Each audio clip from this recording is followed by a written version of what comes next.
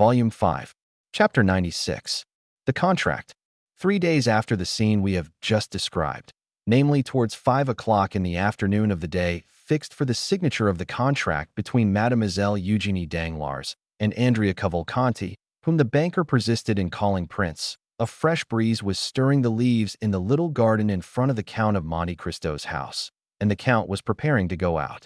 While his horses were impatiently pawing the ground, held in by the coachman, who had been seated a quarter of an hour on his box, the elegant phaeton with which we are familiar rapidly turned the angle of the entrance gate and cast out on the doorsteps him, Andrea Cavalcanti, as decked up and gay as if he were going to marry a princess. He inquired after the Count with his usual familiarity, and ascending lightly to the first story met him at the top of the stairs. The Count stopped on seeing the young man. As for Andrea, he was launched, and when he was once launched nothing stopped him. "Ah, good morning, my dear Count," said he. "Ah, Andrea," said the latter, with his half-jesting tone. "How do you do?" "Charmingly, as you see. I am come to talk to you about 1,000 things. But, first tell me, were you going out, or just returned?" "I was going out, sir." "Then, in order not to hinder you, I will get up with you if you please in your carriage, and Tom shall follow with my phaeton in tow." "No," said the Count, with an imperceptible smile of contempt, for he had no wish to be seen in the young man's society. "No, I prefer listening to you here, my dear Andrea. We can chat better indoors, and there is no coachman to overhear our conversation." The Count returned to a small drawing-room on the first floor, sat down, and crossing his legs motioned to the young man to take a seat also. Andrea assumed his gayest manner. "You know, my dear Count," said he, "the ceremony is to take place this evening. At 9 o'clock the contract is to be signed at my father-in-law's." "Ah, indeed," said Monte Cristo. "What, is it news to you? Has not Danglars informed you of the ceremony?" "Oh, yes," said the Count. "I received a letter from him yesterday, but I do not think the hour was mentioned. Possibly my father-in-law trusted to its general notoriety." "Well," said Monte Cristo, "you are fortunate, Cavalcanti.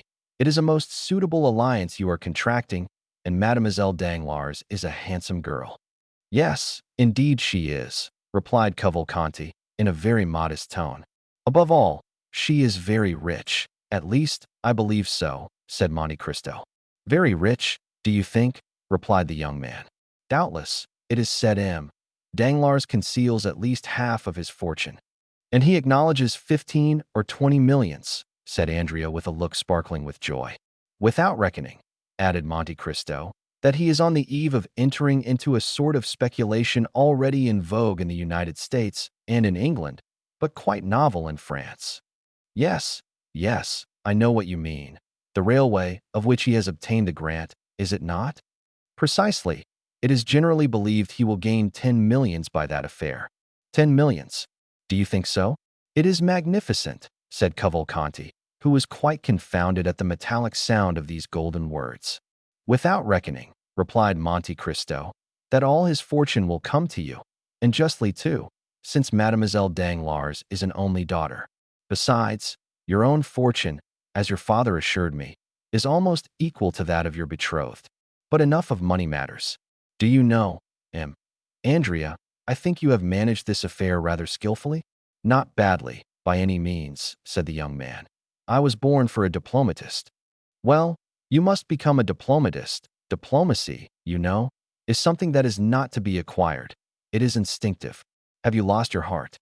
"Indeed, I fear it," replied Andrea, in the tone in which he had heard Durante or Valliere reply to Alceste, 21, at the Théâtre Français. "Is your love returned?"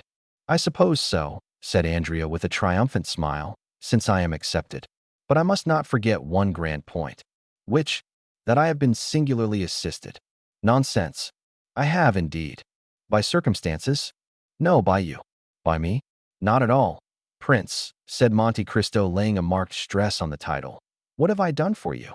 Are not your name, your social position, and your merit sufficient?" "No," said Andrea. "No. It is useless for you to say so, Count. I maintain that the position of a man like you has done more than my name, my social position, and my merit." "You are completely mistaken, sir," said Monte Cristo coldly. who felt the perfidious maneuver of the young man and understood the bearing of his words. You only acquired my protection after the influence and fortune of your father had been ascertained. For, after all, who procured for me, who had never seen either you or your illustrious father, the pleasure of your acquaintance? Two of my good friends, Lord Wilmore and the Abbé Busoni. What encouraged me not to become your surety, but to patronize you, your father's name, so well known in Italy and so highly honored. Personally, I do not know you. This calm tone and perfect ease made Andrea feel that he was, for the moment, restrained by a more muscular hand than his own, and that the restraint could not be easily broken through. Oh, then my father has really a very large fortune, Count? It appears so, sir, replied Monte Cristo. Do you know if the marriage settlement he promised me has come? I have been advised of it. But the 3 millions? The 3 millions are probably on the road. Then I shall really have them. Oh, well, said the Count, I do not think you have yet known the want of money. Andrea was so surprised that he pondered the matter for a moment. Then, arousing from his reverie, now, sir, I have one request to make to you, which you will understand, even if it should be disagreeable to you. Proceed, said Monte Cristo. I have formed an acquaintance, thanks to my good fortune, with many noted persons, and have, at least for the moment, a crowd of friends. But marrying, as I am about to do, before all Paris, I ought to be supported by an illustrious name, and in the absence of the paternal hand some powerful one ought to lead me to the altar. Now, my father is not coming to Paris, is he? He is old, covered with wounds, and suffers dreadfully, he says, in traveling. I understand. Well, I am come to ask a favor of you. Of me? Yes, of you. And pray what may it be? Well, to take his part. Ah, my dear sir. What? After the varied relations I have had the happiness to sustain towards you, can it be that you know me so little as to ask such a thing? Ask me to lend you 500,000, and, although such a loan is somewhat rare, on my honor, you would annoy me less. No, then, what I thought I had already told you, that in participation in this world's affairs, more especially in their moral aspects, the Count of Monte Cristo has never ceased to entertain the scruples and even the superstitions of the East.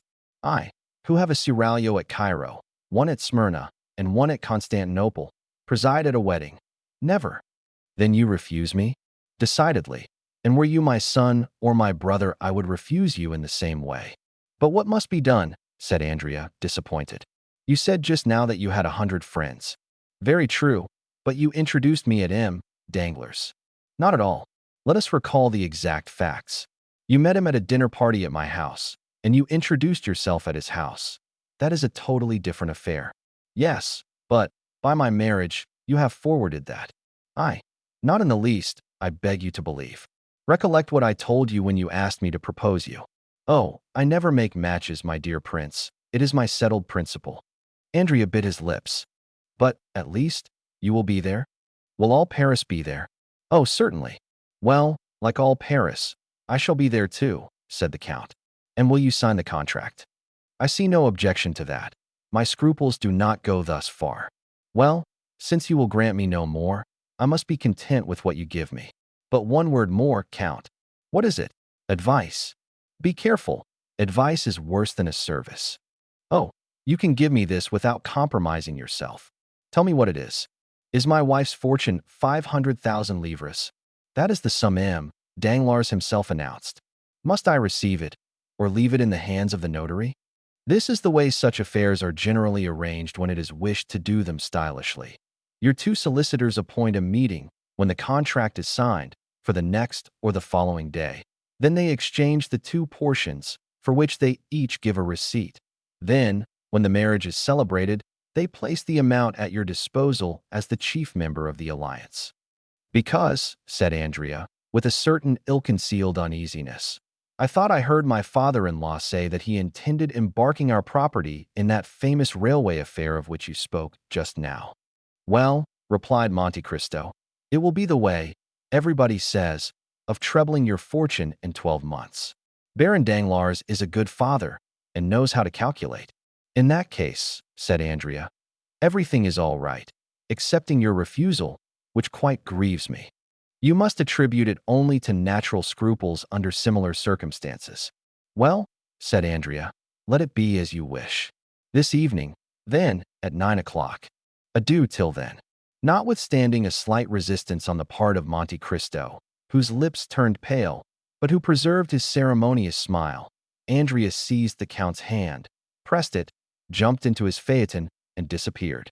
The 4 or 5 remaining hours before 9 o'clock arrived. Andrea employed in writing, paying visits, designed to induce those of whom he had spoken to appear at the bankers in their gayest equipages, dazzling them by promises of shares and schemes which have since turned every brain, and in which Danglars was just taking the initiative.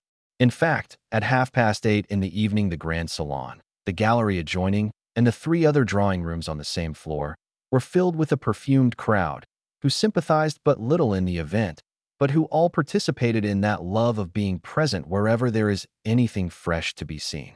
An academician would say that the entertainments of the fashionable world are collections of flowers which attract inconstant butterflies, famished bees, and buzzing drones. No one could deny that the rooms were splendidly illuminated.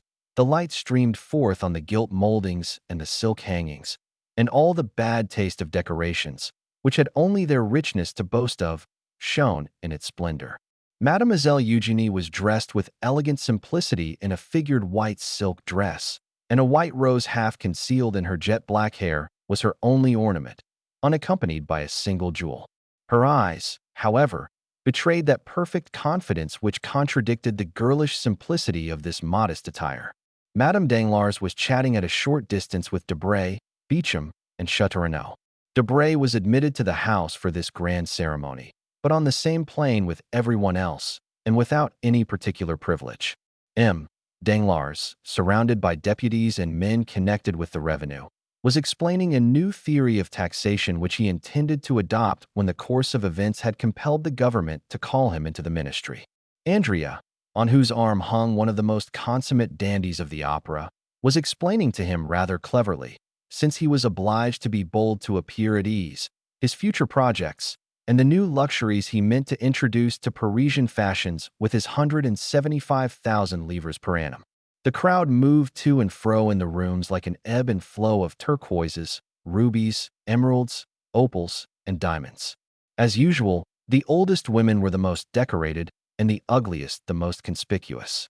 If there was a beautiful lily or a sweet rose, you had to search for it, concealed in some corner behind a mother with a turban or an ant with a bird of paradise. At each moment, in the midst of the crowd, the buzzing, and the laughter, the doorkeeper's voice was heard announcing some name well known in the financial department, respected in the army, or illustrious in the literary world, and which was acknowledged by a slight movement in the different groups. But for one whose privilege it was to agitate that ocean of human waves, how many were received with a look of indifference or a sneer of disdain?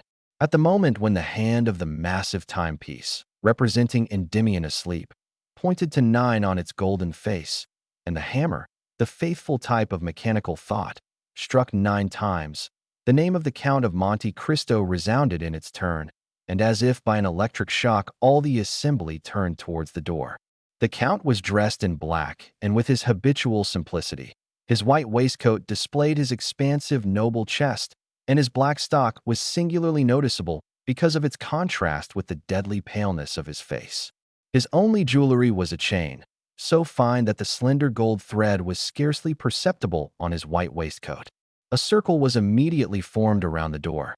The Count perceived at one glance Madame Danglars at one end of the drawing room, Danglars at the other, and Eugénie in front of him. He first advanced towards the Baroness, who was chatting with Madame de Villefort, who had come alone, Valentine being still an invalid, and without turning aside, so clear was the road left for him. He passed from the Baroness to Eugénie, whom he complimented in such rapid and measured terms that the proud artist was quite struck. Near her was Mademoiselle Louise d'Armilly, who thanked the Count for the letters of introduction he had so kindly given her for Italy, which she intended immediately to make use of. On leaving these ladies, he found himself with Danglars, who had advanced to meet him. Having accomplished these 3 social duties, Monte Cristo stopped, looking around him with that expression peculiar to a certain class, which seems to say, "I have done my duty, now let others do theirs." Andrea, who was in an adjoining room, had shared in the sensation caused by the arrival of Monte Cristo, and now came forward to pay his respects to the Count. He found him completely surrounded. All were eager to speak to him, as is always the case with those whose words are few and weighty. The solicitors arrived at this moment and arranged their scrawled papers on the velvet cloth embroidered with gold, which covered the table prepared for the signature. It was a gilt table supported on lion's claws. One of the notaries sat down, the other remained standing. They were about to proceed to the reading of the contract, which half Paris assembled was to sign. All took their places, or rather the ladies formed a circle, while the gentlemen, more indifferent to the restraints of what Boileau calls the style énergique, commented on the feverish agitation of Andrea, on M. Danglars' riveted attention, Eugenie's composure, and the light and sprightly manner in which the Baroness treated this important affair. "Yes," replied the Count, "a felon named Catullus." Danglars turned slightly pale. Andrea reached the anteroom beyond the little drawing-room. "But go on signing," said Monte Cristo. "I perceive that my story has caused a general emotion, and I beg to apologize to you, Baroness, and to Mademoiselle Danglars." The Baroness, who had signed, returned the pen to the notary. "Prince Cavalcanti," said the latter. "Prince Cavalcanti, where are you?" "Andrea, Andrea," repeated several young people, who were already on sufficiently intimate terms with him to call him by his Christian name. "Call the prince. Inform him that it is his turn to sign," cried Danglars to one of the floor-keepers. But at the same instant the crowd of guests rushed in alarm into the principal salon, as if some frightful monster had entered the apartments. Quirins quem deveret. There was, indeed, reason to retreat, to be alarmed, and to scream. An officer was placing 2 soldiers at the door of each drawing-room, and was advancing towards Danglars, preceded by a commissary of police, girded with his scarf. Madame Danglars uttered a scream and fainted. Danglars, who thought himself threatened, certain consciences are never calm. Danglars, even before his guests, showed a countenance of abject terror. "What is the matter, sir?" asked Monte Cristo, advancing to meet the commissioner. "Which of you gentlemen," asked the magistrate, without replying to the Count, "answers to the name of Andrea Cavalcanti?" A cry of astonishment was heard from all parts of the room. They searched, they questioned. "But who then is Andrea Cavalcanti?" asked Danglars in amazement. "A galley slave, escaped from confinement at Toulon. And what crime has he committed?" "He is accused," said the commissary with his inflexible voice, "of having assassinated the man named Catullus, his former companion in prison, at the moment he was making his escape from the house of the Count of Monte Cristo." Monte Cristo cast a rapid glance around him. Andrea was gone. Chapter 97. The departure for Belgium. A few minutes after the scene of confusion produced in the salons of M. Danglars by the unexpected appearance of the brigade of soldiers, and by the disclosure which had followed, the mansion was deserted with as much rapidity as if a case of plague or of cholera morbus had broken out among the guests. In a few minutes, through all the doors, down all the staircases, by every exit, everyone hastened to retire, or rather to fly, for it was a situation where the ordinary condolences, which even the best friends are so eager to offer in great catastrophes, were seen to be utterly futile. There remained in the banker's house only Danglars, closeted in his study, and making his statement to the officer of gendarmes. Madame Danglars, terrified, in the boudoir with which we are acquainted, and Eugenie, who with haughty air and disdainful lip had retired to her room with her inseparable companion, Mademoiselle Louise d'Armilly.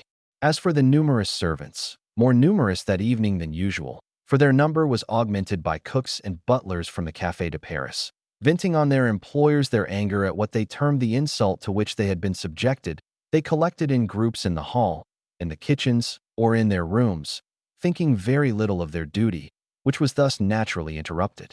Of all this household, only 2 persons deserve our notice. These are Mademoiselle Eugenie Danglars and Mademoiselle Louise d'Armilly. The betrothed had retired, as we said, with haughty air, disdainful lip, and the demeanor of an outraged queen, followed by her companion, who was paler and more disturbed than herself. On reaching her room, Eugenie locked her door, while Louise fell on a chair. "Ah, what a dreadful thing," said the young musician. "Who would have suspected it? Andrea Cavalcanti, a murderer, A galley slave escaped, a convict. An ironical smile curled the lip of Eugenie. In truth, I was fated, said she. I escaped the Morcerf only to fall into the Cavalcanti. Oh, do not confound the two, Eugenie. Hold your tongue. The men are all infamous, and I am happy to be able now to do more than detest them.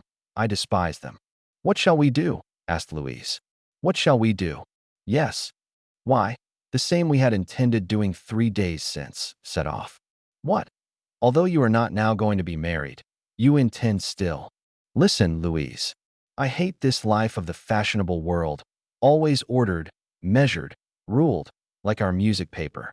What I have always wished for, desired, and coveted is the life of an artist, free and independent, relying only on my own resources and accountable only to myself.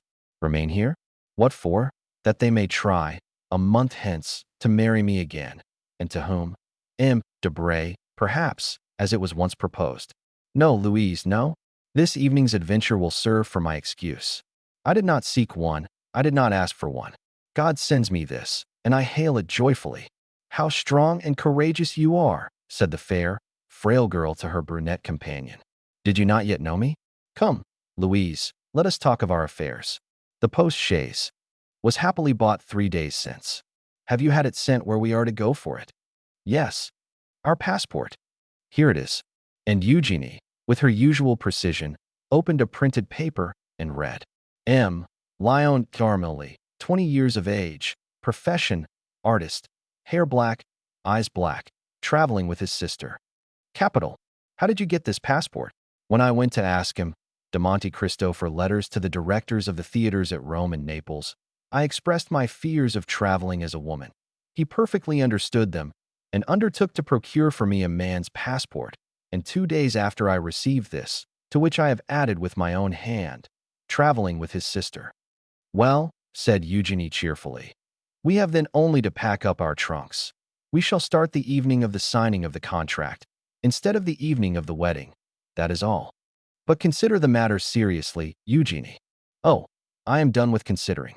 I am tired of hearing only of market reports, of the end of the month, of the rise and fall of Spanish funds, of Haitian bonds. Instead of that, Louise, do you understand?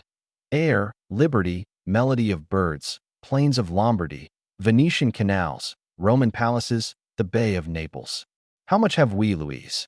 The young girl to whom this question was addressed drew from an inlaid secrétaire a small portfolio with a lock, in which she counted 23 banknotes. 23,000 francs, said she. And as much, at least, in pearls, diamonds, and jewels, said Eugenie. We are rich. With 45,000 francs we can live like princesses for 2 years, and comfortably for 4. But before 6 months, you with your music and I with my voice, we shall double our capital. Come, you shall take charge of the money, I of the jewel box, so that if one of us had the misfortune to lose her treasure, the other would still have hers left. Now, the portmanteau. Let us make haste. The portmanteau. Stop, said Louise, going to listen at Madame Danglars' door. What do you fear? That we may be discovered. The door is locked. They may tell us to open it.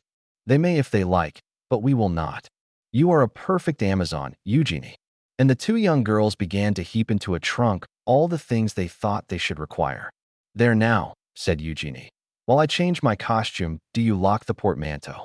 Louise pressed with all the strength of her little hands on the top of the portmanteau. But I cannot, said she. I am not strong enough. Do you shut it? Ah, you do well to ask, said Eugenie, laughing. I forgot that I was Hercules, and you only the pale Omphale. And the young girl, kneeling on the top, pressed the 2 parts of the portmanteau together, and Mademoiselle d'Armilly passed the bolt of the padlock through. When this was done, Eugenie opened a drawer, of which she kept the key, and took from it a wadded violet silk traveling cloak. Here, said she, you see I have thought of everything. With this cloak you will not be cold. But you? Oh, I am never cold, you know. Besides, with these men's clothes. Will you dress here? Certainly. Shall you have time? Do not be uneasy, you little coward. All our servants are busy, discussing the grand affair. Besides, what is there astonishing, when you think of the grief I ought to be in, that I shut myself up? Tell me, No, truly, you comfort me. Come and help me. From the same drawer she took a man's complete costume, from the boots to the coat, and a provision of linen, where there was nothing superfluous, but every requisite. Then, with a promptitude which indicated that this was not the first time she had amused herself by adopting the garb of the opposite sex, Eugenie drew on the boots and pantaloons, tied her cravat, buttoned her waistcoat up to the throat, and put on a coat which admirably fitted her beautiful figure. "Oh, that is very good. Indeed, it is very good," said Louise, looking at her with admiration. "But that beautiful black hair, those magnificent braids, which made all the ladies sigh with envy, will they go under a man's hat like the one I see down there?" "You shall see," said Eugenie. And with her left hand seizing the thick mass, which her long fingers could scarcely grasp, she took in her right hand a pair of long scissors, and soon the steel met through the rich and splendid hair, which fell in a cluster at her feet as she leaned back to keep it from her coat. Then she grasped the front hair, which she also cut off, without expressing the least regret. On the contrary, her eyes sparkled with greater pleasure than usual under her ebony eyebrows. "Oh, the magnificent hair," said Louise, with regret. "And am I not 100 times better thus?"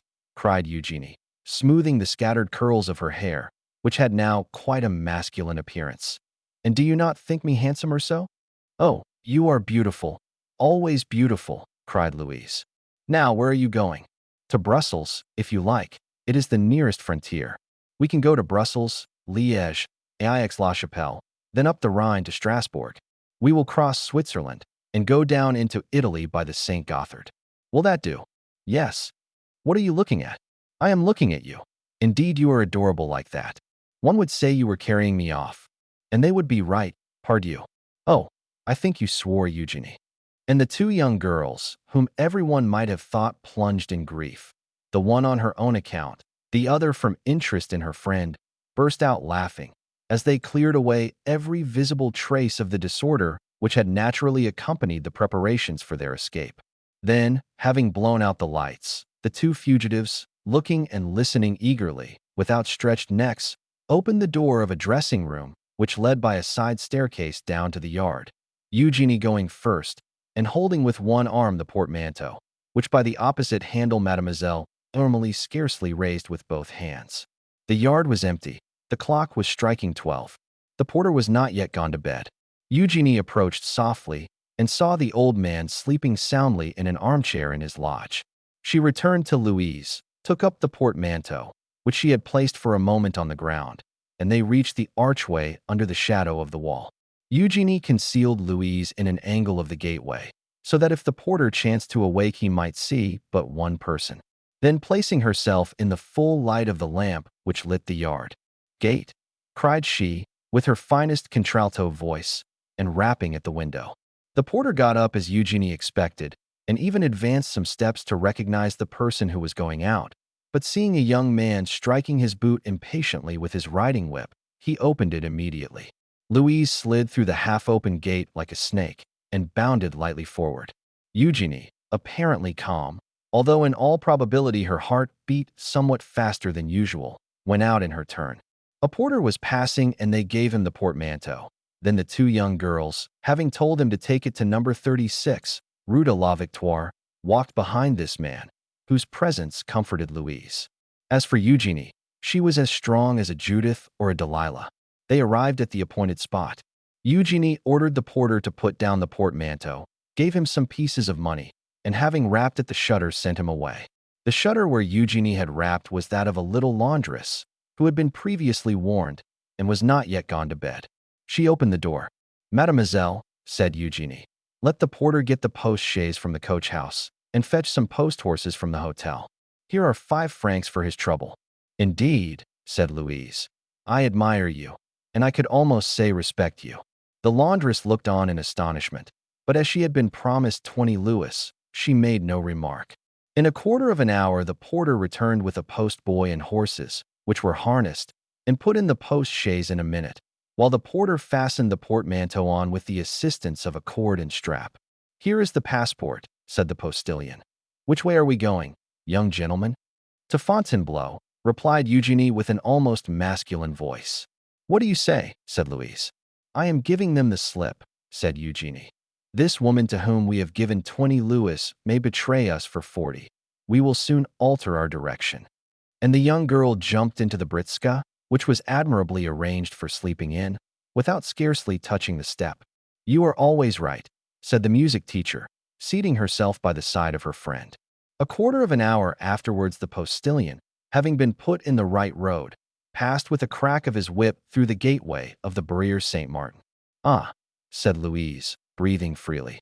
Here we are out of Paris. Yes, my dear, the abduction is an accomplished fact, replied Eugenie. Yes, and without violence, said Louise. I shall bring that forward as an extenuating circumstance, replied Eugenie. These words were lost in the noise which the carriage made in rolling over the pavement of La Valette. Danglars no longer had a daughter. Chapter 98. The Bell and Bottle Tavern. And now let us leave Mademoiselle Danglars and her friend pursuing their way to Brussels, and return to poor Andrea Cavalcanti, so inopportunely interrupted in his rise to fortune. Notwithstanding his youth, Master Andrea was a very skillful and intelligent boy. We have seen that on the first rumor which reached the salon he had gradually approached the door, and crossing 2 or 3 rooms at last disappeared. But we have forgotten to mention one circumstance, which nevertheless ought not to be omitted. In one of the rooms he crossed, the trousseau of the bride-elect was on exhibition. There were caskets of diamonds, cashmere shawls, Valenciennes lace, English veils, and in fact all the tempting things, the bare mention of which makes the hearts of young girls bound with joy, and which is called the corbel. 22. Now, in passing through this room, Andrea proved himself not only to be clever and intelligent, but also provident, for he helped himself to the most valuable of the ornaments before him. Furnished with this plunder, Andrea leaped with a lighter heart from the window, intending to slip through the hands of the gendarmes.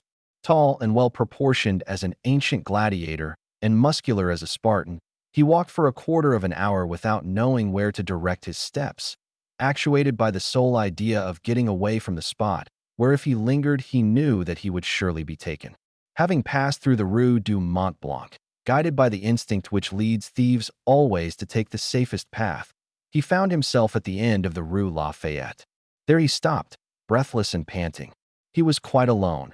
On one side was the vast wilderness of the Saint-Lazare, on the other, Paris enshrouded in darkness. Am I to be captured? He cried. No, not if I can use more activity than my enemies. My safety is now a mere question of speed. At this moment he saw a cab at the top of the Faubourg Poissonnière. The dull driver, smoking his pipe, was plodding along toward the limits of the Faubourg Saint-Denis, where no doubt he ordinarily had his station. "Oh, friend," said Benedetto. "What do you want, sir?" asked the driver. "Is your horse tired?" "Tired? Oh, yes, tired enough. He has done nothing the whole of this blessed day? For wretched fares, and 20 sous over, making in all 7 francs, are all that I have earned, and I ought to take 10 to the owner. Will you add these 20 francs to the 7 you have?" "With pleasure, sir. 20 francs are not to be despised. Tell me what I am to do for this." "A very easy thing, if your horse isn't tired. I tell you he'll go like the wind. Only tell me which way to drive." "Towards the Louvres." "Ah, I know the way. You get good sweetened rum over there." "Exactly so. I merely wish to overtake one of my friends, with whom I am going to hunt tomorrow at Chapelle-en-Serval. He should have waited for me here with a cabriolet till 11:30. It is 12, and, tired of waiting, he must have gone on. It is likely. Well, will you try and overtake him? Nothing I should like better. If you do not overtake him before we reach Bourget, you shall have 20 francs. If not before Louvres, 30. And if we do overtake him? 40, said Andrea, after a moment's hesitation, at the end of which he remembered that he might safely promise. That's all right, said the man. Hop in, and we're off. Hoopla. Andrea got into the cab, which passed rapidly through the Faubourg Saint-Denis, along the Faubourg Saint-Martin, crossed the barrier, and threaded its way through the interminable Valette.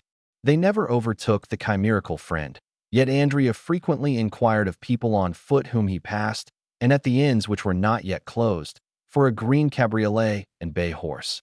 And as there are a great many cabriolets to be seen on the road to the Low Countries, and as 9/10 of them are green, the inquiries increased at every step. Everyone had just seen it pass. It was only 500, 200, 100 steps in advance. At length they reached it, but it was not the friend. Once the cab was also passed by a calash rapidly whirled along by two post-horses. "Ah," said Cavalcante to himself, "if I only had that Britska, those two good post-horses, and above all the passport that carries them on." And he sighed deeply. The calash contained Mademoiselle Danglars and Mademoiselle d'Armilly. "Hurry, hurry," said Andrea. "We must overtake him soon." And the poor horse resumed the desperate gallop it had kept up since leaving the barrier, and arrived steaming at Louvres.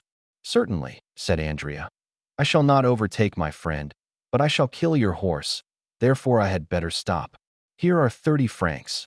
I will sleep at the Cheval Rouge, and will secure a place in the first coach. Good night, friend." And Andrea, after placing 6 pieces of 5 francs each in the man's hand, leaped lightly on to the pathway. The cabman joyfully pocketed the sum and turned back on his road to Paris. Andrea pretended to go towards the hotel of the Cheval Rouge, but after leaning an instant against the door and hearing the last sound of the cab, which was disappearing from view, he went on his road, and with a lusty stride soon traversed the space of 2 leagues. Then he rested. He must be near Chapelle-en-Serval, where he pretended to be going. It was not fatigue that stayed Andrea here. It was that he might form some resolution, adopt some plan.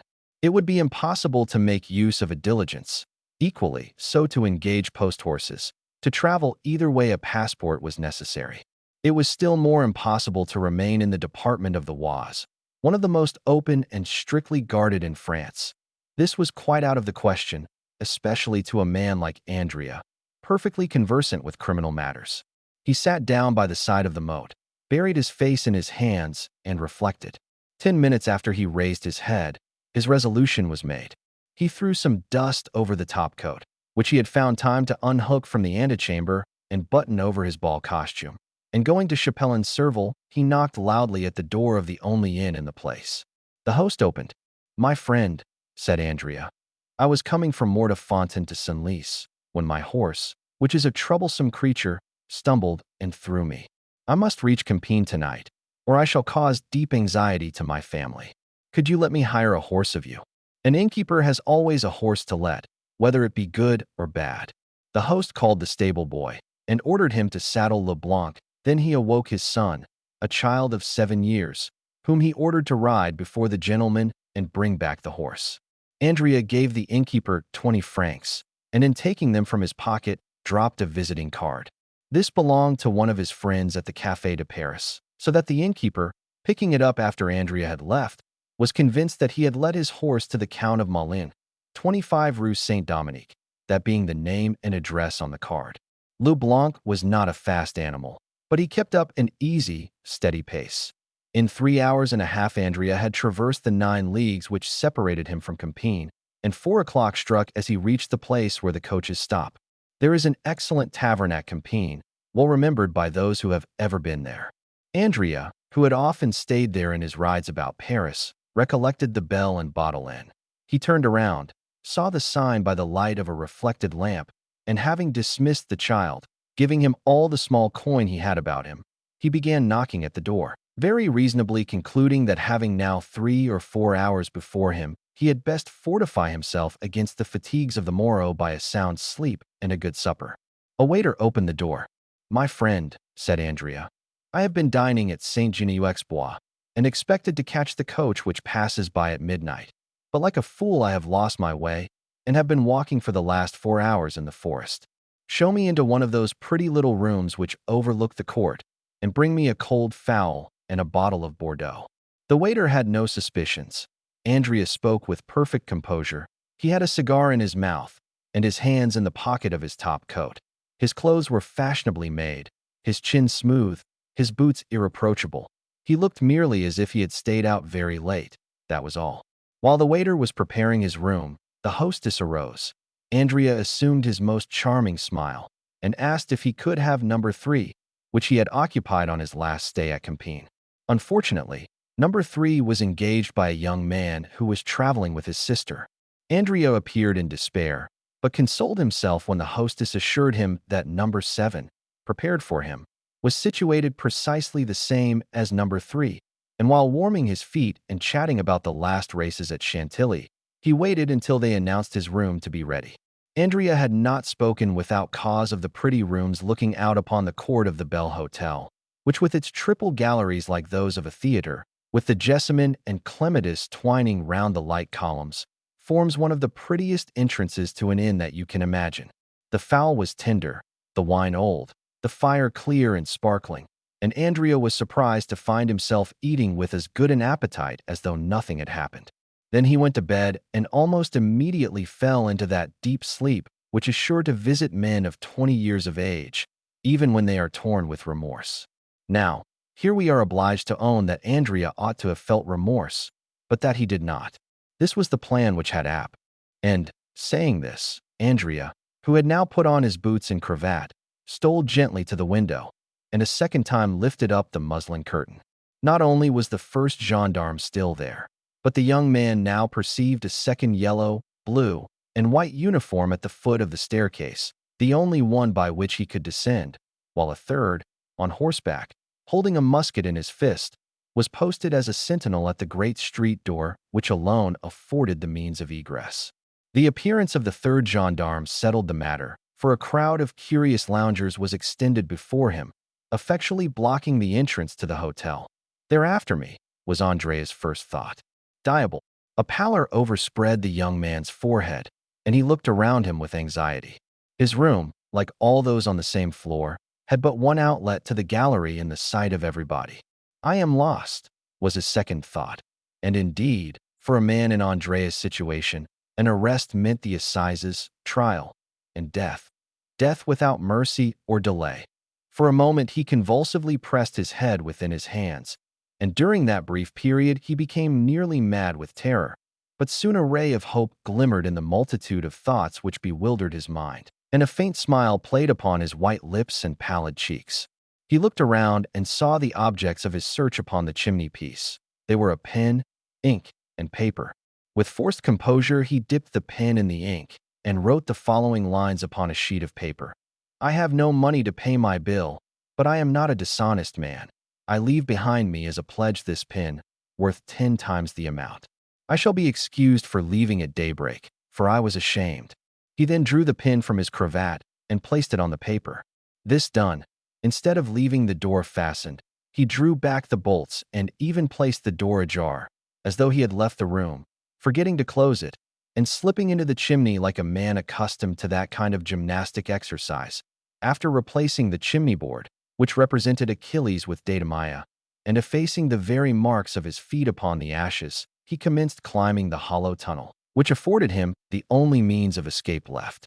At this precise time, the first gendarme Andrea had noticed walked upstairs, preceded by the commissary of police, and supported by the second gendarme who guarded the staircase and was himself reinforced by the one stationed at the door.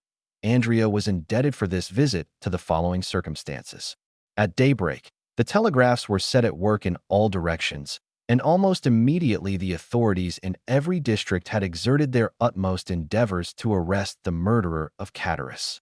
Compiègne, that royal residence and fortified town, is well furnished with authorities, gendarmes, and commissaries of police.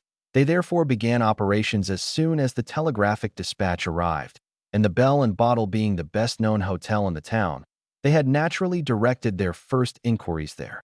Now, besides the reports of the sentinels guarding the Hôtel de Ville, which is next door to the Bell and Bottle, it had been stated by others that a number of travelers had arrived during the night. The sentinel, who was relieved at 6 o'clock in the morning, remembered perfectly that, just as he was taking his post a few minutes past 4, a young man arrived on horseback, with a little boy before him. The young man, having dismissed the boy and horse, knocked at the door of the hotel, which was opened, and again closed after his entrance. This late arrival had attracted much suspicion, and the young man being no other than Andrea, the commissary and gendarme, who was a brigadier, directed their steps towards his room. They found the door ajar. Oh, said the brigadier, who thoroughly understood the trick. "A bad sign to find the door open. I would rather find it triply bolted." And, indeed, the little note and pin upon the table confirmed, or rather corroborated, the sad truth. Andrea had fled. We say corroborated, because the brigadier was too experienced to be convinced by a single proof. He glanced around, looked in the bed, shook the curtains, opened the closets, and finally stopped at the chimney. Andrea had taken the precaution to leave no traces of his feet in the ashes, but still it was an outlet, and in this light was not to be passed over without serious investigation. The brigadier sent for some sticks and straw, and having filled the chimney with them, set a light to it. The fire crackled, and the smoke ascended like the dull vapor from a volcano, but still no prisoner fell down, as they expected. The fact was that Andrea, at war with society ever since his youth, was quite as deep as a gendarme. Even though he were advanced to the rank of brigadier and quite prepared for the fire, he had climbed out on the roof and was crouching down against the chimney pots. At one time he thought he was saved, for he heard the brigadier exclaim in a loud voice to the two gendarmes, "He is not here." But venturing to peep, he perceived that the latter, instead of retiring, as might have been reasonably expected upon this announcement, were watching with increased attention. It was now his turn to look about him. The Hôtel de Ville, a massive 16th-century building, was on his right. Anyone could descend from the openings in the tower and examine every corner of the roof below, and Andrea expected momentarily to see the head of a gendarme appear at one of these openings. If once discovered, he knew he would be lost, for the roof afforded no chance of escape. He therefore resolved to descend, not through the same chimney by which he had come up, but by a similar one conducting to another room. He looked around for a chimney from which no smoke issued, and having reached it, he disappeared through the orifice without being seen by anyone. At the same minute, one of the little windows of the Hôtel de Ville was thrown open, and the head of a gendarme appeared. For an instant it remained motionless as one of the stone decorations of the building. Then after a long sigh of disappointment, the head disappeared. The brigadier, calm and dignified as the law he represented, passed through the crowd, without answering the 1,000 questions addressed to him, and re-entered the hotel. "Well?" asked the two gendarmes. "Well, my boys," said the brigadier, "the brigand must really have escaped early this morning, but we will send to the Villers-Cotterettes and Noyon roads, and search the forest, when we shall catch him, no doubt." The honorable functionary had scarcely expressed himself thus, in that intonation which is peculiar to brigadiers of the gendarmerie, when a loud scream, accompanied by the violent ringing of a bell, resounded through the court of the hotel. "Ah, what is that?" cried the brigadier. "Some traveler seems impatient," said the host. "What number was it that rang?" "Number 3. Run, waiter." At this moment the screams and ringing were redoubled. "Aha," said the brigadier, stopping the servant.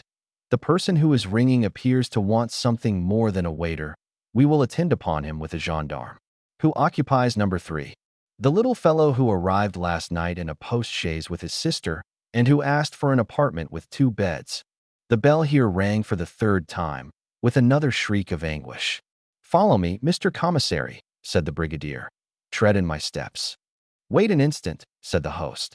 "Number 3 has 2 staircases, inside and outside." "Good," said the brigadier. "I will take charge of the inside one. Are the carbines loaded?" "Yes, brigadier." "Well, you guard the exterior, and if he attempts to fly, fire upon him. He must be a great criminal, from what the telegraph says."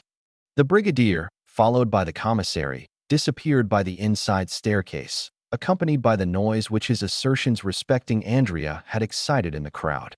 This is what had happened. Andrea had very cleverly managed to descend 2/3 of the chimney, but then his foot slipped, and notwithstanding his endeavors, he came into the room with more speed and noise than he intended.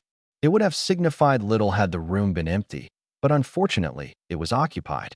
2 ladies, sleeping in one bed, were awakened by the noise, and fixing their eyes upon the spot whence the sound proceeded, they saw a man. One of these ladies, the fair one, uttered those terrible shrieks which resounded through the house, while the other, rushing to the bell rope, rang with all her strength. Andrea, as we can see, was surrounded by misfortune. "For pity's sake," he cried, pale and bewildered, without seeing whom he was addressing. "For pity's sake, do not call assistance. Save me. I will not harm you." "Andrea, the murderer!" cried one of the ladies. "Eugenie, Mademoiselle Danglars!" exclaimed Andrea, stupefied. "Help! Help! cried Mademoiselle d'Armilly, taking the bell from her companion's hand and ringing it yet more violently. "Save me. I am pursued," said Andrea, clasping his hands. "For pity, for mercy's sake, do not deliver me up." "It is too late. They are coming," said Eugenie. "Well, conceal me somewhere. You can say you were needlessly alarmed. You can turn their suspicions and save my life." The two ladies, pressing closely to one another and drawing the bedclothes tightly around them, remained silent to this supplicating voice, repugnance and fear taking possession of their minds. "Well, be it so," at length said Eugenie. "Return by the same road you came, and we will say nothing about you, unhappy wretch." Here he is," cried a voice from the landing. "Here he is. I see him." The brigadier had put his eye to the keyhole and had discovered Andrea in a posture of entreaty. A violent blow from the butt end of the musket burst open the lock, two more forced out the bolts, and the broken door fell in. Andrea ran to the other door, leading to the gallery, ready to rush out, but he was stopped short, and he stood with his body a little thrown back, pale, and with the useless knife in his clenched hand. "Fly, then," cried Mademoiselle d'Armilly, whose pity returned as her fears diminished. "Fly. Or kill yourself," said Eugenie, in a tone which a Vestal in the amphitheater would have used when urging the victorious gladiator to finish his vanquished adversary. Andrea shuddered and looked on the young girl with an expression which proved how little he understood such ferocious honor. "Kill myself," he cried, throwing down his knife. "Why should I do so?" "Why? You said," answered Mademoiselle Danglars, "that you would be condemned to die like the worst criminals." "Bah," said Cavalcanti, crossing his arms. "One has friends." The brigadier advanced to him, sword in hand. "Come, come," said Andrea. "Sheath your sword, my fine fellow. There is no occasion to make such a fuss, since I give myself up." And he held out his hands to be manacled. The two girls looked with horror upon this shameful metamorphosis, the man of the world shaking off his covering and appearing as a galley slave. Andrea turned towards them, and with an impertinent smile asked, "Have you any message for your father, Mademoiselle Danglars? For in all probability I shall return to Paris?" Eugenie covered her face with her hands. "Oh, oh," said Andrea, "you need not be ashamed, even though you did post after me. Was I not nearly your husband?" And with this raillery Andrea went out, leaving the two girls a prey to their own feelings of shame and to the comments of the crowd. An hour after they stepped into their calash, both dressed in feminine attire. The gate of the hotel had been closed to screen them from sight, but they were forced, when the door was open, to pass through a throng of curious glances and whispering voices. Eugenie closed her eyes, but though she could not see, she could hear, and the sneers of the crowd reached her in the carriage. "Oh, why is not the world a wilderness?" she exclaimed, throwing herself into the arms of Mademoiselle d'Armilly, her eyes sparkling with the same kind of rage which made Nero wish that the Roman world had but one neck, that he might sever it at a single blow. The next day they stopped at the Hôtel de Flandre at Brussels. The same evening Andrea was incarcerated in the conciergerie. Chapter 99. The Law. We have seen how quietly Mademoiselle Danglars and Mademoiselle d'Armilly accomplished their transformation and flight, the fact being that everyone was too much occupied in his or her own affairs to think of theirs. We will leave the banker contemplating the enormous magnitude of his debt before the phantom of bankruptcy, and follow the Baroness, who, after being momentarily crushed under the weight of the blow which had struck her, had gone to seek her usual adviser, Lucien Debray. The Baroness had looked forward to this marriage as a means of ridding her of a guardianship which, over a girl of Eugenie's character, could not fail to be rather a troublesome undertaking.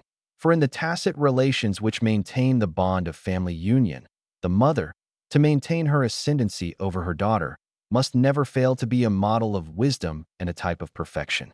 Now, Madame Danglars feared Eugenie's sagacity and the influence of Mademoiselle d'Armilly.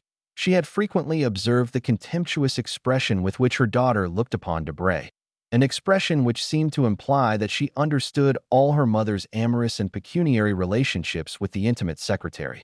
Moreover, she saw that Eugenie detested Debray, not only because he was a source of dissension and scandal under the paternal roof, but because she had at once classed him in that catalogue of bipeds whom Plato endeavors to withdraw from the appellation of man, and whom Diogenes designated as animals upon two legs without feathers.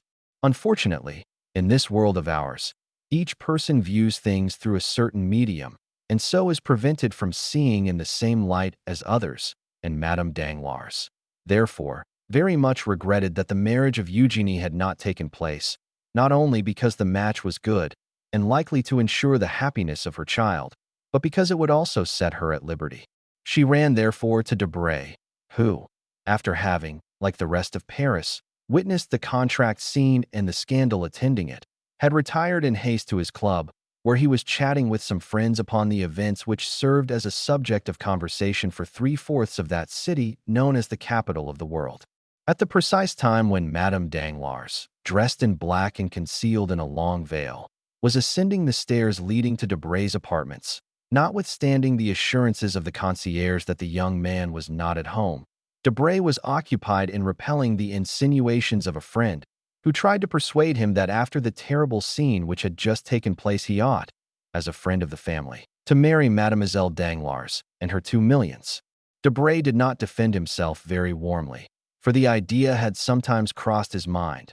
Still, when he recollected the independent, proud spirit of Eugenie, he positively rejected it as utterly impossible, though the same thought again continually recurred and found a resting place in his heart. Tea, play, and the conversation, which had become interesting during the discussion of such serious affairs, lasted till 1 o'clock in the morning.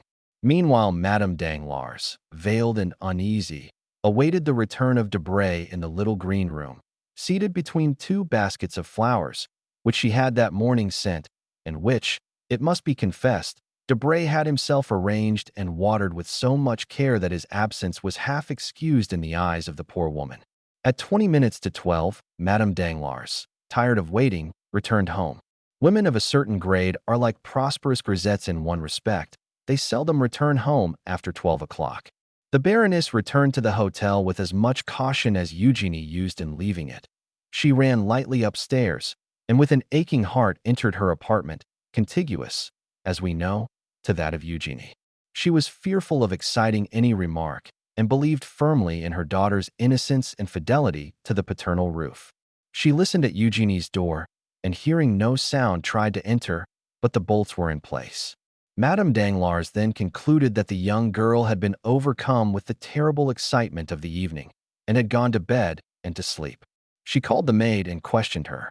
Mademoiselle Eugenie, said the maid, retired to her apartment with Mademoiselle d'Armilly. They then took tea together, after which they desired me to leave, saying that they needed me no longer. Since then the maid had been below, and like everyone else, she thought the young ladies were in their own room. Madame Danglars, therefore, went to bed without a shadow of suspicion and began to muse over the recent events. In proportion as her memory became clearer, the occurrences of the evening were revealed in their true light. What she had taken for confusion was a tumult. What she had regarded as something distressing was in reality a disgrace. And then the Baroness remembered that she had felt no pity for poor Mercedes, who had been afflicted with as severe a blow through her husband and son. Eugenie, she said to herself, is lost, and so are we. The affair, as it will be reported, will cover us with shame, for in a society such as ours satire inflicts a painful and incurable wound. How fortunate that Eugenie is possessed of that strange character which has so often made me tremble. And her glance was turned towards heaven, where a mysterious providence disposes all things, and out of a fault, nay, even a vice, sometimes produces a blessing. And then her thoughts, cleaving through space like a bird in the air, rested on Cavalcanti. This Andrea was a wretch, a robber, an assassin, and yet his manners showed the effects of a sort of education, if not a complete one. He had been presented to the world with the appearance of an immense fortune, supported by an honorable name. How could she extricate herself from this labyrinth? To whom would she apply to help her out of this painful situation? Debray, to whom she had run, with the first instinct of a woman towards the man she loves, and who yet betrays her. Debray could but give her advice. She must apply to someone more powerful than he. The Baroness then thought of M. de Villefort. It was M. de Villefort who had remorselessly brought misfortune into her family, as though they had been strangers. But, no. On reflection, The procureur was not a merciless man, and it was not the magistrate, slave to his duties, but the friend, the loyal friend, who roughly but firmly cut into the very core of the corruption. It was not the executioner, but the surgeon, who wished to withdraw the honor of Danglars from ignominious association with the disgraced young man they had presented to the world as their son-in-law. And since Villefort, the friend of Danglars, had acted in this way, no one could suppose that he had been previously acquainted with, or had lent himself to, any of Andrea's intrigues. Villefort's conduct, therefore, upon reflection, appeared to the Baroness as if shaped for their mutual advantage. But the inflexibility of the procureur should stop there. She would see him the next day, and if she could not make him fail in his duties as a magistrate, she would, at least, obtain all the indulgence he could allow. She would invoke the past, recall old recollections. She would supplicate him by the remembrance of guilty, yet happy days. M. de Villefort would stifle the affair. He had only to turn his eyes on one side, and allow Andrea to fly, and follow up the crime under that shadow of guilt called contempt of court. And after this reasoning, she slept easily. At 9 o'clock next morning she arose, and without ringing for her maid or giving the least sign of her activity, she dressed herself in the same simple style as on the previous night. Then running downstairs, she left the hotel, walked to the Rue de Provence, called a cab, and drove to M. de Villefort's house. For the last month this wretched house had presented the gloomy appearance of a lazaretto infected with the plague. Some of the apartments were closed within and without. The shutters were only open to admit a minute's air, showing the scared face of a footman, and immediately afterwards the window would be closed, like a gravestone falling on a sepulchre, and the neighbors would say to each other in a low voice, "Will there be another funeral today at the procureur's house?" Madame Danglars involuntarily shuddered at the desolate aspect of the mansion. Descending from the cab, she approached the door with trembling knees, and rang the bell. 3 times did the bell ring with a dull, heavy sound, seeming to participate in the general sadness, before the concierge appeared and peeped through the door, which he opened just wide enough to allow his words to be heard. He saw a lady, a fashionable, elegantly dressed lady, and yet the door remained almost closed. "Do you intend opening the door?" said the Baroness. "First, madam, who are you?" "Who am I? You know me well enough." "We no longer know anyone, madam." "You must be mad, my friend," said the Baroness. "Where do you come from?" "Oh, this is too much." "Madam, these are my orders. Excuse me." "Your name?" "The Baroness Danglars. You have seen me 20 times." "Possibly, madam." "And now what do you want?" "Oh, how extraordinary. I shall complain to M. de Villefort of the impertinence of his servants." "Madam, this is precaution, not impertinence. No one enters here without an order from M. d'Avrigny, or without speaking to the procureur." "Well, I have business with the procureur." "Is it pressing business?" "You can imagine so, since I have not even brought my carriage out yet. But enough of this. Here is my card. Take it to your master." "Madam will await my return." "Yes, go." The concierge closed the door, leaving Madame Danglars in the street. She had not long to wait. Directly afterwards the door was opened wide enough to admit her, and when she had passed through, it was again shut. Without losing sight of her for an instant, the concierge took a whistle from his pocket as soon as they entered the court, and blew it. The valet de chambre appeared on the doorsteps. "You will excuse this poor fellow, madam," he said, as he preceded the Baroness. "But his orders are precise, and M. de Villefort begged me to tell you that he could not act otherwise." In the court showing his merchandise was a tradesman who had been admitted with the same precautions. The Baroness ascended the steps. She felt herself strongly infected with the sadness which seemed to magnify her own, and still guided by the valet de chambre, who never lost sight of her for an instant, she was introduced to the magistrate's study. Preoccupied as Madame Danglars had been with the object of her visit, the treatment she had received from these underlings appeared to her so insulting that she began by complaining of it. But Villefort, raising his head, bowed down by grief, looked up at her with so sad a smile that her complaints died upon her lips. "Forgive my servants," he said, "for a terror I cannot blame them for. From being suspected, they have become suspicious." Madame Danglars had often heard of the terror to which the magistrate alluded, But without the evidence of her own eyesight, she could never have believed that the sentiment had been carried so far. "You too, then, are unhappy?" she said. "Yes, madam," replied the magistrate. "Then you pity me." "Sincerely, madam. And you understand what brings me here. You wish to speak to me about the circumstance which has just happened?" "Yes, sir. A fearful misfortune." "You mean a mischance." "A mischance," repeated the Baroness. "Alas, madam," said the procureur with his imperturbable calmness of manner, "I consider those alone misfortunes which are irreparable. And do you suppose this will be forgotten?" "Everything will be forgotten, madam," said Villefort. "Your daughter will be married tomorrow, if not today, in a week, if not tomorrow, and I do not think you can regret the intended husband of your daughter." Madame Danglars gazed on Villefort, stupefied to find him so almost insultingly calm. "Am I come to a friend?" she asked in a tone full of mournful dignity. "You know that you are, madam," said Villefort, whose pale cheeks became slightly flushed as he gave her the assurance. And truly this assurance carried him back to different events from those now occupying the Baroness and him. "Well, then, be more affectionate, my dear Villefort," said the Baroness. "Speak to me not as a magistrate, but as a friend, and when I am in bitter anguish of spirit, do not tell me that I ought to be gay." Villefort bowed. "When I hear misfortunes named, madam," he said, "I have within the last few months contracted the bad habit of thinking of my own, and then I cannot help drawing up an egotistical parallel in my mind. That is the reason that by the side of my misfortunes yours appear to me mere mischances. That is why my dreadful position makes yours appear enviable. But this annoys you. Let us change the subject. You were saying, madam." "I came to ask you, my friend," said the Baroness, "what will be done with this impostor?" "Impostor?" repeated Villefort. "Certainly, madam. You appear to extenuate some cases and exaggerate others. Impostor, indeed. Andrea Cavalcanti, or rather Benedetto, is nothing more nor less than an assassin." "Sir, I do not deny the justice of your correction, but the more severely you arm yourself against that unfortunate man, the more deeply will you strike our family. Come, forget him for a moment, and instead of pursuing him, let him go." "You are too late, madam. The orders are issued." "Well, should he be arrested? Do they think they will arrest him?" "I hope so. If they should arrest him, I know that sometimes prisons afford means of escape. Will you leave him in prison?" The procureur shook his head. "At least keep him there till my daughter be married." "Impossible, madam.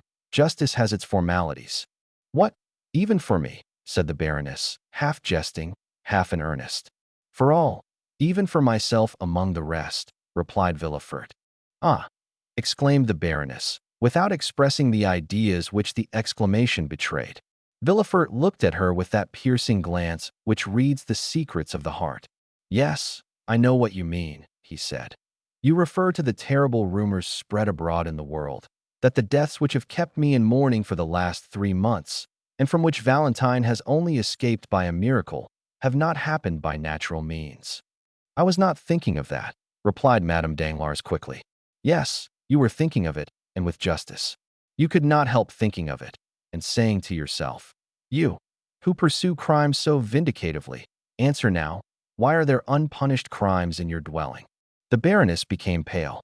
"You were saying this, were you not?" "Well, I own it. I will answer you." Villefort drew his armchair nearer to Madame Danglars.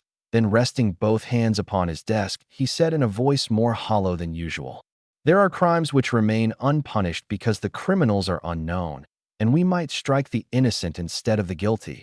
But when the culprits are discovered," Villefort here extended his hand toward a large crucifix placed opposite to his desk. "When they are discovered, I swear to you, by all I hold most sacred, that whoever they may be, they shall die. Now, after the oath I have just taken, and which I will keep, madam, dare you ask for mercy for that wretch?" "But, sir, are you sure he is as guilty as they say?" "Listen, this is his description. Benedetto, condemned, at the age of 16, for 5 years to the galleys for forgery. He promised well, as you see, first a runaway, then an assassin. And who is this wretch? Who can tell? A vagabond, a Corsican. Has no one owned him? No one. His parents are unknown. But who was the man who brought him from Lucca? Another rascal like himself, perhaps his accomplice. The Baroness clasped her hands. "Villefort," she exclaimed in her softest and most captivating manner. "For heaven's sake, madam," said Villefort, with a firmness of expression not altogether free from harshness. "For heaven's sake, do not ask pardon of me for a guilty wretch. What am I? The law? Has the law any eyes to witness your grief? Has the law ears to be melted by your sweet voice? Has the law a memory for all those soft recollections you endeavor to recall? No, madam. The law has commanded, and when it commands, it strikes. You will tell me that I am a living being, and not a code, a man, and not a volume. Look at me, madam, look around me. Has mankind treated me as a brother? Have men loved me? Have they spared me? Has anyone shown the mercy towards me that you now ask at my hands? No, madam, they struck me, always struck me. Woman, siren that you are, do you persist in fixing on me that fascinating eye, which reminds me that I ought to blush? Well, be it so. Let me blush for the faults you know, and perhaps for even more than those. But having sinned myself, it may be more deeply than others. I never rest till I have torn the disguises from my fellow creatures and found out their weaknesses. I have always found them, and more. I repeat it with joy, with triumph.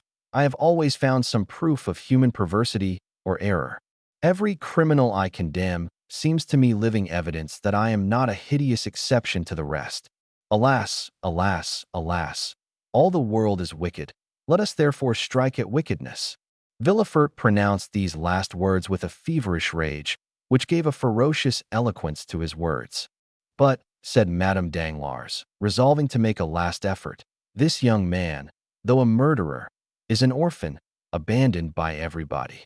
So much the worse, or rather, so much the better. It has been so ordained that he may have none to weep his fate. But this is trampling on the weak, sir. The weakness of a murderer. His dishonor reflects upon us. Is not death in my house?"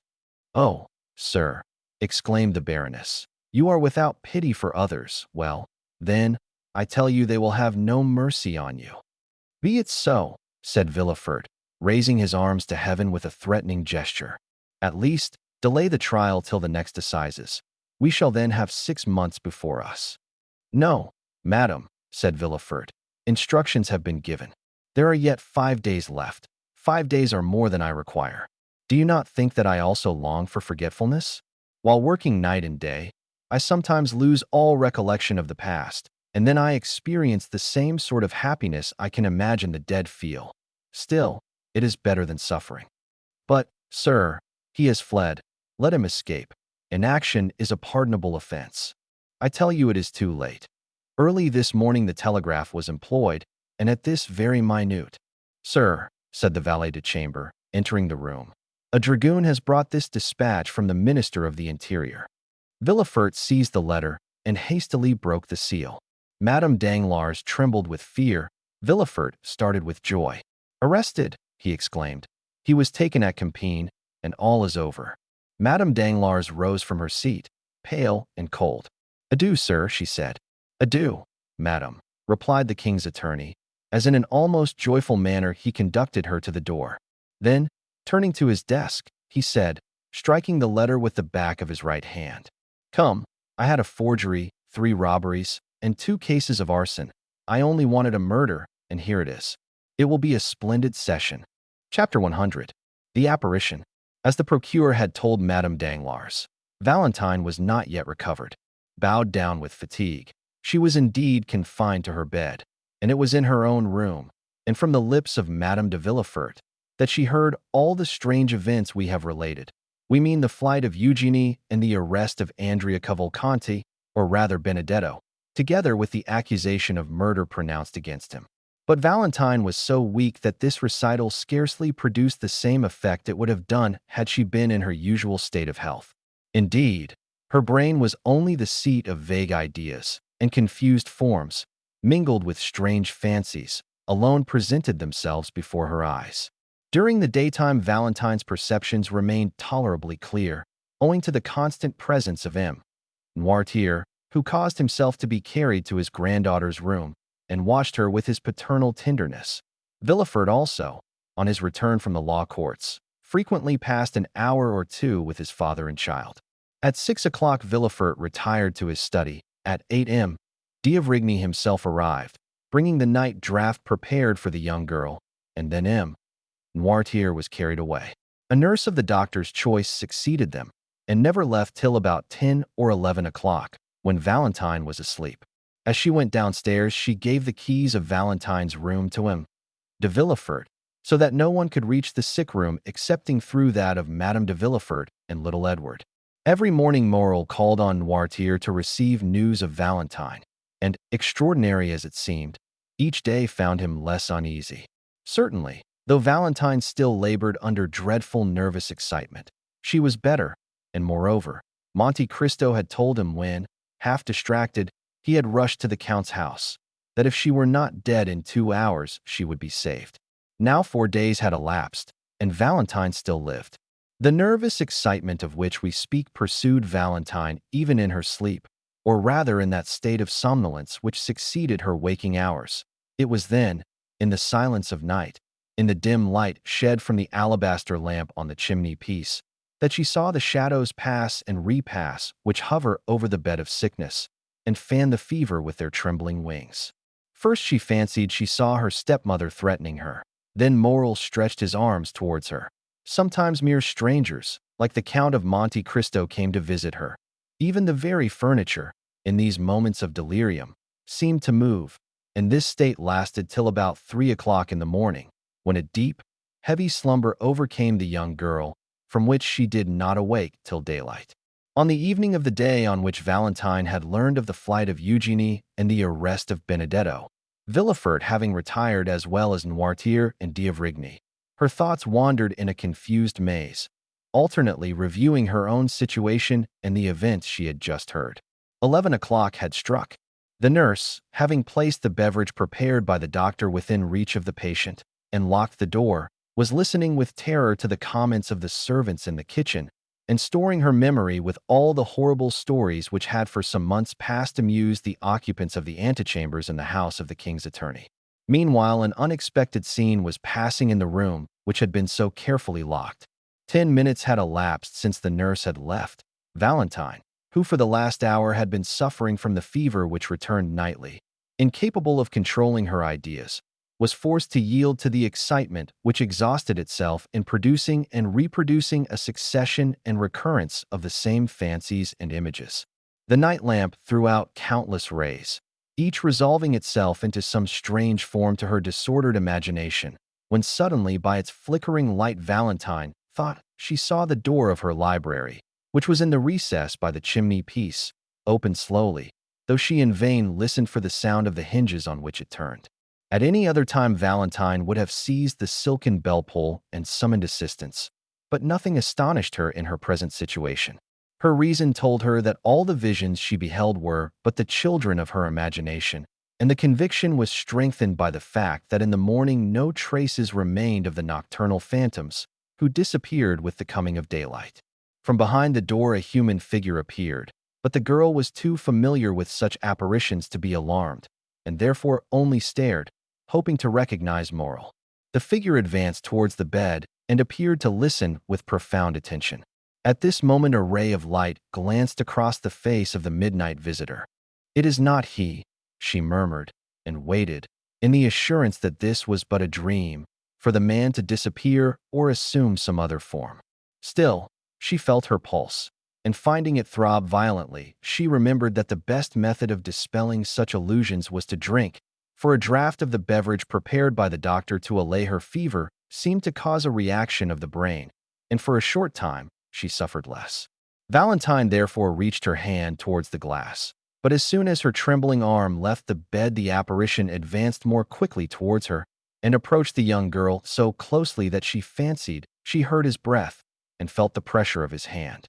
This time the illusion, or rather the reality, surpassed anything Valentine had before experienced. She began to believe herself really alive and awake, and the belief that her reason was this time not deceived made her shudder. The pressure she felt was evidently intended to arrest her arm, and she slowly withdrew it. Then the figure, from whom she could not detach her eyes, and who appeared more protecting than menacing, took the glass, and walking towards the night light held it up, as if to test its transparency. This did not seem sufficient. The man, or rather the ghost, for he trod so softly that no sound was heard, then poured out about a spoonful into the glass and drank it. Valentine witnessed this scene with a sentiment of stupefaction. Every minute she had expected that it would vanish and give place to another vision. But the man, instead of dissolving like a shadow, again approached her and said in an agitated voice, "Now you may drink." Valentine shuddered. It was the first time one of these visions had ever addressed her in a living voice, and she was about to utter an exclamation. The man placed his finger on her lips. "The Count of Monte Cristo," she murmured. It was easy to see that no doubt now remained in the young girl's mind as to the reality of the scene. Her eyes started with terror, her hands trembled, and she rapidly drew the bedclothes closer to her. Still, the presence of Monte Cristo at such an hour, his mysterious, fanciful, and extraordinary entrance into her room through the wall, might well seem impossibilities to her shattered reason. "Do not call anyone. Do not be alarmed," said the Count. "Do not let a shade of suspicion or uneasiness remain in your breast. The man standing before you, Valentine, for this time it is no ghost, is nothing more than the tenderest father and the most respectful friend you could dream of." Valentine could not reply. The voice which indicated the real presence of a being in the room alarmed her so much that she feared to utter a syllable. Still, the expression of her eyes seemed to inquire, "If your intentions are pure, why are you here?" The Count's marvelous sagacity understood all that was passing in the young girl's mind. "Listen to me," he said, "or, rather, look upon me. Look at my face, paler even than usual, and my eyes, red with weariness. For 4 days I have not closed them, for I have been constantly watching you, to protect and preserve you for Maximilian." The blood mounted rapidly to the cheeks of Valentine, for the name just announced by the Count dispelled all the fear with which his presence had inspired her. "Maximilian!" she exclaimed, and so sweet did the sound appear to her that she repeated it. "Maximilian! Has he then owned all to you?" "Everything. He told me your life was his, and I have promised him that you shall live." "You have promised him that I shall live?" "Yes." "But, sir, you spoke of vigilance and protection. Are you a doctor?" "Yes. The best you could have at the present time, believe me." "But you say you have watched," said Valentine uneasily. "Where have you been? I have not seen you." The Count extended his hand towards the library. "I was hidden behind that door," he said, "which leads into the next house, which I have rented." Valentine turned her eyes away, and, with an indignant expression of pride and modest fear, exclaimed, "Sir, I think you have been guilty of an unparalleled intrusion, and that what you call protection is more like an insult." "Valentine," he answered, "during my long watch over you, all I have observed has been what people visited you, what nourishment was prepared, and what beverage was served. Then, when the latter appeared dangerous to me, I entered, as I have now done, and substituted, in the place of the poison, a healthful draught, which, instead of producing the death intended, caused life to circulate in your veins." "Poison death!" exclaimed Valentine, half believing herself under the influence of some feverish hallucination. "What are you saying, sir?" "Hush, my child," said Monte Cristo, again placing his finger upon her lips. "I did say poison and death. But drink some of this." And the Count took a bottle from his pocket, containing a red liquid, of which he poured a few drops into the glass. "Drink this, and then take nothing more tonight." Valentine stretched out her hand, but scarcely had she touched the glass when she drew back in fear. Monte Cristo took the glass, drank half its contents, and then presented it to Valentine, who smiled and swallowed the rest. "Oh, yes," she exclaimed. "I recognize the flavor of my nocturnal beverage which refreshed me so much and seemed to ease my aching brain. Thank you, sir, thank you. This is how you have lived during the last 4 nights, Valentine," said the Count. "But, oh, how I passed that time! Oh, the wretched hours I have endured, the torture to which I have submitted when I saw the deadly poison poured into your glass, and how I trembled lest you should drink it before I could find time to throw it away." "Sir," said Valentine, at the height of her terror, "you say you endured tortures when you saw the deadly poison poured into my glass. But if you saw this, you must also have seen the person who poured it?" "Yes." Valentine raised herself in bed. and drew over her chest, which appeared whiter than snow, the embroidered cambric, still moist with the cold dews of delirium, to which were now added those of terror. "You saw the person?" repeated the young girl. "Yes," repeated the Count. "What you tell me is horrible, sir. You wish to make me believe something too dreadful. What? Attempt to murder me in my father's house, in my room, on my bed of sickness. Oh, leave me, sir. You are tempting me. You make me doubt the goodness of Providence. It is impossible. It cannot be. Are you the first that this hand has stricken? Have you not seen M. de Saint Méran, Madame de Saint Méran, Berois, all fall? Would not M. Noirtier also have fallen a victim, had not the treatment he has been pursuing for the last 3 years neutralized the effects of the poison?" "Oh, heaven," said Valentine. "Is this the reason why Grandpapa has made me share all his beverages during the last month? And have they all tasted of a slightly bitter flavor, like that of dried orange peel?" "Oh, yes, yes. Then that explains all," said Monte Cristo. "Your grandfather knows, then, that a poisoner lives here. Perhaps he even suspects the person. He has been fortifying you, his beloved child, against the fatal effects of the poison, which has failed because your system was already impregnated with it. But even this would have availed little against a more deadly medium of death employed 4 days ago, which is generally but too fatal. But who, then, is this assassin, this murderer? Let me also ask you a question. Have you never seen anyone enter your room at night?" "Oh, yes. I have frequently seen shadows pass close to me, approach, and disappear, but I took them for visions raised by my feverish imagination, and indeed when you entered I thought I was under the influence of delirium." "Then you do not know who it is that attempts your life?" "No," said Valentine. "Who could desire my death?" "You shall know it now, then," said Monte Cristo, listening. "How do you mean?" said Valentine, looking anxiously around. "Because you are not feverish or delirious tonight, but thoroughly awake. Midnight is striking, which is the hour murderers choose." "Oh, heavens!" exclaimed Valentine, wiping off the drops which ran down her forehead. Midnight struck slowly and sadly. Every hour seemed to strike with leaden weight upon the heart of the poor girl. "Valentine," said the Count, "summon up all your courage. Still the beatings of your heart. Do not let a sound escape you, and feign to be asleep. Then you will see." Valentine seized the Count's hand. "I think I hear a noise," she said. "Leave me." "Goodbye, for the present," replied the Count, walking upon tiptoe towards the library door, and smiling with an expression so sad and paternal that the young girl's heart was filled with gratitude. Before closing the door, he turned around once more, and said, "Not a movement, not a word. Let them think you asleep, or perhaps you may be killed before I have the power of helping you."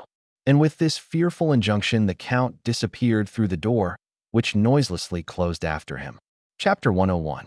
Locusta. Valentine was alone.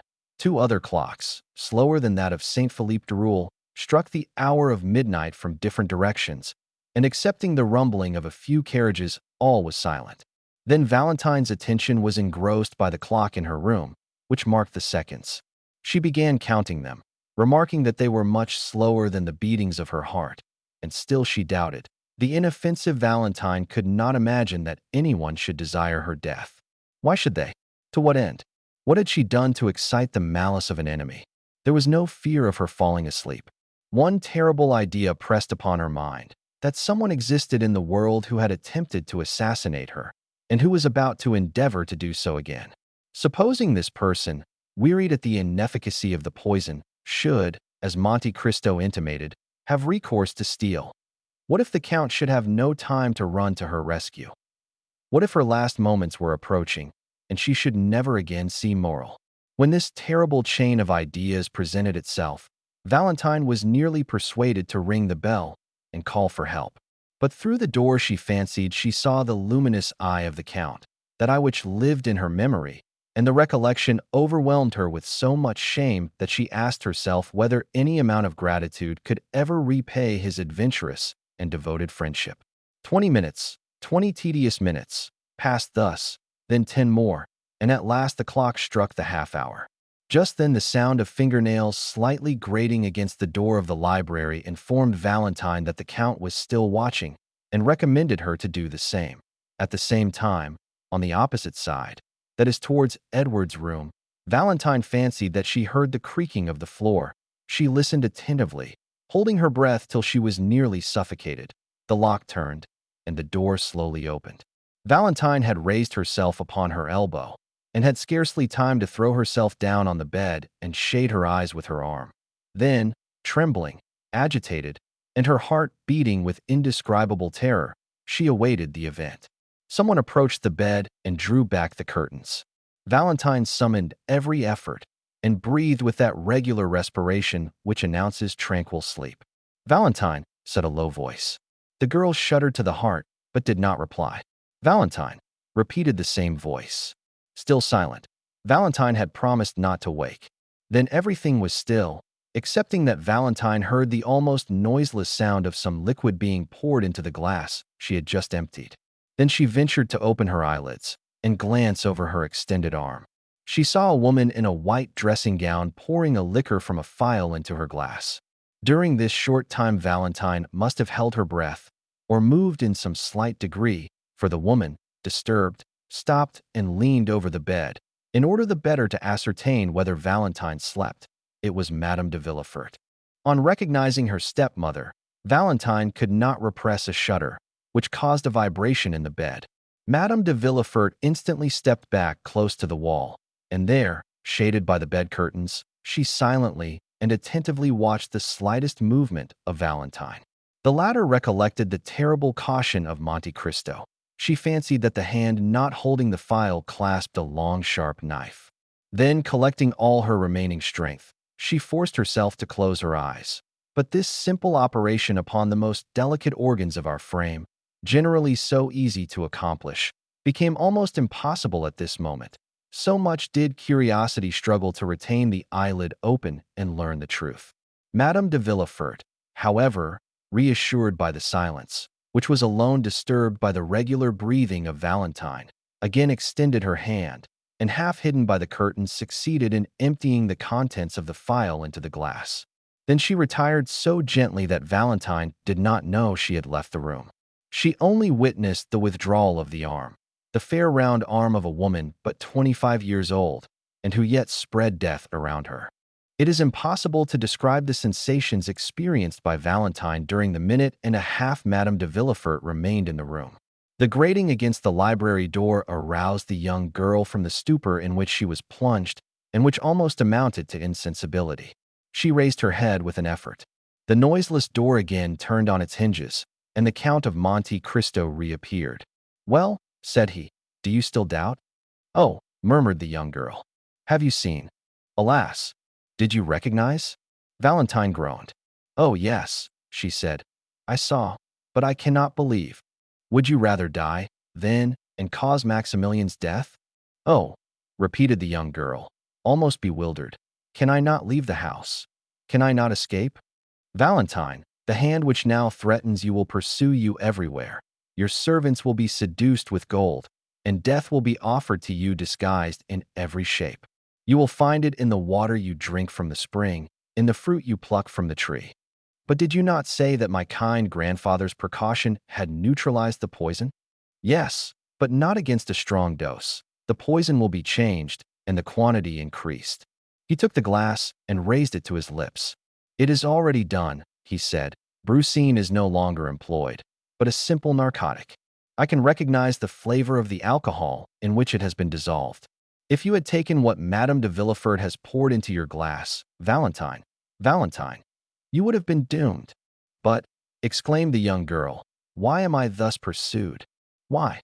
Are you so kind, so good, so unsuspicious of ill, that you cannot understand, Valentine?"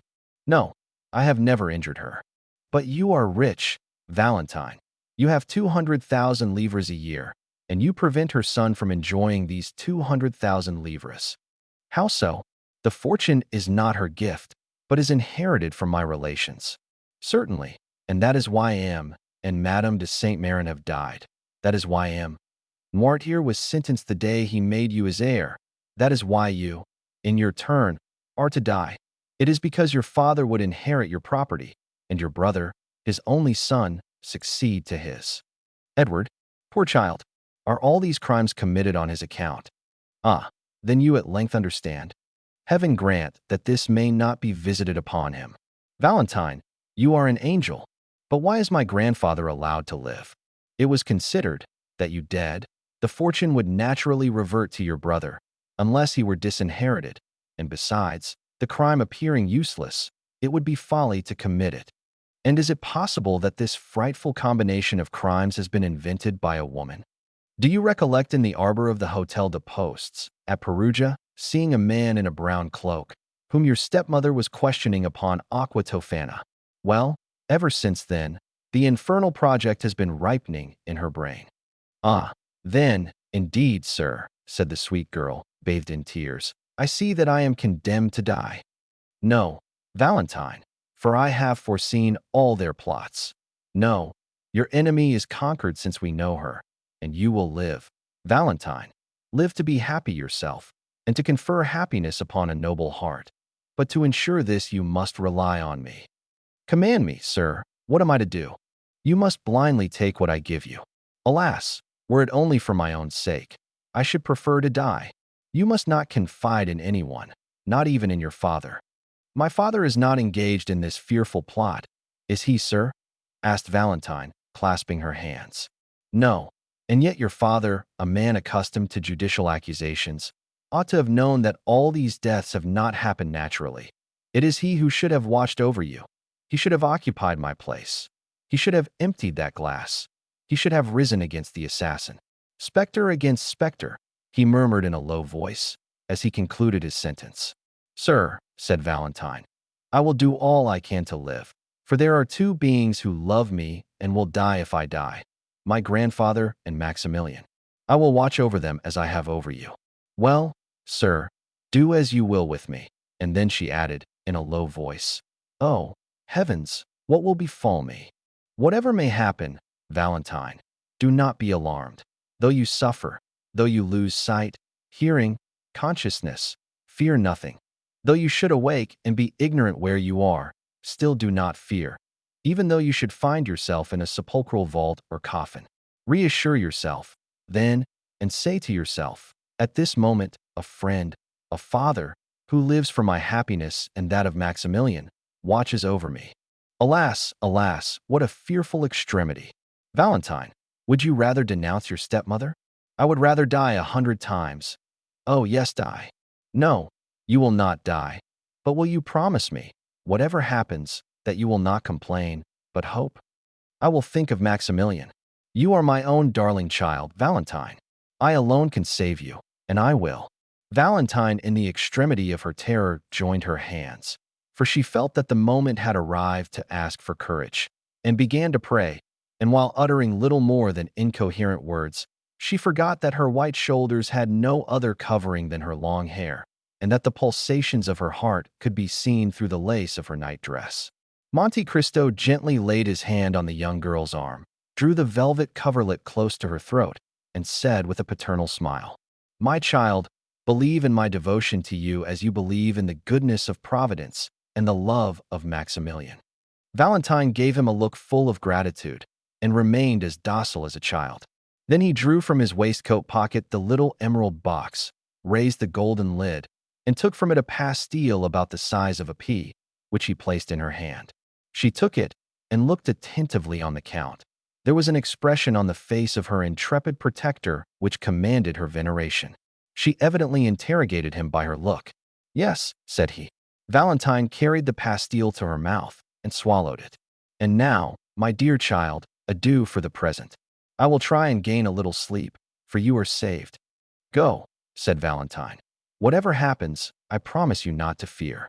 Monte Cristo for some time kept his eyes fixed on the young girl, who gradually fell asleep, yielding to the effects of the narcotic the Count had given her. Then he took the glass, emptied 3 parts of the contents in the fireplace, that it might be supposed Valentine had taken it, and replaced it on the table. Then he disappeared, after throwing a farewell glance on Valentine, who slept with the confidence and innocence of an angel at the feet of the Lord. Chapter 102. Valentine. The nightlight continued to burn on the chimney-piece, exhausting the last drops of oil which floated on the surface of the water.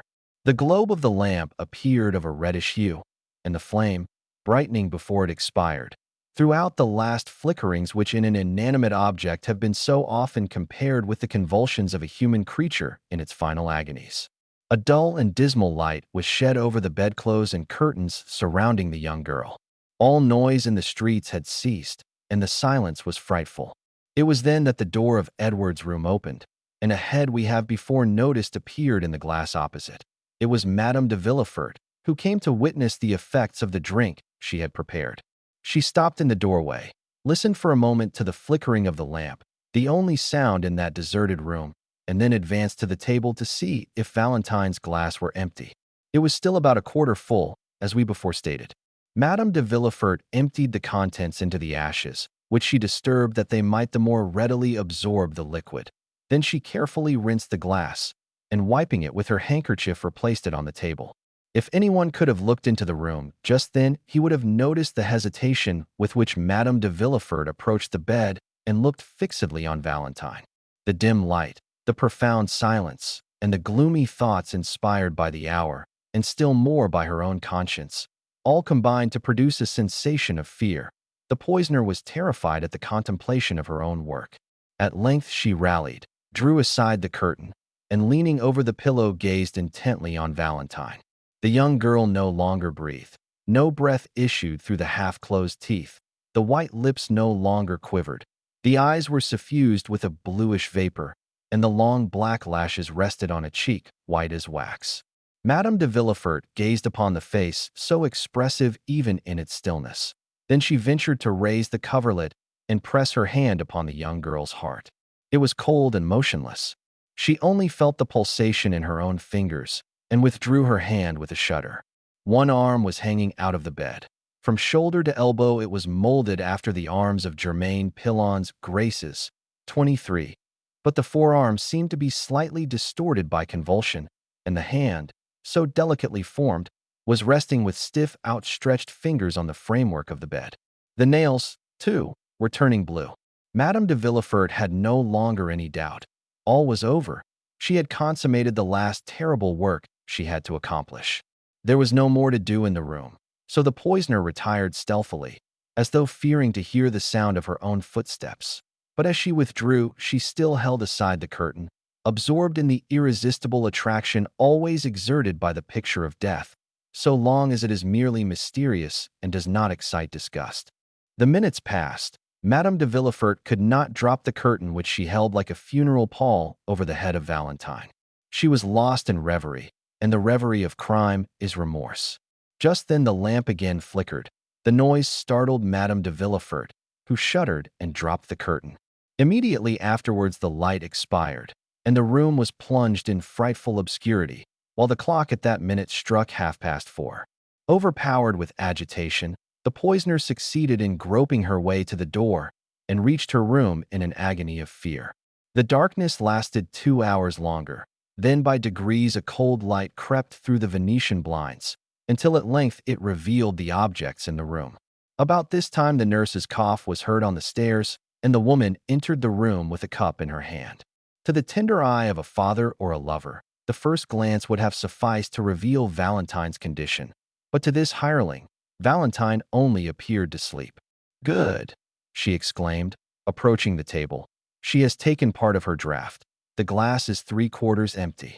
Then she went to the fireplace and lit the fire, and although she had just left her bed, she could not resist the temptation offered by Valentine's sleep, so she threw herself into an armchair to snatch a little more rest. The clock striking 8 awoke her. Astonished at the prolonged slumber of the patient, and frightened to see that the arm was still hanging out of the bed, she advanced towards Valentine, and for the first time noticed the white lips. She tried to replace the arm, but it moved with a frightful rigidity which could not deceive a sick nurse. She screamed aloud, then running to the door exclaimed, "Help, help! What is the matter?" asked him D'Avrigny, at the foot of the stairs, it being the hour he usually visited her. "What is it?" asked Villefort, rushing from his room. "Doctor, do you hear them call for help?" "Yes, yes, let us hasten up." It was in Valentine's room.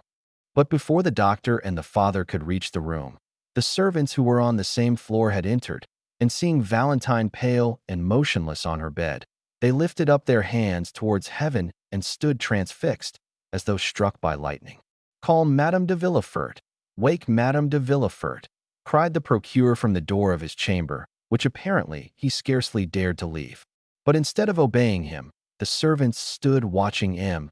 d'Avrigny, who ran to Valentine and raised her in his arms. "What? This one too?" he exclaimed. "Oh, where will be the end?" Villefort rushed into the room. "What are you saying, doctor?" he exclaimed, raising his hands to heaven.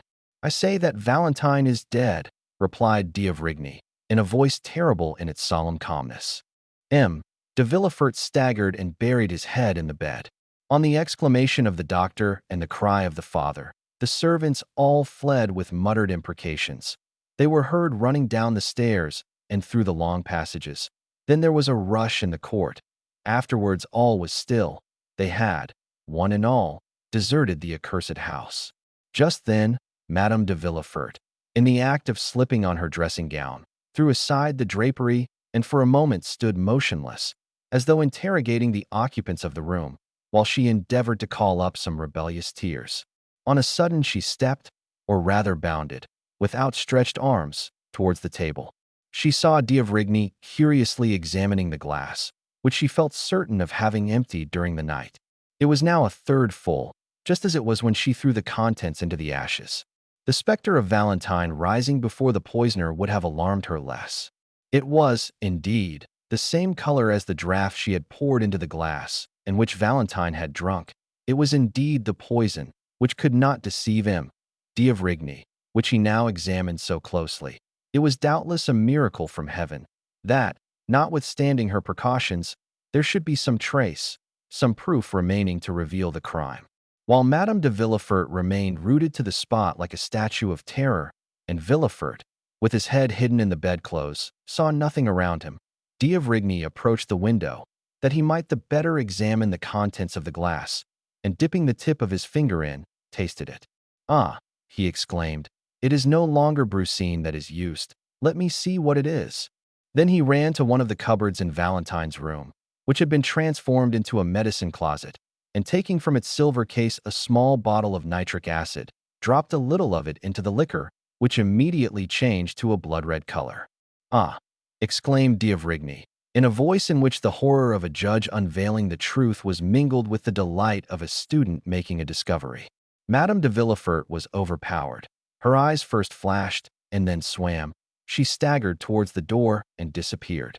Directly afterwards, the distant sound of a heavy weight falling on the ground was heard, but no one paid any attention to it. The nurse was engaged in watching the chemical analysis, and Villefort was still absorbed in grief. M. d'Avrigny alone had followed Madame de Villefort with his eyes and watched her hurried retreat. He lifted up the drapery over the entrance to Edward's room, and his eye reaching as far as Madame de Villefort's apartment, he beheld her extended lifeless on the floor. "Go to the assistance of Madame de Villefort," he said to the nurse. "Madame de Villefort is ill."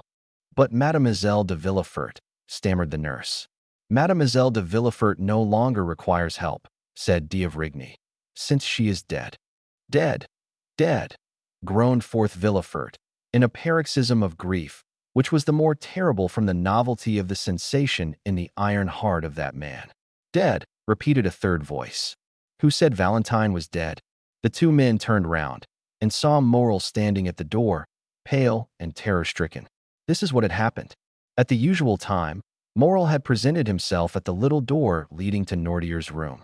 Contrary to custom, the door was open, and having no occasion to ring, he entered. He waited for a moment in the hall and called for a servant to conduct him to Noirtier, but no one answered, the servants having, as we know, deserted the house. Morel had no particular reason for uneasiness. Monte Cristo had promised him that Valentine should live, and so far he had always fulfilled his word. Every night the Count had given him news, which was the next morning confirmed by Noirtier.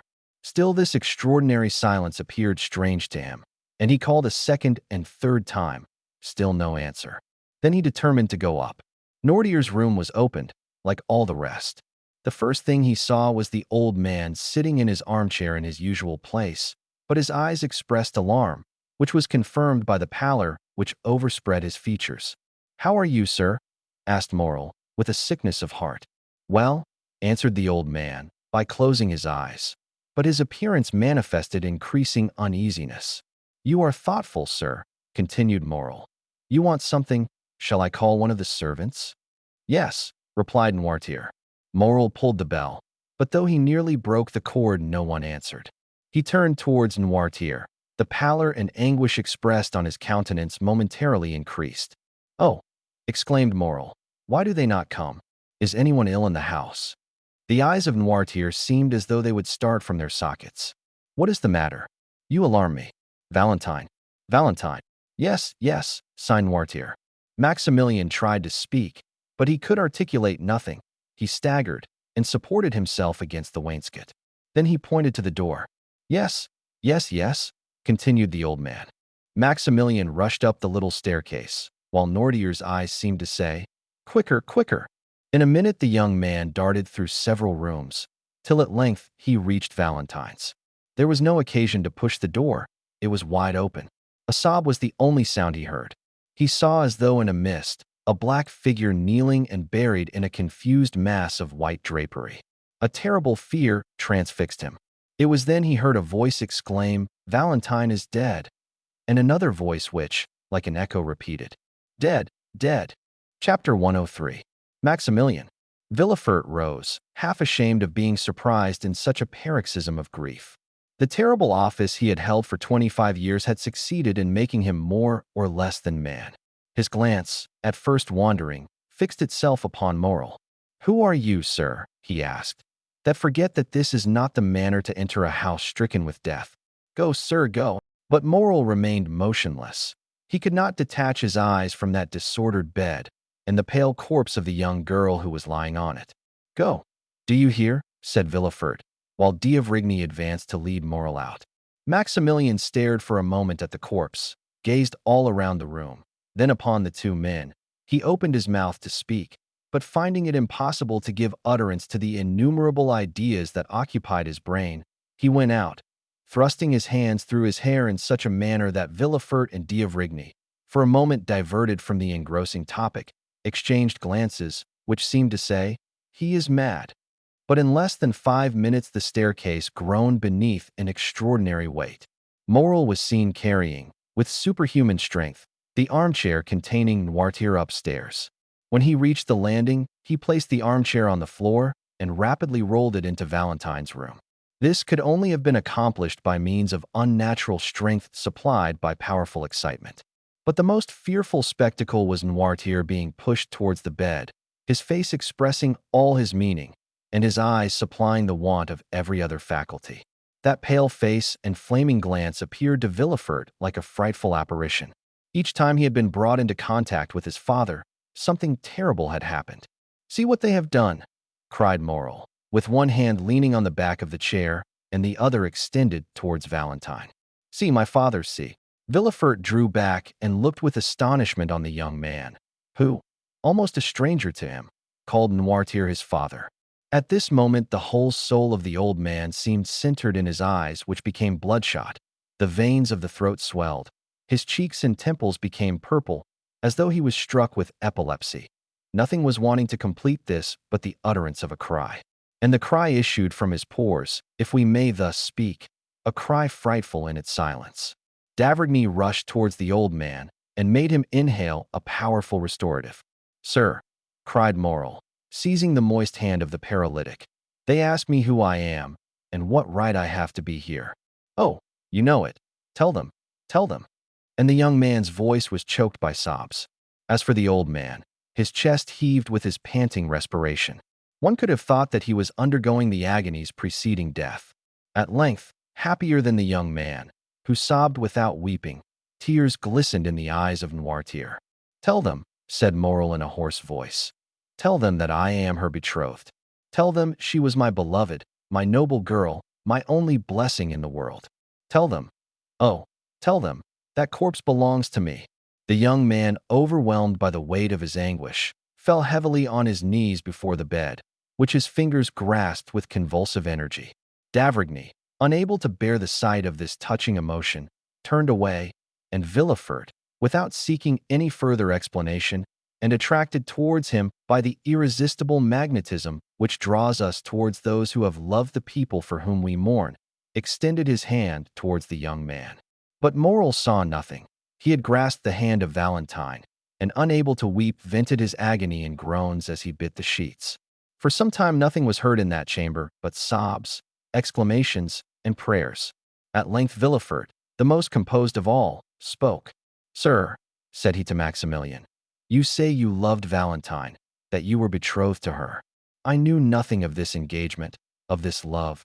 Yet I, her father, forgive you, for I see that your grief is real and deep, and besides my own sorrow is too great for anger to find a place in my heart.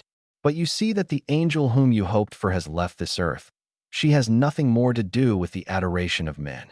Take a last farewell, sir, of her sad remains. Take the hand you expected to possess once more within your own, and then separate yourself from her forever.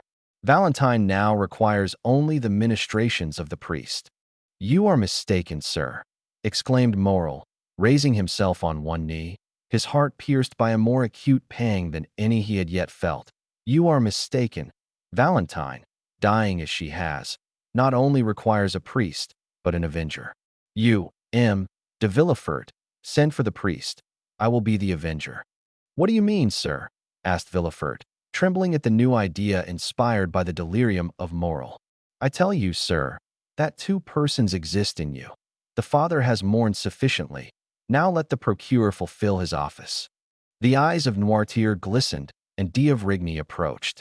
"Gentlemen," said Morrel, reading all that passed through the minds of the witnesses to the scene, "I know what I am saying, and you know as well as I do what I am about to say. Valentine has been assassinated." Villefort hung his head, d'Avrigny approached nearer, and Noirtier said, "Yes," with his eyes. "Now, sir," continued Morrel, "in these days no one can disappear by violent means without some inquiries being made as to the cause of her disappearance, even were she not a young, beautiful, and adorable creature like Valentine. Now, M. le Procureur du Roi," said Morrel with increasing vehemence, "no mercy is allowed. I denounce the crime. It is your place to seek the assassin." The young man's implacable eyes interrogated Villefort, who, on his side, glanced from Noirtier to d'Avrigny. But instead of finding sympathy in the eyes of the doctor and his father, he only saw an expression as inflexible as that of Maximilian. "Yes," indicated the old man. "Assuredly," said d'Avrigny. "Sir," said Villefort, striving to struggle against this triple force in his own emotion, "sir, you are deceived. No one commits crimes here. I am stricken by fate. It is horrible, indeed, but no one assassinates." The eyes of Noirtier lighted up with rage, and d'Avrigny prepared to speak. Morrel, however, extended his arm and commanded silence. "And I say that murders are committed here," said Morrel, whose voice, though lower in tone, lost none of its terrible distinctness. "I tell you that this is the fourth victim within the last 4 months. I tell you, Valentine's life was attempted by poison 4 days ago, though she escaped, owing to the precautions of M. Noirtier. I tell you that the dose has been double, the poison changed, and that this time it has succeeded. I tell you that you know these things as well as I do, since this gentleman has forewarned you, both as a doctor and as a friend." "Oh, you rave, sir," exclaimed Villefort, in vain endeavoring to escape the net in which he was taken. "I rave," said Morrel. "Well, then, I appeal to him, d'Avrigny himself. Ask him, sir, if he recollects the words he uttered in the garden of this house on the night of Madame de Saint-Méran's death. You thought yourselves alone, and talked about that tragical death, and the fatality you mentioned then is the same which has caused the murder of Valentine." Villefort and d'Avrigny exchanged looks. "Yes, yes," continued Morrel. "Recall the scene, for the words you thought were only given to silence and solitude fell into my ears. Certainly, after witnessing the culpable indolence manifested by M. de Villefort towards his own relations, I ought to have denounced him to the authorities. Then I should not have been an accomplice to thy death, as I now am, sweet, beloved Valentine, but the accomplice shall become the avenger. This fourth murder is apparent to all, and if thy father abandoned thee, Valentine, it is I, and I swear it, that shall pursue the assassin. And this time, as though nature had at least taken compassion on the vigorous frame, nearly bursting with its own strength, the words of Morel were stifled in his throat. His breast heaved. The tears, so long rebellious, gushed from his eyes, and he threw himself weeping on his knees by the side of the bed. Then D'Avrigny spoke. "And I, too," he exclaimed in a low voice. "I unite with them, Morel, in demanding justice for crime. My blood boils at the idea of having encouraged a murderer by my cowardly concession." "Oh, merciful heavens," murmured Villefort. Morel raised his head, and reading the eyes of the old man, which gleamed with unnatural luster. "Stay," he said. Noirtier wishes to speak."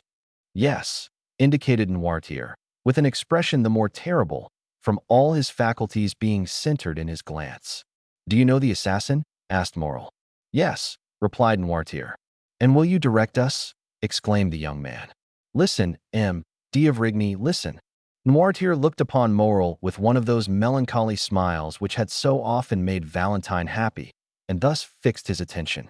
Then, having riveted the eyes of his interlocutor on his own, he glanced towards the door. "Do you wish me to leave?" said Morel, sadly. "Yes," replied Noirtier. "Alas, alas, sir, have pity on me." The old man's eyes remained fixed on the door. "May I, at least, return?" asked Morel. "Yes." "Must I leave alone?" "No." "Whom am I to take with me?" "The procureur." "No." "The doctor?" "Yes." "You wish to remain alone with M. de Villefort?" "Yes." "But can he understand you?" "Yes." "Oh," said Villefort, inexpressibly delighted to think that the inquiries were to be made by him alone. "Oh, be satisfied. I can understand my father." While uttering these words with this expression of joy, his teeth clashed together violently. D'Avrigny took the young man's arm and led him out of the room. A more than deathlike silence then reigned in the house. At the end of a quarter of an hour, a faltering footstep was heard, and Villefort appeared at the door of the apartment where D'Avrigny and Morel had been staying, one absorbed in meditation, the other in grief. "You can come," he said, and led them back to Noirtier. Morel looked attentively on Villefort. His face was livid, large drops rolled down his face, and in his fingers he held the fragments of a quill pen which he had torn to atoms. "Gentlemen," he said in a hoarse voice, "give me your word of honor that this horrible secret shall forever remain buried amongst ourselves." The two men drew back. "I entreat you," continued Villefort. "But," said Morel, "the culprit, the murderer, the assassin." "Do not alarm yourself, sir. Justice will be done," said Villefort. "My father has revealed the culprit's name. My father thirsts for revenge as much as you do, yet even he conjures you, as I do, to keep this secret. Do you not, father?" "Yes," resolutely replied Noirtier. Morel suffered an exclamation of horror and surprise to escape him. "Oh, sir," said Villefort, arresting Maximilian by the arm, "if my father, the inflexible man, makes this request, it is because he knows, be assured, that Valentine will be terribly revenged. Is it not so, father?" The old man made a sign in the affirmative. Villefort continued, "He knows me, and I have pledged my word to him. Rest assured, gentlemen, that within 3 days, in a less time than justice would demand, the revenge I shall have taken for the murder of my child will be such as to make the boldest heart tremble." And as he spoke these words, he ground his teeth and grasped the old man's senseless hand. "Will this promise be fulfilled, Noirtier?" asked Morel, while D'Avrigny looked inquiringly. "Yes," replied Noirtier with an expression of sinister joy. "Swear, then," said Villefort, joining the hands of Morel and D'Avrigny. "Swear that you will spare the honor of my house, and leave me to avenge my child." "Yes," answered the doctor laconically, dropping the sheet he had raised. Noirtier uttered a kind of hoarse, rattling sound. The old man's eyes sparkled, and the good doctor understood that he wished to behold his child. He therefore approached the bed, and while his companion was dipping the fingers with which he had touched the lips of the corpse in chloride of lime, he uncovered the calm and pale face, which looked like that of a sleeping angel. A tear, which appeared in the old man's eye, expressed his thanks to the doctor. The doctor of the dead then laid his permit on the corner of the table, and having fulfilled his duty, was conducted out by D'Avrigny. Villefort met them at the door of his study. Having in a few words thanked the district doctor, he turned to D'Avrigny and said, "And now the priest. Is there any particular priest you wish to pray with, Valentine?" asked D'Avrigny. "No," said Villefort. "Fetch the nearest." "The nearest," said the district doctor, "is a good Italian abbé who lives next door to you. Shall I call on him as I pass?" "D'Avrigny," said Villefort, "be so kind, I beseech you, as to accompany this gentleman. Here is the key of the door, so that you can go in and out as you please. You will bring the priest with you, and will oblige me by introducing him into my child's room." "Do you wish to see him?"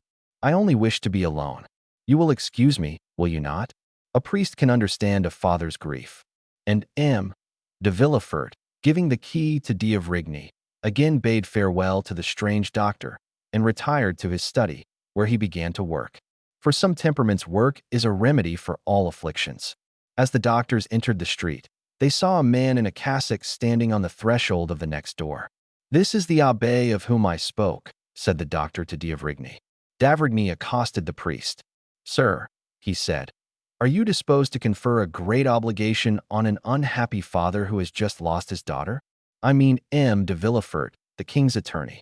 "Ah," said the priest, in a marked Italian accent. "Yes, I have heard that death is in that house." "Then I need not tell you what kind of service he requires of you." "I was about to offer myself, sir," said the priest. "It is our mission to forestall our duties." "It is a young girl." "I know it, sir. The servants who fled from the house informed me. I also know that her name is Valentine, and I have already prayed for her."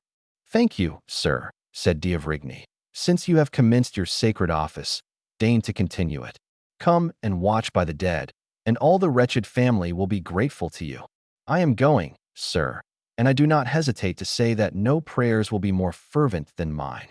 D'Avrigny took the priest's hand, and without meeting Villefort, who was engaged in his study, they reached Valentine's room, which on the following night was to be occupied by the undertakers. On entering the room, Noirtier's eyes met those of the abbé, and no doubt he read some particular expression in them, for he remained in the room. D'Avrigny recommended the attention of the priest to the living as well as to the dead, and the abbé promised to devote his prayers to Valentine and his attentions to Noirtier. In order, doubtless, that he might not be disturbed while fulfilling his sacred mission, the priest rose as soon as D'Avrigny departed, and not only bolted the door through which the doctor had just left, but also that leading to Madame de Villefort's room. Chapter 104. Danglars' signature. The next morning dawned dull and cloudy. During the night, the undertakers had executed their melancholy office and wrapped the corpse in the winding sheet, which, whatever may be said about the equality of death, is at least a last proof of the luxury so pleasing in life. This winding sheet was nothing more than a beautiful piece of cambric, which the young girl had bought a fortnight before. During the evening, two men, engaged for the purpose, had carried Noirtier from Valentine's room into his own, and contrary to all expectation, there was no difficulty in withdrawing him from his child. The Abbé Busoni had watched till daylight, and then left without calling anyone. D'Avrigny returned about 8 o'clock in the morning. He met Villefort on his way to Noirtier's room, and accompanied him to see how the old man had slept. They found him in the large armchair, which served him for a bed, enjoying a calm, nay, almost a smiling sleep. They both stood in amazement at the door. "See," said D'Avrigny to Villefort, "nature knows how to alleviate the deepest sorrow. No one can say that M. Noirtier did not love his child, and yet he sleeps." "Yes, you are right," replied Villefort, surprised. "He sleeps indeed. And this is the more strange, since the least contradiction keeps him awake all night." "Grief has stunned him," replied D'Avrigny, and they both returned thoughtfully to the procureur's study. "See, I have not slept," said Villefort, showing his undisturbed bed. "Grief does not stun me. I have not been in bed for 2 nights. But then look at my desk. See what I have written during these 2 days and nights. I have filled those papers, and have made out the accusation against the assassin Benedetto. Oh, work, work, my passion, my joy, my delight. It is for thee to alleviate my sorrows." And he convulsively grasped the hand of D'Avrigny. "Do you require my services now?" asked D'Avrigny. "No," said Villefort. "Only return again at 11 o'clock. At 12 oh, heavens, my poor, Poor child. And the procureur, again becoming a man, lifted up his eyes and groaned. Shall you be present in the reception room? No. I have a cousin who has undertaken this sad office. I shall work. Doctor, when I work I forget everything. And, indeed, no sooner had the doctor left the room than he was again absorbed in work. On the doorsteps d'Avrigny met the cousin whom Villefort had mentioned, a personage as insignificant in our story as in the world he occupied, one of those beings designed from their birth to make themselves useful to others. He was punctual, dressed in black, with crape around his hat, and presented himself at his cousin's with a face made up for the occasion, in which he could alter as might be required. At 11 o'clock the morning coaches rolled into the paved court, and the Rue du Faubourg Saint-Honoré was filled with a crowd of idlers, equally pleased to witness the festivities or the mourning of the rich, and who rush with the same avidity to a funeral procession as to the marriage of a duchess. Gradually the reception-room filled, and some of our old friends made their appearance. We mean Debray, Châteaurenaud, and Beauchamp, accompanied by all the leading men of the day at the bar, in literature, or the army, for M. de Villefort moved in the first Parisian circles, less owing to his social position than to his personal merit. The cousin standing at the door ushered in the guests, and it was rather a relief to the indifferent to see a person as unmoved as themselves, and who did not exact a mournful face or force tears, as would have been the case with a father, a brother, or a lover. Those who were acquainted soon formed into little groups. One of them was made of Debray, Châteaurenaud, and Beauchamp. Poor girl, said Debray, like the rest, paying an involuntary tribute to the sad event. Poor girl, so young, so rich, so beautiful. Could you have imagined this scene, Châteaurenaud, when we saw her, at the most 3 weeks ago, about to sign that contract? Indeed, no, said Châteaurenaud. Did you know her? I spoke to her once or twice at Madame de Morcerf's, among the rest. She appeared to me charming, though rather melancholy. Where is her stepmother? Do you know? She is spending the day with the wife of the worthy gentleman who is receiving us. Who is he? Whom do you mean? The gentleman who receives us? Is he a deputy? Oh, no. I am condemned to witness those gentlemen every day, said Beauchamp. But he is perfectly unknown to me. Have you mentioned this death in your paper? It has been mentioned, but the article is not mine. Indeed, I doubt if it will please M. Villefort, for it says that if 4 successive deaths had happened anywhere else than in the house of the king's attorney, he would have interested himself somewhat more about it. Still, said Châteaurenaud, Dr. d'Avrigny, who attends my mother, declares he is in despair about it. But whom are you seeking, Debray? I am seeking the Count of Monte Cristo, said the young man. I met him on the boulevard. On my way here, said Beauchamp. I think he is about to leave Paris. He was going to his banker. His banker? Danglars is his banker, is he not? Asked Châteaurenaud of Debray. I believe so, replied the secretary with slight uneasiness. But Monte Cristo is not the only one I miss here. I do not see Morel. Morel? Do they know him? Asked Châteaurenaud. I think he has only been introduced to Madame de Villefort. Still, he ought to have been here, said Debray. I wonder what will be talked about tonight. This funeral is the news of the day. But hush, here comes our Minister of Justice.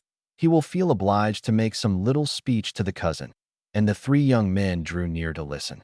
Beauchamp told the truth when he said that on his way to the funeral he had met Monte Cristo, who was directing his steps towards the Rue de la Chaussée and Danglars. The banker saw the carriage of the Count enter the courtyard and advanced to meet him with a sad, though affable smile. Well, said he, extending his hand to Monte Cristo, I suppose you have come to sympathize with me, for indeed misfortune has taken possession of my house.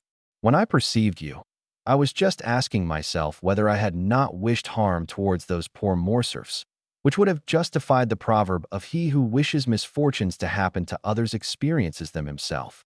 Well, on my word of honor, I answered, no. I wished no ill to Morcerf. He was a little proud, perhaps, for a man who like myself has risen from nothing, but we all have our faults. Do you know, Count, that persons of our time of life, not that you belong to the class, you are still a young man, but as I was saying, persons of our time of life have been very unfortunate this year. For example, look at the puritanical procureur, who has just lost his daughter, and in fact nearly all his family, in so singular a manner, Morcerf dishonored and dead. and then myself covered with ridicule through the villainy of Benedetto. Besides what? Asked the Count. Alas, do you not know? What new calamity? My daughter, Mademoiselle Danglars. Eugenie has left us. Good heavens, what are you telling me? The truth, my dear Count. Oh, how happy you must be in not having either wife or children. Do you think so? Indeed I do. And so Mademoiselle Danglars. She could not endure the insult offered to us by that wretch, so she asked permission to travel. And is she gone? The other night she left. With Madame Danglars? No, with a relation. But still, we have quite lost our dear Eugenie, for I doubt whether her pride will ever allow her to return to France. Still, Baron, said Monte Cristo, family griefs, or indeed any other affliction which would crush a man whose child was his only treasure, are endurable to a millionaire. Philosophers may well say, and practical men will always support the opinion, that money mitigates many trials, and if you admit the efficacy of this sovereign balm, you ought to be very easily consoled. You, the king of finance, the focus of immeasurable power. Danglars looked at him askance, as though to ascertain whether he spoke seriously. Yes, he answered.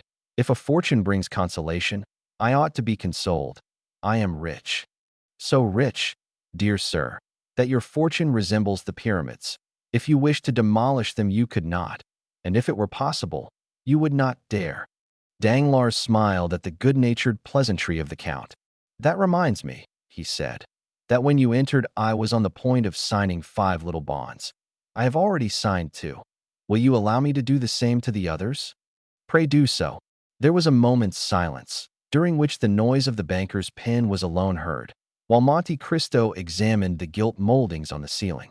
Are they Spanish, Haitian, or Neapolitan bonds? Said Monte Cristo. No, said Danglars, smiling. They are bonds on the Bank of France, payable to bearer. Stay, Count, he added. You, who may be called the Emperor, if I claim the title of King of Finance, have you many pieces of paper of this size, each worth 1,000,000? The Count took into his hands the papers, which Danglars had so proudly presented to him, and read. To the governor of the bank. Please pay to my order, from the fund deposited by me, the sum of 1,000,000, and charge the same to my account. Baron Danglars. 1, 2, 3, 4, 5, said Monte Cristo. 5 millions. Why, what a Croesus you are. This is how I transact business, said Danglars. It is really wonderful, said the Count. Above all, if, as I suppose, it is payable at sight. It is, indeed, said Danglars. It is a fine thing to have such credit. Really, it is only in France these things are done. 5 millions on 5 little scraps of paper. It must be seen to be believed. You do not doubt it. No, you say so with an accent. Stay, you shall be convinced. Take my clerk to the bank, and you will see him leave it with an order on the treasury for the same sum. No, said Monte Cristo, folding the 5 notes. Most decidedly not. The thing is so curious. I will make the experiment myself. I am credited on you for 6 millions. I have drawn 900,000 francs. You therefore still owe me 5,100,000 francs. I will take the 5 scraps of paper that I now hold as bonds, with your signature alone, and here is a receipt in full for the 6 millions between us. I had prepared it beforehand, for I am much in want of money today. And Monte Cristo placed the bonds in his pocket with one hand, while with the other he held out the receipt to Danglars. If a thunderbolt had fallen at the banker's feet, he could not have experienced greater terror. What? He stammered. Do you mean to keep that money? Excuse me, but I owe this money to the charity fund, a deposit which I promised to pay this morning. Oh, well then, said Monte Cristo, I am not particular about these 5 notes. Pay me in a different form. I wished, from curiosity, to take these, that I might be able to say that without any advice or preparation the house of Danglars had paid me 5 millions without a minute's delay. It would have been remarkable. But here are your bonds. Pay me differently. And he held the bonds towards Danglars, who seized them like a vulture extending its claws to withhold the food that is being wrested from its grasp. Suddenly he rallied, made a violent effort to restrain himself, and then a smile gradually widened the features of his disturbed countenance. Certainly, he said, your receipt is money. Oh dear, Yes.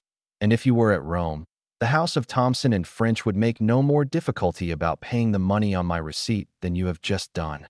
Pardon me, Count, pardon me. Then I may keep this money? Yes, said Danglars, while the perspiration started from the roots of his hair. Yes, keep it, keep it. Monte Cristo replaced the notes in his pocket with that indescribable expression which seemed to say, "Come, reflect. If you repent, there is still time." "No," said Danglars. "No, decidedly no. Keep my signatures.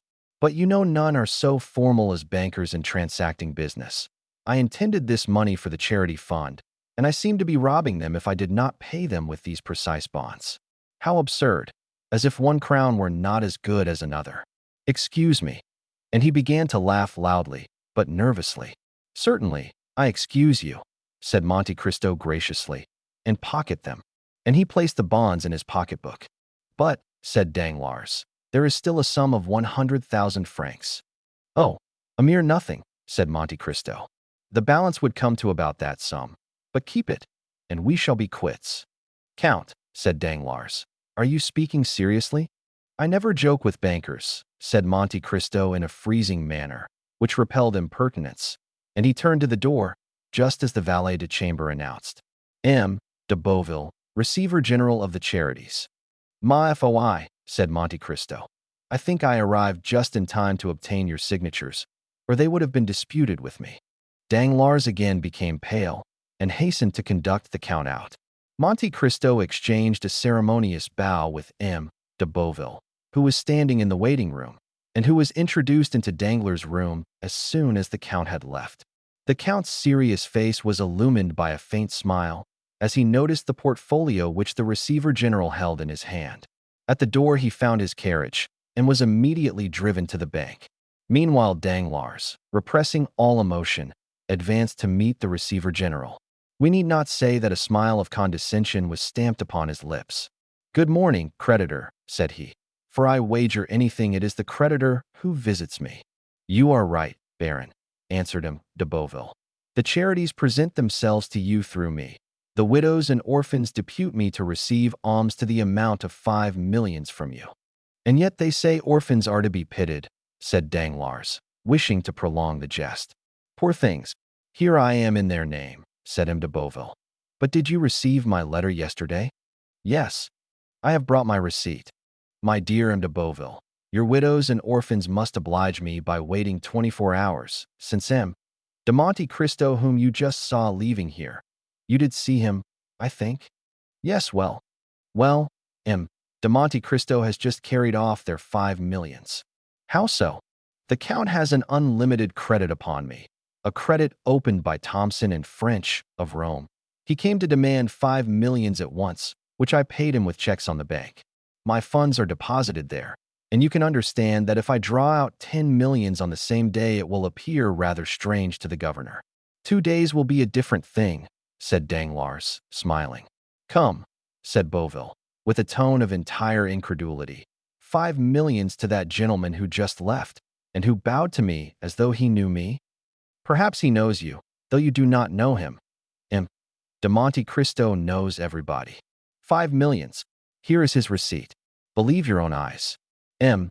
de Beauville took the paper Danglars presented him, and read, "Received of Baron Danglars the sum of 5,100,000 francs, to be repaid on demand by the house of Thomson and French of Rome." "It is really true," said M. de Beauville. "Do you know the house of Thomson and French?" "Yes, I once had business to transact with it to the amount of 200,000 francs, but since then I have not heard it mentioned." "It is one of the best houses in Europe," said Danglars, carelessly throwing down the receipt on his desk. "And he had 5 millions in your hands alone. Why, this Count of Monte Cristo must be a nabob. Indeed, I do not know what he is. He has 3 unlimited credits, one on me, one on Rothschild, one on Lafitte.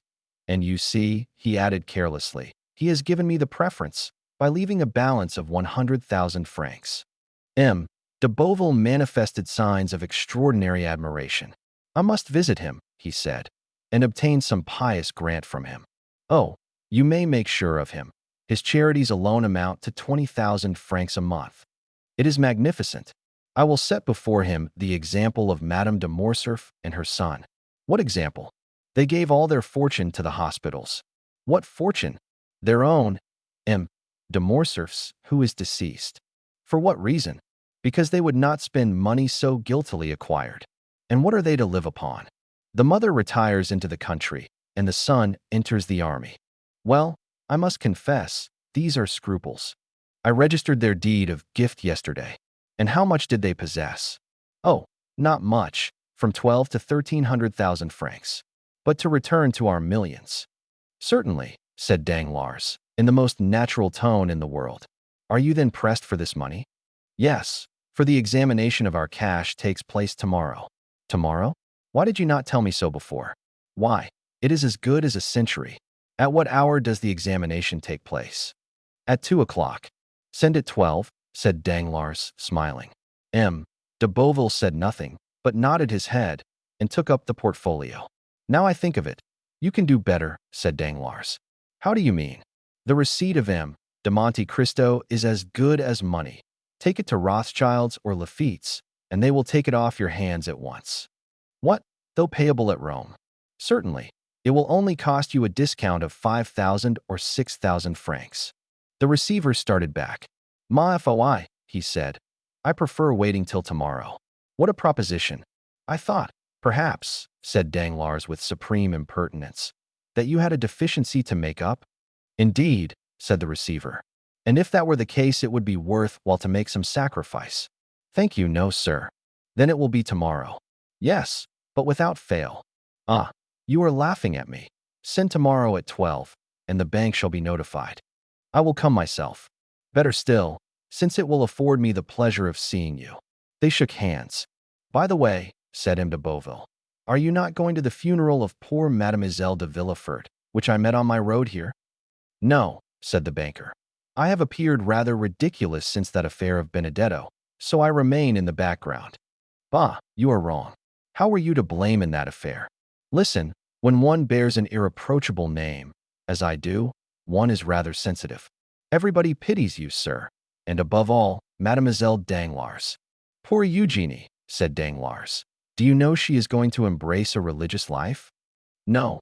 Alas, it is unhappily but too true. The day after the event, she decided on leaving Paris with a nun of her acquaintance. They are gone to seek a very strict convent in Italy or Spain.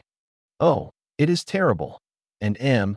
de Beauville retired with this exclamation, after expressing acute sympathy with the father.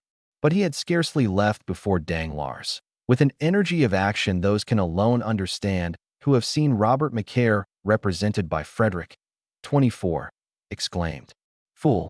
Then enclosing Monte Cristo's receipt in a little pocketbook, he added, "Yes, come at 12 o'clock. I shall then be far away." Then he double-locked his door, emptied all his drawers, collected about 50,000 francs in banknotes, burned several papers, left others exposed to view, and then commenced writing a letter which he addressed to Madame la Baronne Danglars. "I will place it on her table myself tonight," he murmured. Then taking a passport from his drawer, he said, "Good. It is available for 2 months longer." Chapter 105. The Cemetery of Père-Lachaise. M. de Beauville had indeed met the funeral procession which was taking Valentine to her last home on earth. The weather was dull and stormy. A cold wind shook the few remaining yellow leaves from the boughs of the trees and scattered them among the crowd which filled the boulevards. M. de Villefort, a true Parisian, considered the cemetery of Père-Lachaise alone worthy of receiving the mortal remains of a Parisian family. There alone the corpses belonging to him would be surrounded by worthy associates. He had therefore purchased a vault, which was quickly occupied by members of his family. On the front of the monument was inscribed, "The families of Saint Marin and Villefort," for such had been the last wish expressed by poor Renée, Valentine's mother. The pompous procession therefore wended its way towards Père-Lachaise from the Faubourg Saint-Honoré. Having crossed Paris, it passed through the Faubourg du Temple. Then leaving the exterior boulevards, it reached the cemetery. More than 50 private carriages followed the 20 mourning coaches, and behind them more than 500 persons joined in the procession on foot. These last consisted of all the young people whom Valentine's death had struck like a thunderbolt, and who, notwithstanding the raw chilliness of the season, could not refrain from paying a last tribute to the memory of the beautiful, chaste, and adorable girl, thus cut off in the flower of her youth. As they left Paris, an equipage with 4 horses, at full speed, was seen to draw up suddenly. It contained Monte Cristo. The Count left the carriage and mingled in the crowd who followed on foot. Châteaurenaud perceived him and immediately alighting from his coupe, joined him. Beauchamp did the same. The Count looked attentively through every opening in the crowd. He was evidently watching for someone, but his search ended in disappointment. "Where is Morel?" he asked. "Do either of these gentlemen know where he is?" "We have already asked that question," said Châteaurenaud, "for none of us has seen him." The Count was silent, but continued to gaze around him. At length they arrived at the cemetery. The piercing eye of Monte Cristo glanced through clusters of bushes and trees, and was soon relieved from all anxiety, for seeing a shadow glide between the yew trees, Monte Cristo recognized him whom he sought. One funeral is generally very much like another in this magnificent metropolis. Black figures are seen scattered over the long white avenues. The silence of earth and heaven is alone broken by the noise made by the crackling branches of hedges planted around the monuments. Then follows the melancholy chant of the priests, mingled now and then with a sob of anguish, escaping from some woman concealed behind a mass of flowers. The shadow Monte Cristo had noticed passed rapidly behind the tomb of Abelard and Heloise, placed itself close to the heads of the horses belonging to the hearse, and following the undertaker's men, arrived with them at the spot appointed for the burial. Each person's attention was occupied. Monte Cristo saw nothing but the shadow, which no one else observed. Twice the Count left the ranks to see whether the object of his interest had any concealed weapon beneath his clothes. When the procession stopped, this shadow was recognized as Morel, who, with his coat buttoned up to his throat, his face livid, and convulsively crushing his hat between his fingers, leaned against a tree, situated on an elevation commanding the mausoleum, so that none of the funeral details could escape his observation. Everything was conducted in the usual manner. A few men, the least impressed of all by the scene, pronounced a discourse, some deploring this premature death, others expatiating on the grief of the father, and one very ingenious person quoting the fact that Valentine had solicited pardon of her father for criminals on whom the arm of justice was ready to fall, until at length they exhausted their stores of metaphor and mournful speeches, elaborate variations on the stanzas of Malherbe to Dupurier. Monte Cristo heard and saw nothing, or rather he only saw Morel, whose calmness had a frightful effect on those who knew what was passing in his heart.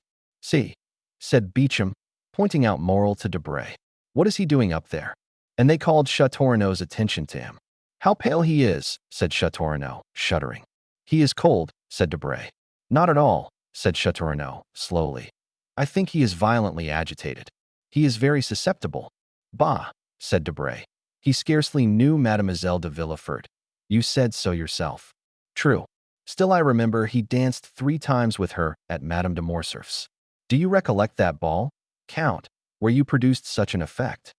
"No, I do not," replied Monte Cristo, without even knowing of what or to whom he was speaking. So much was he occupied in watching Morel, who was holding his breath with emotion. "The discourse is over. Farewell, gentlemen," said the Count, unceremoniously, and he disappeared without anyone seeing whither he went. The funeral being over, the guests returned to Paris. Châteaurenaud looked for a moment for Morel, but while they were watching the departure of the Count, Morel had quitted his post, and Châteaurenaud, failing in his search, joined Debray and Beauchamp. Monte Cristo concealed himself behind a large tomb and awaited the arrival of Morel, who by degrees approached the tomb now abandoned by spectators and workmen. Morel threw a glance around, but before it reached the spot occupied by Monte Cristo, the latter had advanced yet nearer, still unperceived. The young man knelt down. The Count, with outstretched neck and glaring eyes, stood in an attitude ready to pounce upon Morel upon the first occasion. Morel bent his head till it touched the stone, then clutching the grating with both hands, he murmured, "Oh, Valentine!" The Count's heart was pierced by the utterance of these 2 words. He stepped forward, and touching the young man's shoulder, said, "I was looking for you, my friend." Monte Cristo expected a burst of passion, but he was deceived, For Moral, turning round, said calmly, "You see, I was praying." The scrutinizing glance of the Count searched the young man from head to foot. He then seemed more easy. "Shall I drive you back to Paris?" he asked. "No, thank you. Do you wish anything?" "Leave me to pray." The Count withdrew without opposition, but it was only to place himself in a situation where he could watch every movement of Moral, who at length arose, brushed the dust from his knees, and turned towards Paris without once looking back. He walked slowly down the Rue de la Roquette. The Count, dismissing his carriage, followed him about 100 paces behind. Maximilian crossed the canal and entered the Rue Meslay by the boulevards. 5 minutes after the door had been closed on Moral's entrance, it was again opened for the Count. Julie was at the entrance of the garden, where she was attentively watching Penelon, who, entering with zeal into his profession of gardener, was very busy grafting some Bengal roses. "Ah, Count," she exclaimed, with the delight manifested by every member of the family whenever he visited the Rue Meslay. "Maximilian has just returned, has he not, madam?" asked the Count. "Yes, I think I saw him pass. But pray, call Emmanuel." "Excuse me, madam, but I must go up to Maximilian's room this instant," replied Monte Cristo. "I have something of the greatest importance to tell him." "Go, then," she said with a charming smile, which accompanied him until he had disappeared. Monte Cristo soon ran up the staircase conducting from the ground floor to Maximilian's room. When he reached the landing, he listened attentively, but all was still. Like many old houses occupied by a single family, the room door was paneled with glass, but it was locked. Maximilian was shut in, and it was impossible to see what was passing in the room because a red curtain was drawn before the glass. The Count's anxiety was manifested by a bright color which seldom appeared on the face of that imperturbable man. "What shall I do?" he uttered, and reflected for a moment. "Shall I ring?" No, the sound of a bell, announcing a visitor, will but accelerate the resolution of one in Maximilian's situation, and then the bell would be followed by a louder noise. Monte Cristo trembled from head to foot, and as if his determination had been taken with the rapidity of lightning, he struck one of the panes of glass with his elbow. The glass was shivered to atoms. Then, withdrawing the curtain, he saw Moral, who had been writing at his desk, bound from his seat at the noise of the broken window. "I beg 1,000 pardons," said the Count. "There is nothing the matter, but I slipped down and broke one of your panes of glass with my elbow. Since it is opened, I will take advantage of it to enter your room. Do not disturb yourself. Do not disturb yourself." And passing his hand through the broken glass, the Count opened the door. Moral, evidently discomposed, came to meet Monte Cristo less with the intention of receiving him than to exclude his entry. "Ma foi," said Monte Cristo, rubbing his elbow. "It's all your servant's fault. Your stairs are so polished, it is like walking on glass." "Are you hurt, sir?" coldly asked Moral. "I believe not. But what are you about there? You were writing." "Aye. Your fingers are stained with ink." "Ah, true, I was writing. I do sometimes, soldier though I am." Monte Cristo advanced into the room. Maximilian was obliged to let him pass, but he followed him. "You were writing?" said Monte Cristo with a searching look. "I have already had the honor of telling you I was," said Moral. The Count looked around him. "Your pistols are beside your desk," said Monte Cristo, pointing with his finger to the pistols on the table. "I am on the point of starting on a journey," replied Moral disdainfully. "My friend," exclaimed Monte Cristo in a tone of exquisite sweetness. "Sir, my friend, my dear Maximilian, do not make a hasty resolution, I entreat you." "I make a hasty resolution," said Moral, shrugging his shoulders.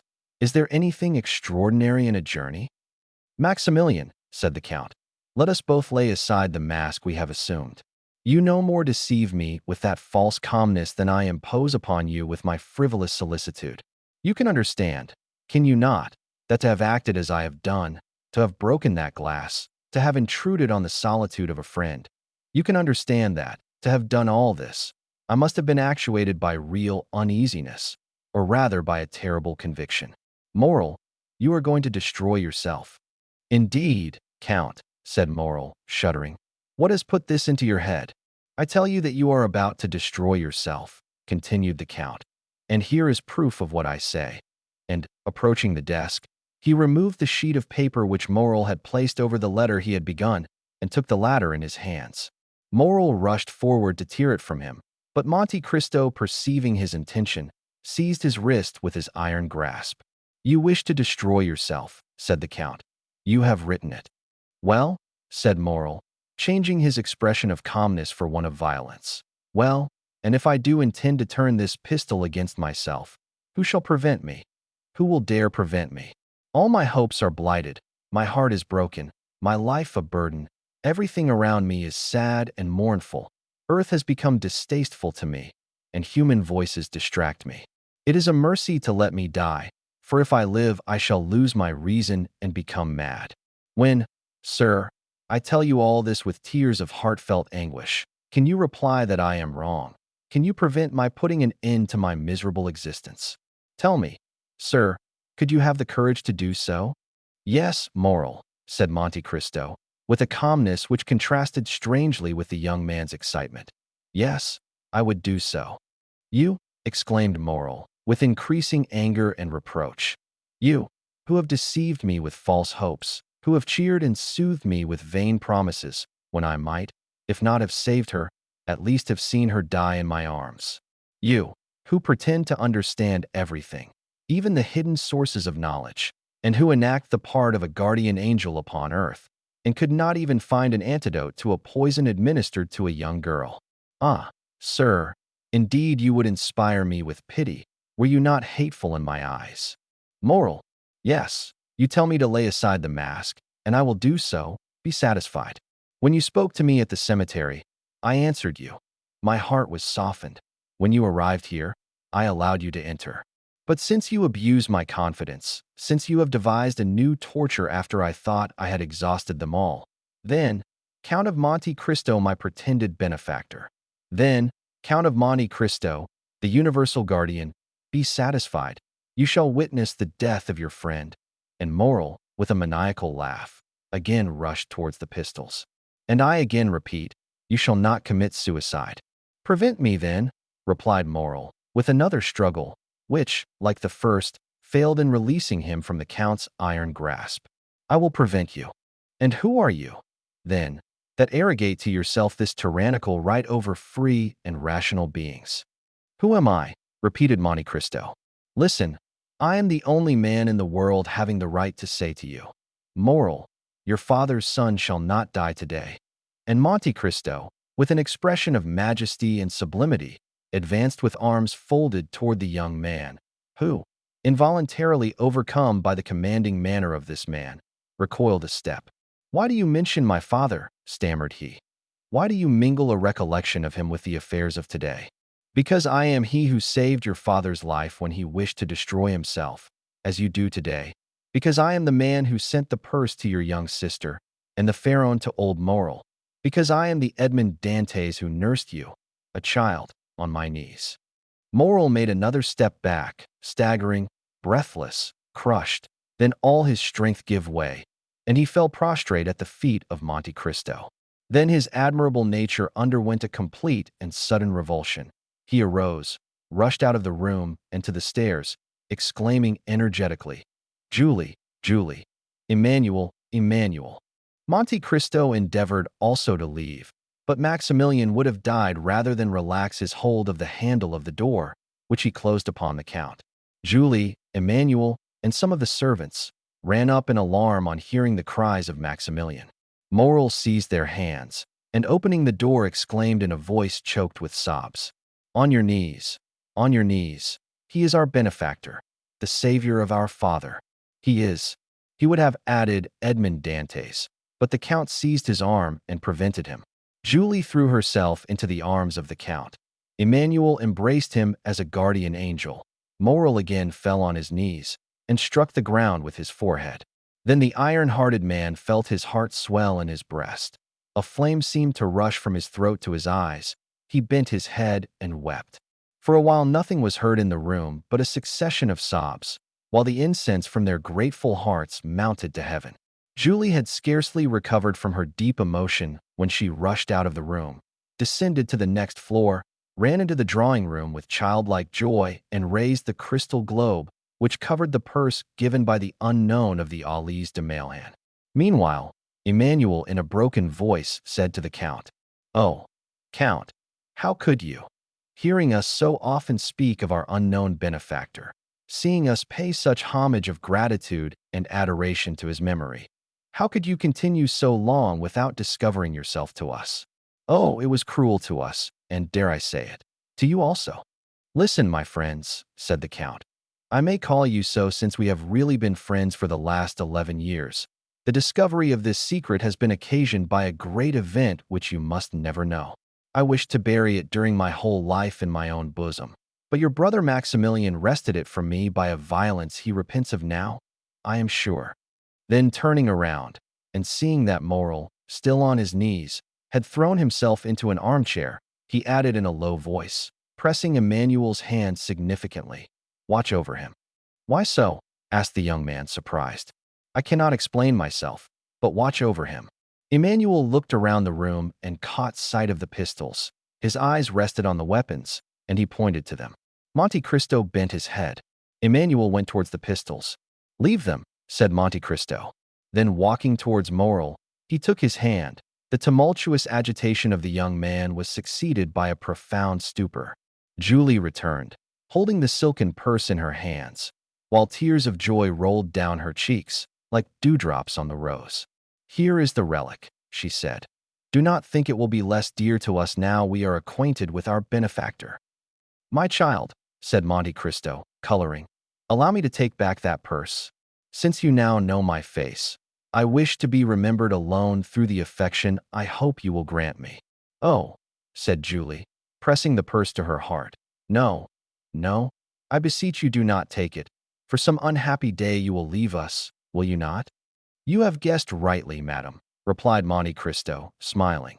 "In a week I shall have left this country, where so many persons who merit the vengeance of heaven lived happily, while my father perished of hunger and grief." While announcing his departure, the Count fixed his eyes on Morrel and remarked that the words, "I shall have left this country," had failed to rouse him from his lethargy.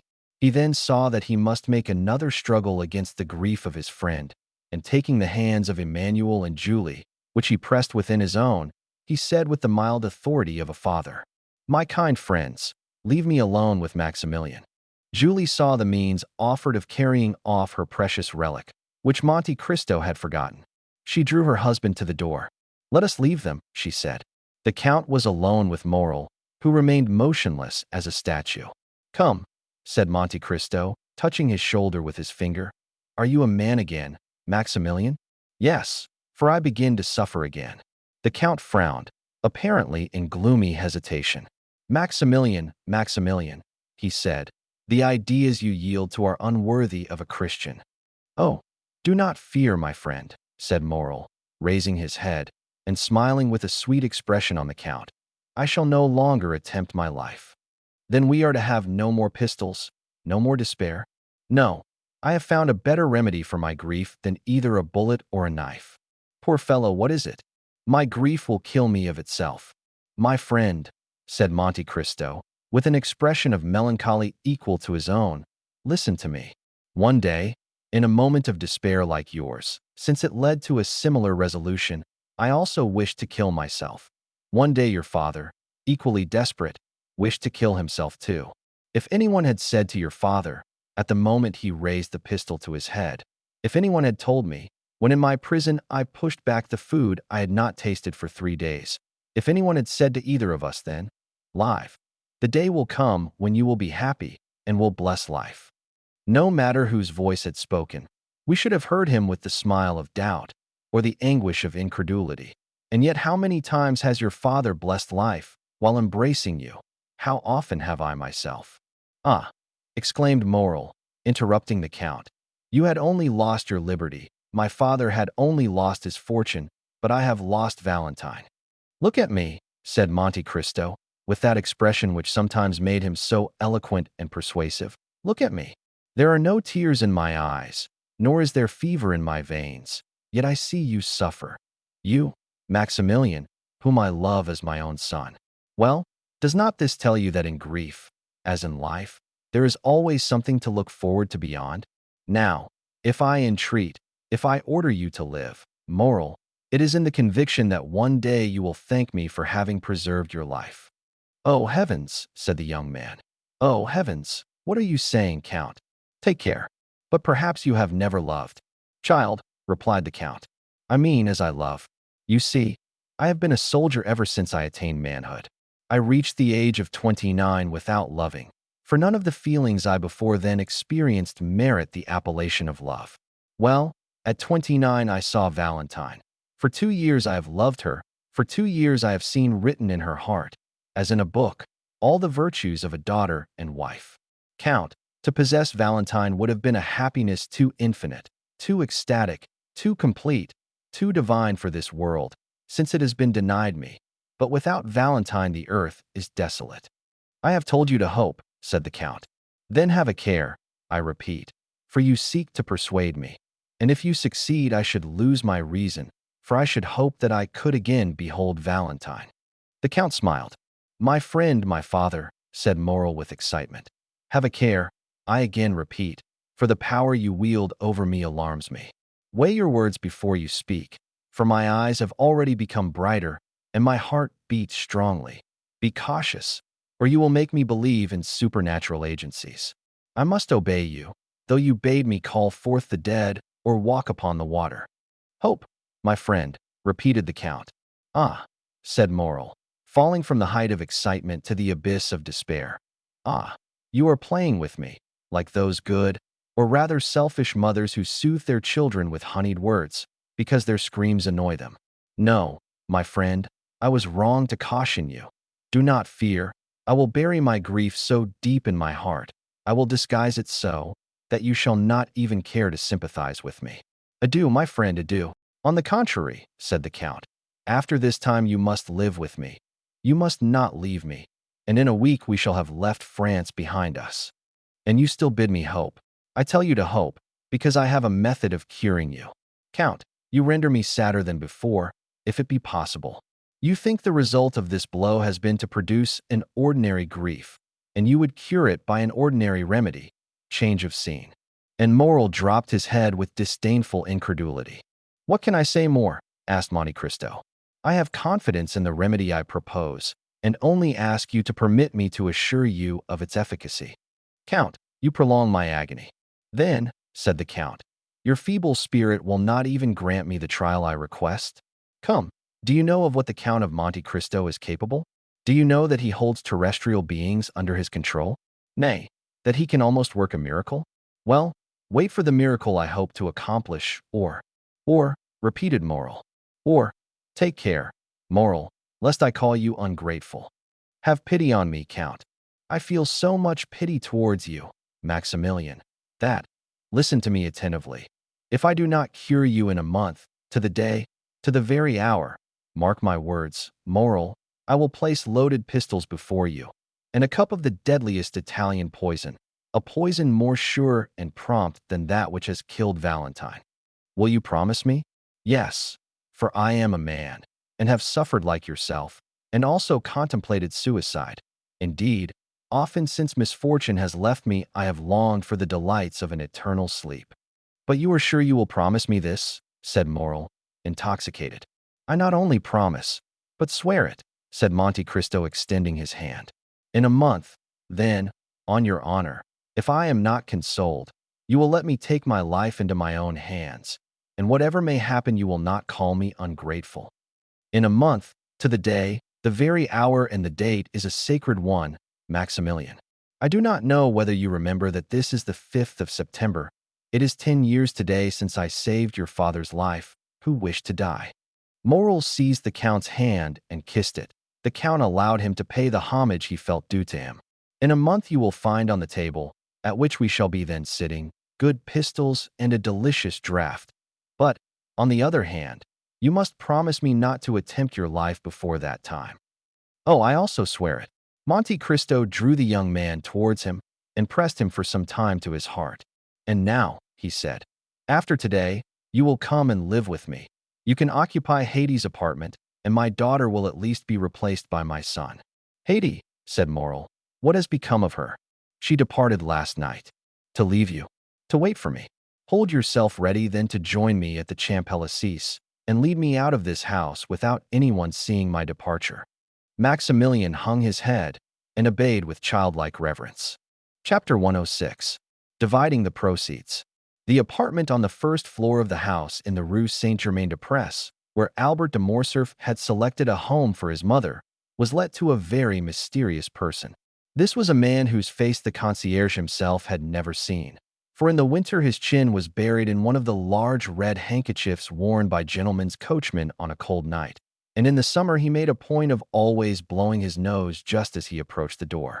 Contrary to custom, this gentleman had not been watched, for as the report ran that he was a person of high rank, and one who would allow no impertinent interference, his incognito was strictly respected. His visits were tolerably regular, though occasionally he appeared a little before or after his time, but generally, both in summer and winter, he took possession of his apartment about 4 o'clock, though he never spent the night there. At 3:30 in the winter the fire was lighted by the discreet servant, who had the superintendence of the little apartment, and in the summer ices were placed on the table at the same hour. At 4 o'clock, as we have already stated, the mysterious personage arrived. 20 minutes afterwards a carriage stopped at the house. A lady alighted in a black or dark blue dress, and always thickly veiled. She passed like a shadow through the lodge and ran upstairs without a sound escaping under the touch of her light foot. No one ever asked her where she was going. Her face, therefore, like that of the gentleman, was perfectly unknown to the two concierges, who were perhaps unequaled throughout the capital for discretion. We need not say she stopped at the first floor. Then she tapped in a peculiar manner at a door, which after being opened to admit her was again fastened, and curiosity penetrated no farther. They used the same precautions in leaving as in entering the house.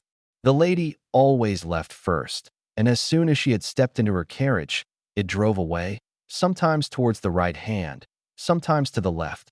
Then about 20 minutes afterwards the gentleman would also leave, buried in his cravat or concealed by his handkerchief. The day after Monte Cristo had called upon Danglars, the mysterious lodger entered at 10 o'clock in the morning instead of 4 in the afternoon. Almost directly afterwards, without the usual interval of time, a cab arrived, and the veiled lady ran hastily upstairs.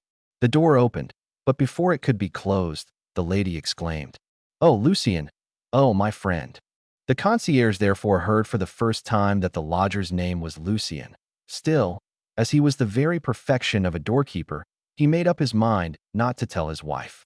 "Well, what is the matter, my dear?" asked the gentleman whose name the lady's agitation revealed. "Tell me what is the matter." "Oh, Lucien, can I confide in you?" "Of course, you know you can do so. But what can be the matter? Your note of this morning has completely bewildered me. This precipitation, this unusual appointment. Come, ease me of my anxiety, or else frighten me at once." "Lucien, a great event has happened," said the lady, glancing inquiringly at Lucien. "M. Danglars left last night." "Left? Danglars left? Where has he gone?" "I do not know." "What do you mean? Has he gone intending not to return?" "Undoubtedly. At 10 o'clock at night his horses took him to the barrier of Charenton. There a post-chaise was waiting for him. He entered it with his valet de chambre, saying that he was going to Fontainebleau." "Then what did you mean?" "Stay, he left a letter for me." "A letter?" "Yes, read it." And the Baroness took from her pocket a letter which she gave to Debray. Debray paused a moment before reading, as if trying to guess its contents, or perhaps while making up his mind how to act, whatever it might contain. No doubt his ideas were arranged in a few minutes, for he began reading the letter which caused so much uneasiness in the heart of the Baroness, and which ran as follows: "Madam and most faithful wife." Debray mechanically stopped and looked at the Baroness, whose face became covered with blushes. "Read," she said. Debray continued, "When you receive this, you will no longer have a husband. Oh, you need not be alarmed. You will only have lost him as you have lost your daughter. I mean that I shall be traveling on one of the 30 or 40 roads leading out of France. I owe you some explanations for my conduct, and as you are a woman that can perfectly understand me, I will give them. Listen, then. I received this morning 5 millions which I paid away. Almost directly afterwards another demand for the same sum was presented to me. I put this creditor off till tomorrow, and I intend leaving today, to escape that tomorrow, which would be rather too unpleasant for me to endure. You understand this, do you not?" my most precious wife? I say you understand this, because you are as conversant with my affairs as I am. Indeed, I think you understand them better, since I am ignorant of what has become of a considerable portion of my fortune, once very tolerable, while I am sure, madam, that you know perfectly well. For women have infallible instincts. They can even explain the marvelous by an algebraic calculation they have invented. But I, who only understand my own figures, know nothing more than that one day these figures deceived me. Have you admired the rapidity of my fall? Have you been slightly dazzled at the sudden fusion of my ingots? I confess I have seen nothing but the fire. Let us hope you have found some gold among the ashes. With this consoling idea, I leave you, madam, and most prudent wife, without any conscientious reproach for abandoning you. You have friends left, and the ashes I have already mentioned, and above all the liberty I hasten to restore to you. And here, madam, I must add another word of explanation. So long as I hoped you were working for the good of our house and for the fortune of our daughter, I philosophically closed my eyes. But as you have transformed that house into a vast ruin, I will not be the foundation of another man's fortune. You were rich when I married you, but little respected. Excuse me for speaking so very candidly, but as this is intended only for ourselves, I do not see why I should weigh my words. I have augmented our fortune, and it has continued to increase during the last 15 years, till extraordinary and unexpected catastrophes have suddenly overturned it, without any fault of mine. I can honestly declare.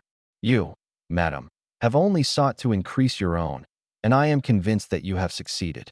I leave you, therefore, as I took you, rich, but little respected. Adieu. I also intend from this time to work on my own account. Accept my acknowledgments for the example you have set me, and which I intend following. Your very devoted husband, Baron Danglars. The Baroness had watched Debray while he read this long and painful letter, and saw him, notwithstanding his self-control, change color once or twice. When he had ended the perusal, he folded the letter and resumed his pensive attitude. "Well?" asked Madame Danglars, with an anxiety easy to be understood. "Well, madam," unhesitatingly repeated Debray. "With what ideas does that letter inspire you?" "Oh, it is simple enough, madam. It inspires me with the idea that M. Danglars has left suspiciously." "Certainly. But is this all you have to say to me?" "I do not understand you," said Debray with freezing coldness. "He is gone. Gone, never to return." "Oh, madam, do not think that. I tell you he will never return. I know his character. He is inflexible in any resolutions formed for his own interests. If he could have made any use of me, he would have taken me with him. He leaves me in Paris, as our separation will conduce to his benefit. Therefore he is gone, and I am free forever," added Madame Danglars, in the same supplicating tone. Debray, instead of answering, allowed her to remain in an attitude of nervous inquiry. "Well?" she said at length. "Do you not answer me? I have but one question to ask you. What do you intend to do?" "I was going to ask you," replied the Baroness with a beating heart. "Ah, then, you wish to ask advice of me?" "Yes, I do wish to ask your advice," said Madame Danglars with anxious expectation. "Then if you wish to take my advice," said the young man coldly, "I would recommend you to travel." "To travel?" she murmured. "Certainly, as M. Danglars says, you are rich and perfectly free. In my opinion, a withdrawal from Paris is absolutely necessary after the double catastrophe of Mademoiselle Danglars' broken contract and M. Danglars' disappearance.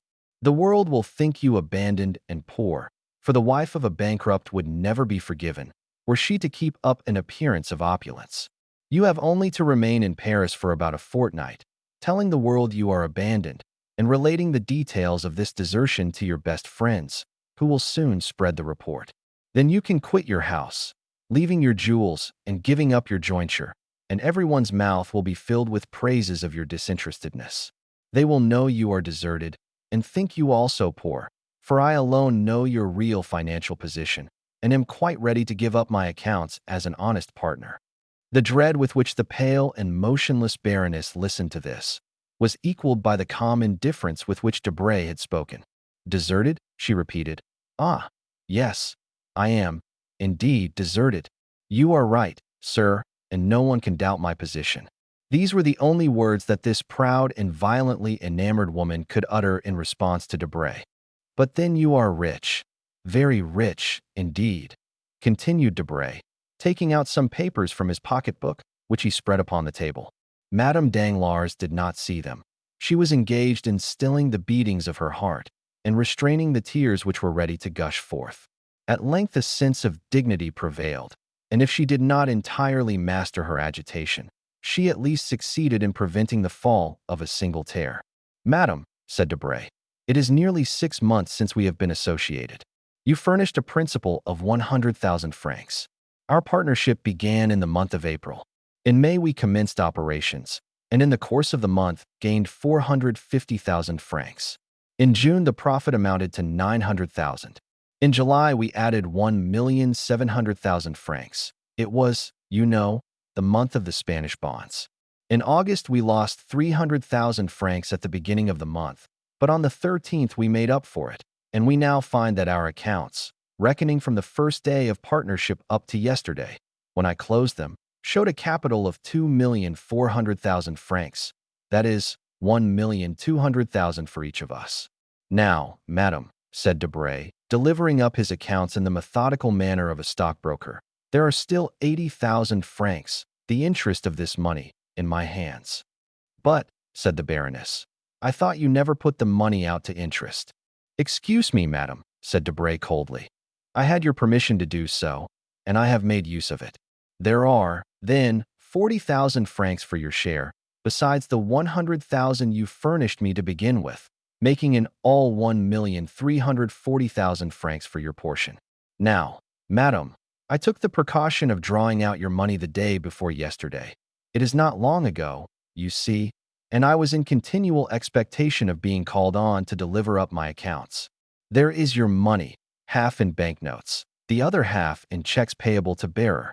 I say there, for as I did not consider my house safe enough, or lawyers sufficiently discreet, and as landed property carries evidence with it, and moreover, since you have no right to possess anything independent of your husband, I have kept this sum, now your whole fortune, in a chest concealed under that closet, and for greater security I myself concealed it there. Now, madam," continued Debray, first opening the closet, then the chest.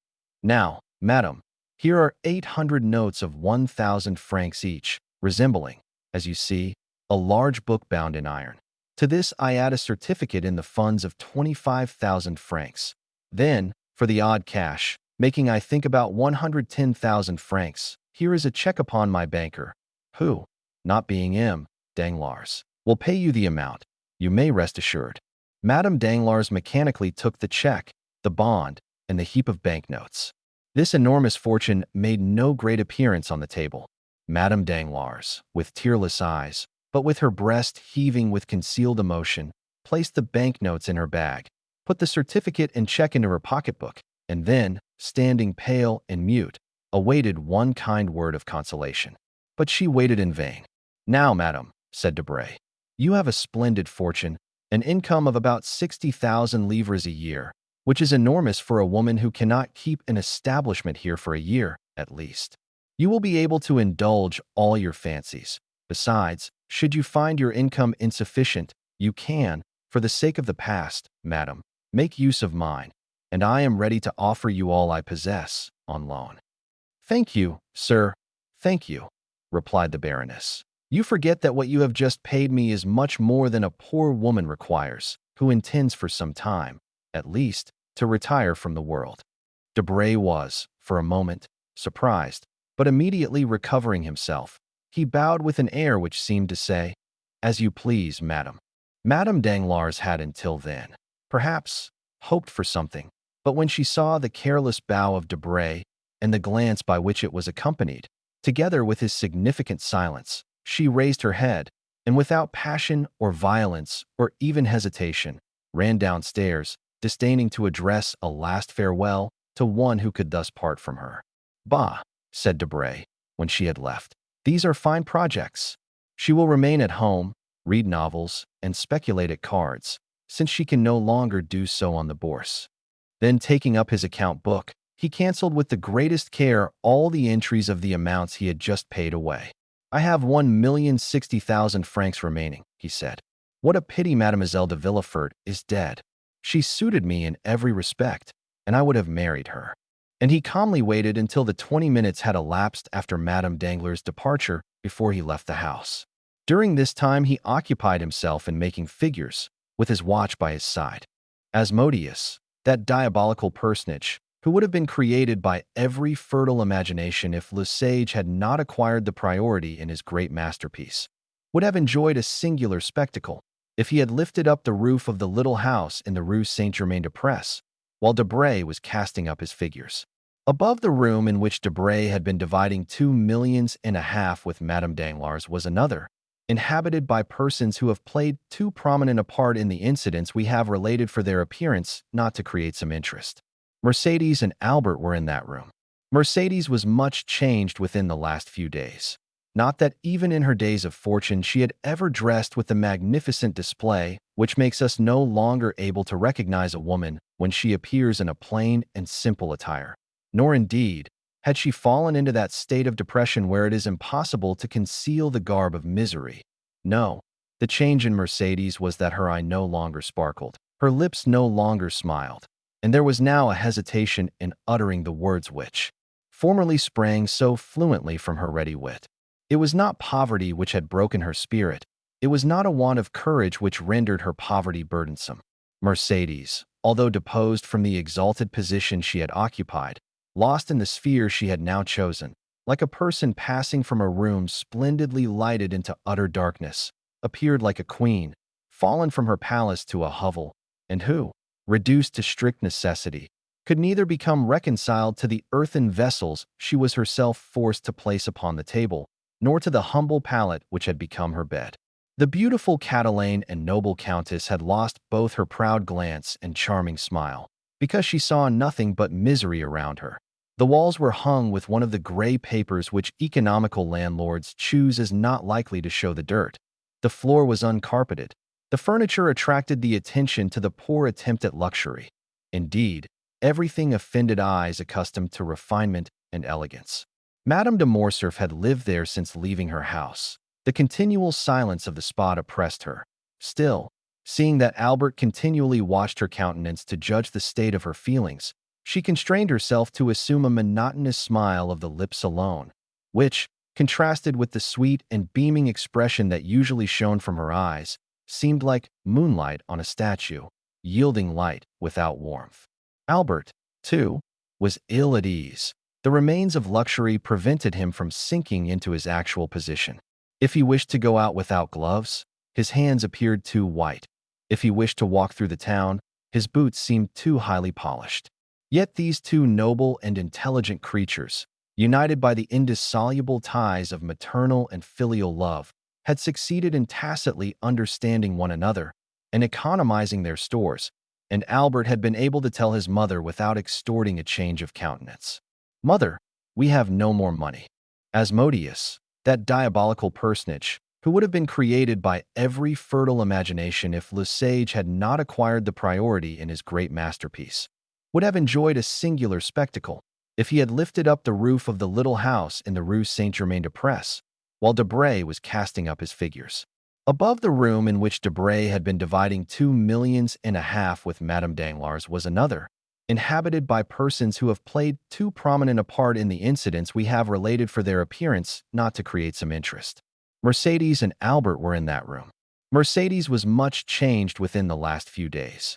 Not that even in her days of fortune she had ever dressed with the magnificent display which makes us no longer able to recognize a woman when she appears in a plain and simple attire. Nor indeed had she fallen into that state of depression where it is impossible to conceal the garb of misery. No, the change in Mercédès was that her eye no longer sparkled, her lips no longer smiled, and there was now a hesitation in uttering the words which formerly sprang so fluently from her ready wit. It was not poverty which had broken her spirit. It was not a want of courage which rendered her poverty burdensome. Mercédès, although deposed from the exalted position she had occupied, lost in the sphere she had now chosen, like a person passing from a room splendidly lighted into utter darkness, appeared like a queen, fallen from her palace to a hovel, and who, reduced to strict necessity, could neither become reconciled to the earthen vessels she was herself forced to place upon the table, nor to the humble pallet which had become her bed. The beautiful Catalane and noble countess had lost both her proud glance and charming smile, because she saw nothing but misery around her. The walls were hung with one of the gray papers which economical landlords choose as not likely to show the dirt. The floor was uncarpeted. The furniture attracted the attention to the poor attempt at luxury. Indeed, everything offended eyes accustomed to refinement and elegance. Madame de Morcerf had lived there since leaving her house. The continual silence of the spot oppressed her. Still, seeing that Albert continually watched her countenance to judge the state of her feelings, she constrained herself to assume a monotonous smile of the lips alone, which, contrasted with the sweet and beaming expression that usually shone from her eyes, seemed like moonlight on a statue, yielding light without warmth. Albert, too, was ill at ease. The remains of luxury prevented him from sinking into his actual position. If he wished to go out without gloves, his hands appeared too white. If he wished to walk through the town, his boots seemed too highly polished. Yet these two noble and intelligent creatures, united by the indissoluble ties of maternal and filial love, had succeeded in tacitly understanding one another and economizing their stores, and Albert had been able to tell his mother without extorting a change of countenance. "Mother, we have no more money. Have we come to any?" "Yes. It is decided that you are to live at Marseilles, and that I am to leave for Africa, where I will earn for myself the right to use the name I now bear, instead of the one I have thrown aside." Mercedes sighed. "Well, mother, I yesterday engaged myself as substitute in the spa. Is 25, added the young man, lowering his eyes with a certain feeling of shame, for even he was unconscious of the sublimity of his self-abasement. "I thought my body was my own, and that I might sell it. I yesterday took the place of another. I sold myself for more than I thought I was worth," he added, attempting to smile. "I fetched 2,000 francs. "Then these 1,000 francs," said Mercedes, shuddering, "are the half of the sum. Mother, the other will be paid in a year." Mercedes raised her eyes to heaven with an expression it would be impossible to describe, and tears, which had hitherto been restrained, now yielded to her emotion and ran down her cheeks. "The price of his blood," she murmured. "Yes, if I am killed," said Albert, laughing. "But I assure you, mother, I have a strong intention of defending my person, and I never felt half so strong an inclination to live as I do now. Merciful heavens! Besides, mother, why should you make up your mind that I am to be killed? Has Lamoricière, that knave of the South, been killed? Has Changarnier been killed? Has Bedeau been killed? Has Morel, whom we know, been killed? Think of your joy, mother, when you see me return with an embroidered uniform. I declare, I expect to look magnificent in it, and chose that regiment only from vanity." Mercedes sighed while endeavoring to smile. The devoted mother felt that she ought not to allow the whole weight of the sacrifice to fall upon her son. "Well, now you understand, mother," continued Albert. "Here are more than 4,000 francs settled on you. Upon these you can live at least 2 years. "Do you think so?" said Mercedes. These words were uttered in so mournful a tone that their real meaning did not escape Albert. He felt his heart beat, and taking his mother's hand within his own, he said, tenderly, "Yes, you will live. I shall live. Then you will not leave me, Albert?" "Mother, I must go," said Albert in a firm, calm voice. "You love me too well to wish me to remain useless and idle with you. Besides, I have signed. You will obey your own wish and the will of heaven. Not my own wish, mother, but reason, necessity. Are we not two despairing creatures? What is life to you? Nothing. What is life to me? Very little without you, mother. For believe me, but for you I should have ceased to live on the day I doubted my father and renounced his name. Well, I will live, if you promise me still to hope, and if you grant me the care of your future prospects, you will redouble my strength. Then I will go to the governor of Algeria. He has a royal heart, and is essentially a soldier. I will tell him my gloomy story. I will beg him to turn his eyes now and then towards me, and if he keep his word and interest himself for me, in 6 months I shall be an officer or dead. If I am an officer, your fortune is certain, for I shall have money enough for both. And, moreover, a name we shall both be proud of, since it will be our own.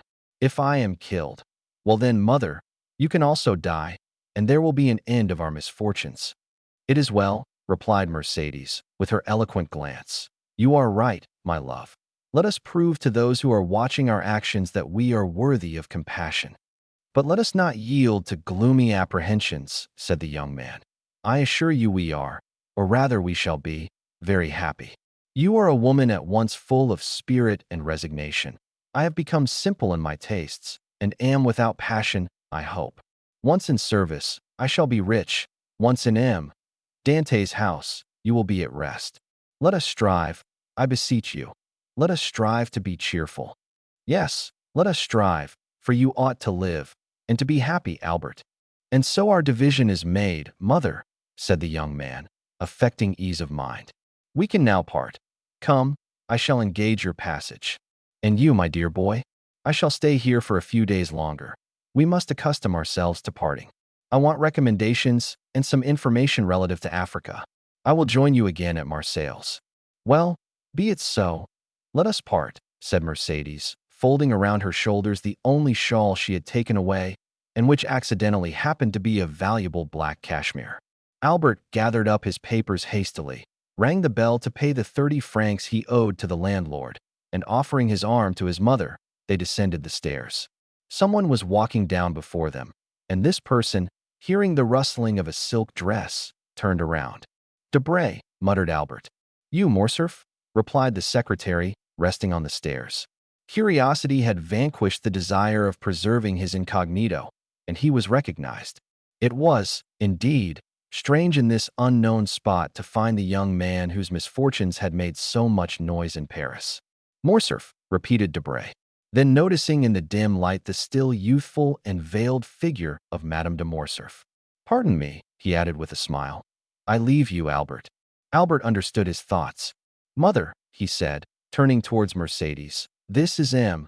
Debray, secretary of the Minister for the Interior, once a friend of mine." "How once?" stammered Debray. "What do you mean?"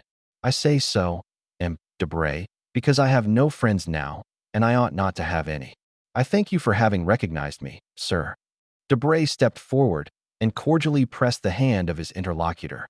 "Believe me, dear Albert," he said, with all the emotion he was capable of feeling, "believe me, I feel deeply for your misfortunes, and if in any way I can serve you, I am yours."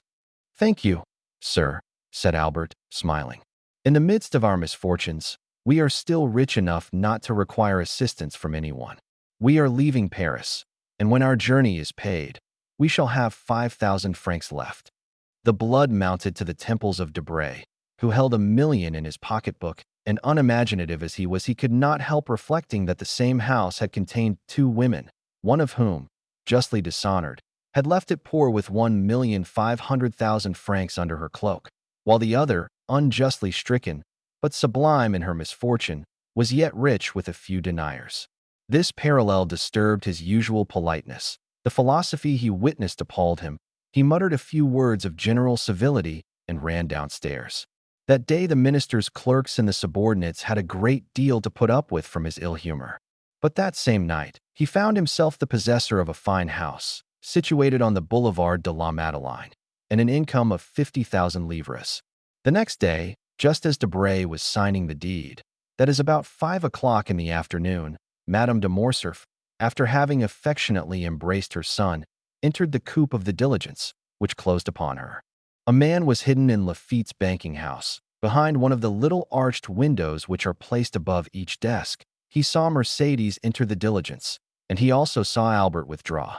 Then he passed his hand across his forehead, which was clouded with doubt. "Alas," he exclaimed, "how can I restore the happiness I have taken away from these poor innocent creatures? God help me." Chapter 107. The Lion's Den. One division of law force, in which the most dangerous and desperate prisoners are confined, is called the Court of St. Bernard.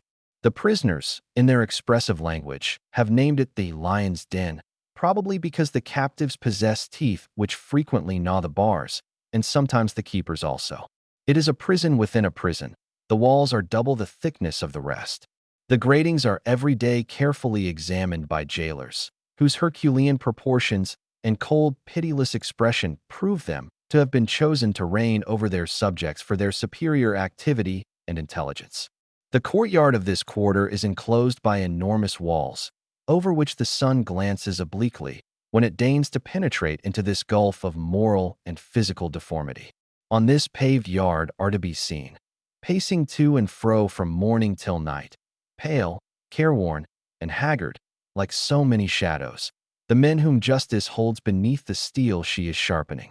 There, crouched against the side of the wall which attracts and retains the most heat, they may be seen sometimes talking to one another, but more frequently alone, watching the door, which sometimes opens to call forth one from the gloomy assemblage, or to throw in another outcast from society. The court of St. Bernard has its own particular apartment for the reception of guests. It is a long rectangle, divided by two upright gratings placed at a distance of 3 feet from one another to prevent a visitor from shaking hands with or passing anything to the prisoners. It is a wretched, damp, nay, even horrible spot, more especially when we consider the agonizing conferences which have taken place between those iron bars. And yet, frightful though this spot may be, it is looked upon as a kind of paradise by the men whose days are numbered. It is so rare for them to leave the lion's den for any other place than the barriers Saint-Jacques, the galleys, or solitary confinement. In the court which we have attempted to describe, and from which a damp vapor was rising, a young man with his hands in his pockets, who had excited much curiosity among the inhabitants of the den, might be seen walking. The cut of his clothes would have made him pass for an elegant man, if those clothes had not been torn to shreds. Still they did not show signs of wear, and the fine cloth, beneath the careful hands of the prisoner, soon recovered its gloss in the parts which were still perfect, for the wearer tried his best to make it assume the appearance of a new coat. He bestowed the same attention upon the cambric front of a shirt, which had considerably changed in color since his entrance into the prison, and he polished his varnished boots with the corner of a handkerchief embroidered with initials surmounted by a coronet. Some of the inmates of the lion's den were watching the operations of the prisoner's toilet with considerable interest. "See, the prince is pluming himself," said one of the thieves. "He's a fine-looking fellow," said another. "If he had only a comb and hair grease, he'd take the shine off the gentleman in white kids. His coat looks nearly new, and his boots are brilliant. It is pleasant to have such well-dressed brethren, and those gendarmes behaved shamefully. What jealousy, to tear such clothes! He looks like a big bug," said another, "dresses in fine style. And, then, to be here so young. Oh, what larks!" Meanwhile, the object of this hideous admiration approached the wicket, against which one of the keepers was leaning. "Come, sir," he said, "lend me 20 francs. You will soon be paid. You run no risks with me. Remember, I have relations who possess more millions than you have deniers. Come, I beseech you, lend me 20 francs, so that I may buy a dressing gown. It is intolerable always to be in a coat and boots. And what a coat, sir, for a prince of the Cavalcanti." The keeper turned his back and shrugged his shoulders. He did not even laugh at what would have caused anyone else to do so. He had heard so many utter the same things. Indeed, he heard nothing else. "Come," said Andrea, "you are a man void of compassion. I'll have you turned out." This made the keeper turn around, and he burst into a loud laugh. The prisoners then approached and formed a circle. "I tell you that with that wretched sum," continued Andrea, "I could obtain a coat and a room in which to receive the illustrious visitor I am daily expecting." Of course," said the prisoners. "Anyone can see he's a gentleman." "Well, then, lend him the 20 francs, said the keeper, leaning on the other shoulder. "Surely you will not refuse a comrade." "I am no comrade of these people," said the young man, proudly. "You have no right to insult me thus." The thieves looked at one another with low murmurs, and a storm gathered over the head of the aristocratic prisoner, raised less by his own words than by the manner of the keeper. The latter, sure of quelling the tempest when the waves became too violent, allowed them to rise to a certain pitch that he might be revenged on the importunate Andrea, and besides it would afford him some recreation during the long day. The thieves had already approached Andrea, some screaming, "La savate! La savate!" 26. A cruel operation, which consists in cuffing a comrade who may have fallen into disgrace, not with an old shoe, but with an iron-heeled one.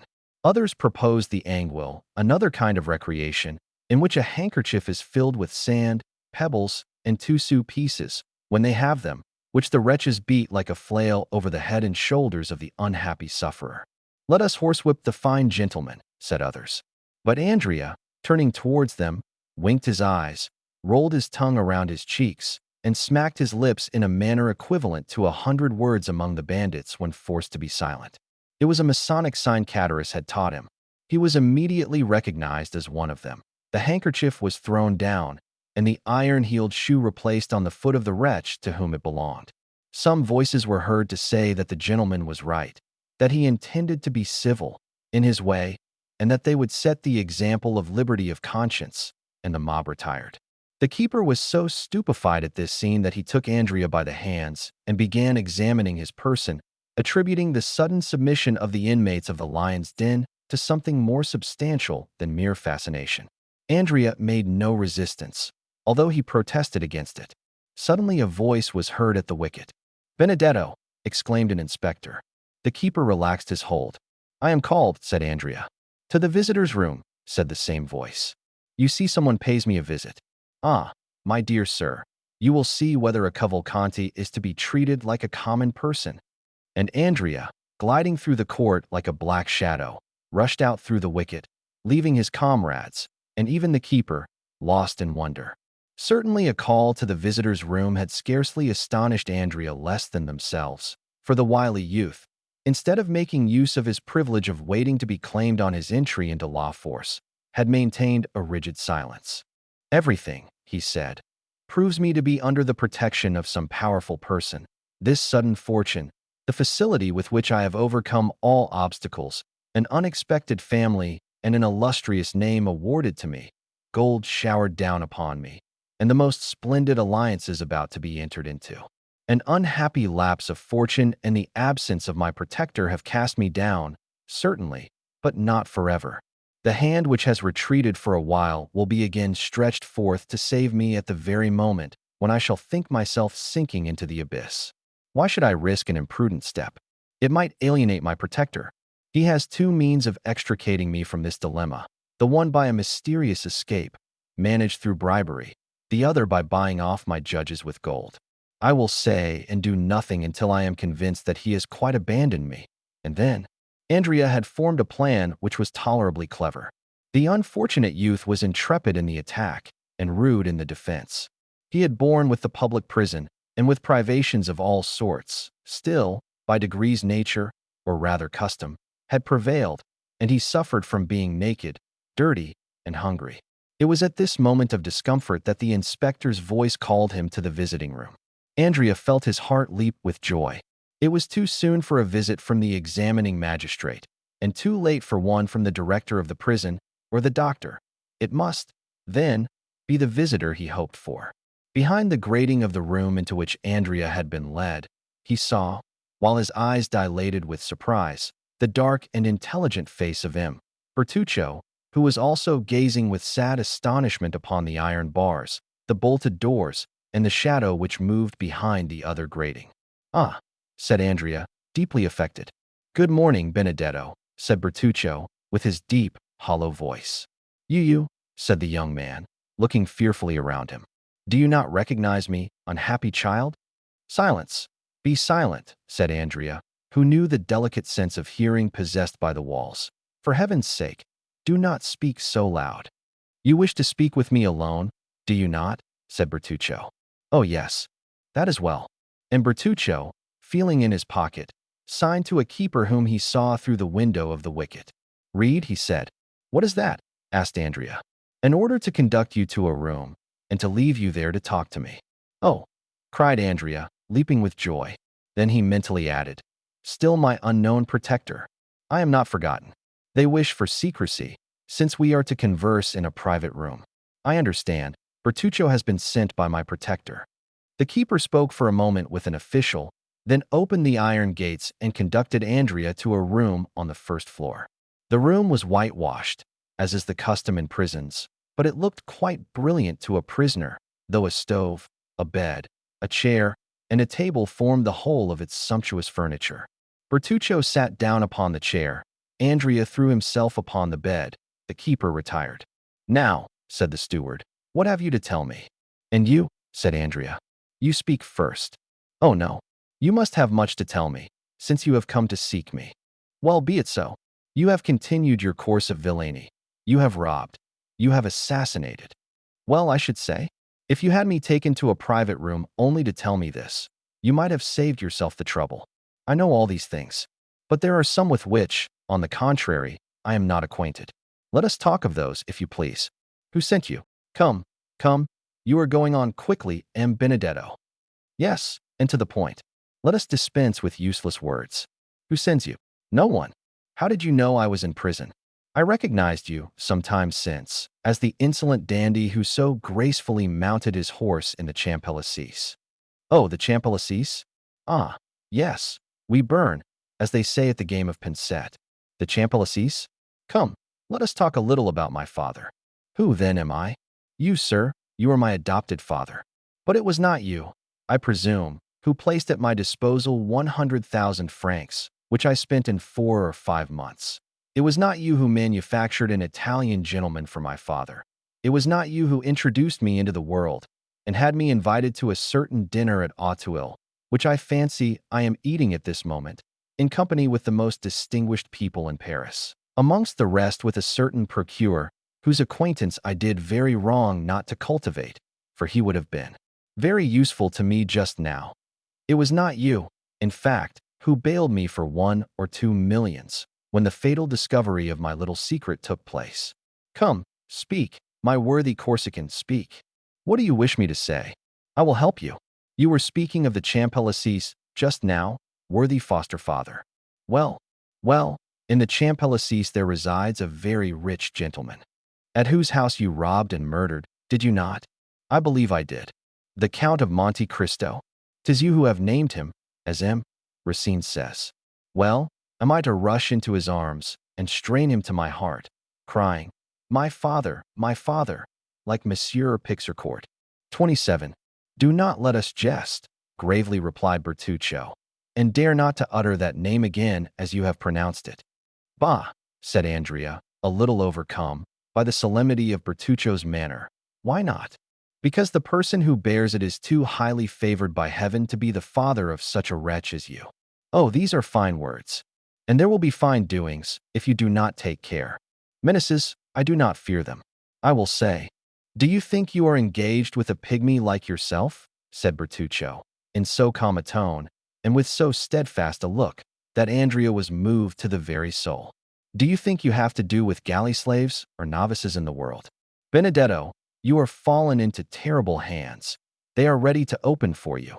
Make use of them. Do not play with the thunderbolt they have laid aside for a moment, but which they can take up again instantly, if you attempt to intercept their movements. My father, I will know who my father is, said the obstinate youth. I will perish if I must, but I will know it.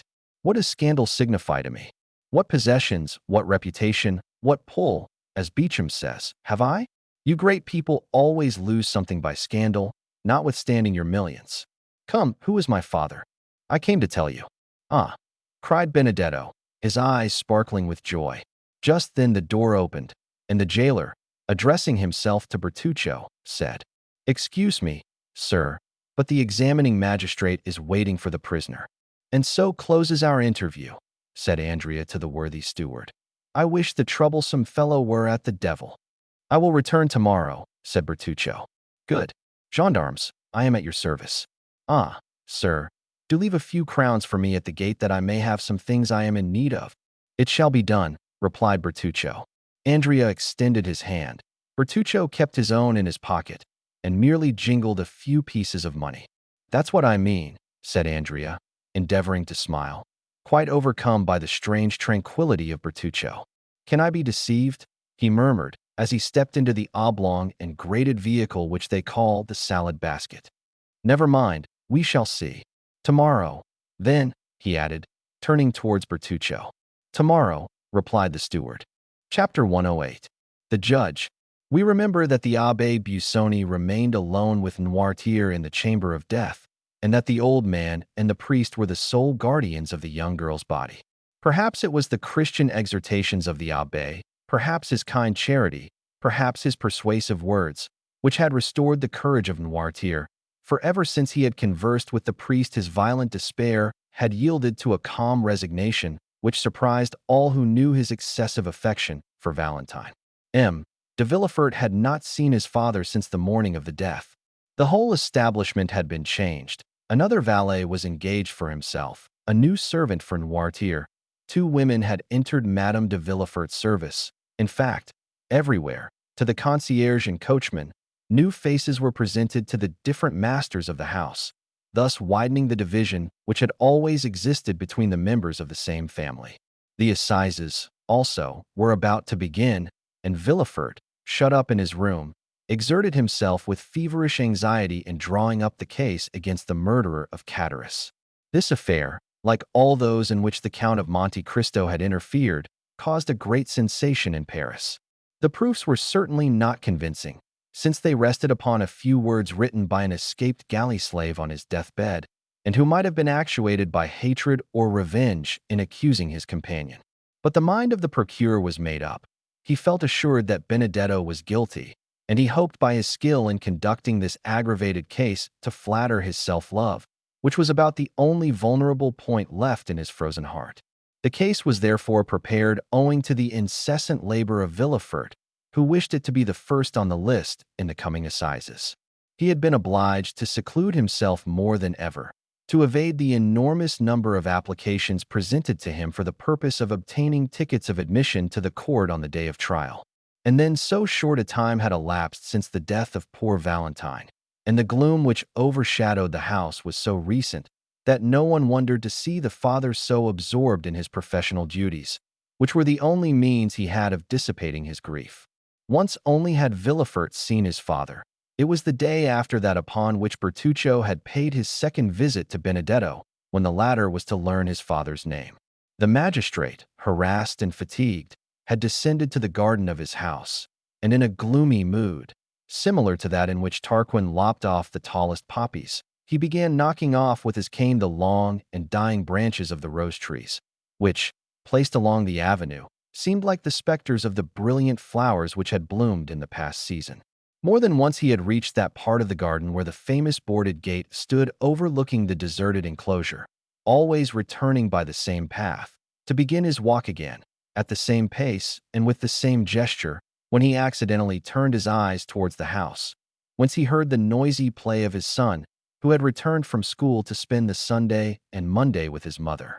While doing so, he observed him, Noirtier, at one of the open windows, where the old man had been placed that he might enjoy the last rays of the sun, which yet yielded some heat, and was now shining upon the dying flowers and red leaves of the creeper which twined around the balcony. The eye of the old man was riveted upon a spot which Villefort could scarcely distinguish. His glance was so full of hate, of ferocity, and savage impatience, that Villefort turned out of the path he had been pursuing to see upon what person this dark look was directed. Then he saw beneath a thick clump of linden trees, which were nearly divested of foliage, Madame de Villefort sitting with a book in her hand, the perusal of which she frequently interrupted to smile upon her son, or to throw back his elastic ball, which he obstinately threw from the drawing-room into the garden. Villefort became pale. He understood the old man's meaning. Noirtier continued to look at the same object, but suddenly his glance was transferred from the wife to the husband, and Villefort himself had to submit to the searching investigation of eyes, which, while changing their direction and even their language, had lost none of their menacing expression. Madame de Villefort, unconscious of the passions that exhausted their fire over her head, at that moment held her son's ball, and was making signs to him to reclaim it with a kiss. Edward begged for a long while, the maternal kiss probably not offering sufficient recompense for the trouble he must take to obtain it. However, at length he decided, leaped out of the window into a cluster of heliotropes and daisies, and ran to his mother, his forehead streaming with perspiration. Madame de Villefort wiped his forehead, pressed her lips upon it, and sent him back with the ball in one hand and some bonbons in the other. Villefort, drawn by an irresistible attraction, like that of the bird to the serpent, walked towards the house. As he approached it, Noirtier's gaze followed him, and his eyes appeared of such a fiery brightness that Villefort felt them pierce to the depths of his heart. In that earnest look might be read a deep reproach, as well as a terrible menace. Then Noirtier raised his eyes to heaven, as though to remind his son of a forgotten oath. "It is well, sir," replied Villefort from below. "It is well. Have patience but one day longer. What I have said I will do." Noirtier seemed to be calmed by these words, and turned his eyes with indifference to the other side. Villefort violently unbuttoned his greatcoat, which seemed to strangle him, and passing his livid hand across his forehead, entered his study. The night was cold and still. The family had all retired to rest but Villefort, who alone remained up, and worked till 5 o'clock in the morning, reviewing the last interrogatories made the night before by the examining magistrates, compiling the depositions of the witnesses, and putting the finishing stroke to the deed of accusation, which was one of the most energetic and best conceived of any he had yet delivered. The next day, Monday, was the first sitting of the assizes. The morning dawned dull and gloomy, and Villefort saw the dim gray light shine upon the lines he had traced in red ink. The magistrate had slept for a short time while the lamp sent forth its final struggles. Its flickerings awoke him, and he found his fingers as damp and purple as though they had been dipped in blood. He opened the window. A bright yellow streak crossed the sky and seemed to divide in half the poplars, which stood out in black relief on the horizon. In the clover fields beyond the chestnut trees, a lark was mounting up to heaven while pouring out her clear morning song. The damps of the dew bathed the head of Villefort and refreshed his memory. "Today," he said with an effort, "today the man who holds the blade of justice must strike wherever there is guilt." Involuntarily his eyes wandered towards the window of Noirtier's room, where he had seen him the preceding night. The curtain was drawn, and yet the image of his father was so vivid to his mind that he addressed the closed window as though it had been open, and as if through the opening he had beheld the menacing old man. "Yes," he murmured, "yes, be satisfied." His head dropped upon his chest, and in this position he paced his study. Then he threw himself, dressed as he was, upon a sofa, less to sleep than to rest his limbs, cramped with cold and study. By degrees, everyone awoke. Villefort, from his study, heard the successive noises which accompany the life of a house, the opening and shutting of doors, the ringing of Madame de Villefort's bell to summon the waiting maid, mingled with the first shouts of the child, who rose full of the enjoyment of his age. Villefort also rang. His new valet brought him the papers, and with them a cup of chocolate. "What are you bringing me?" said he. "A cup of chocolate. I did not ask for it. Who has paid me this attention?" "My mistress, sir.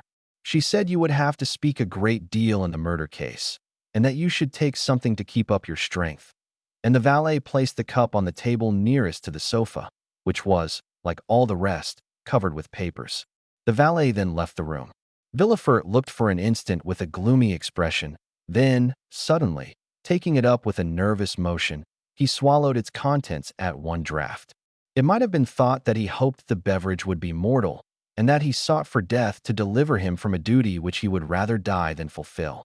He then rose, and paced his room with a smile it would have been terrible to witness. The chocolate was inoffensive, for M. de Villefort felt no effects. The breakfast hour arrived, but M. de Villefort was not at table.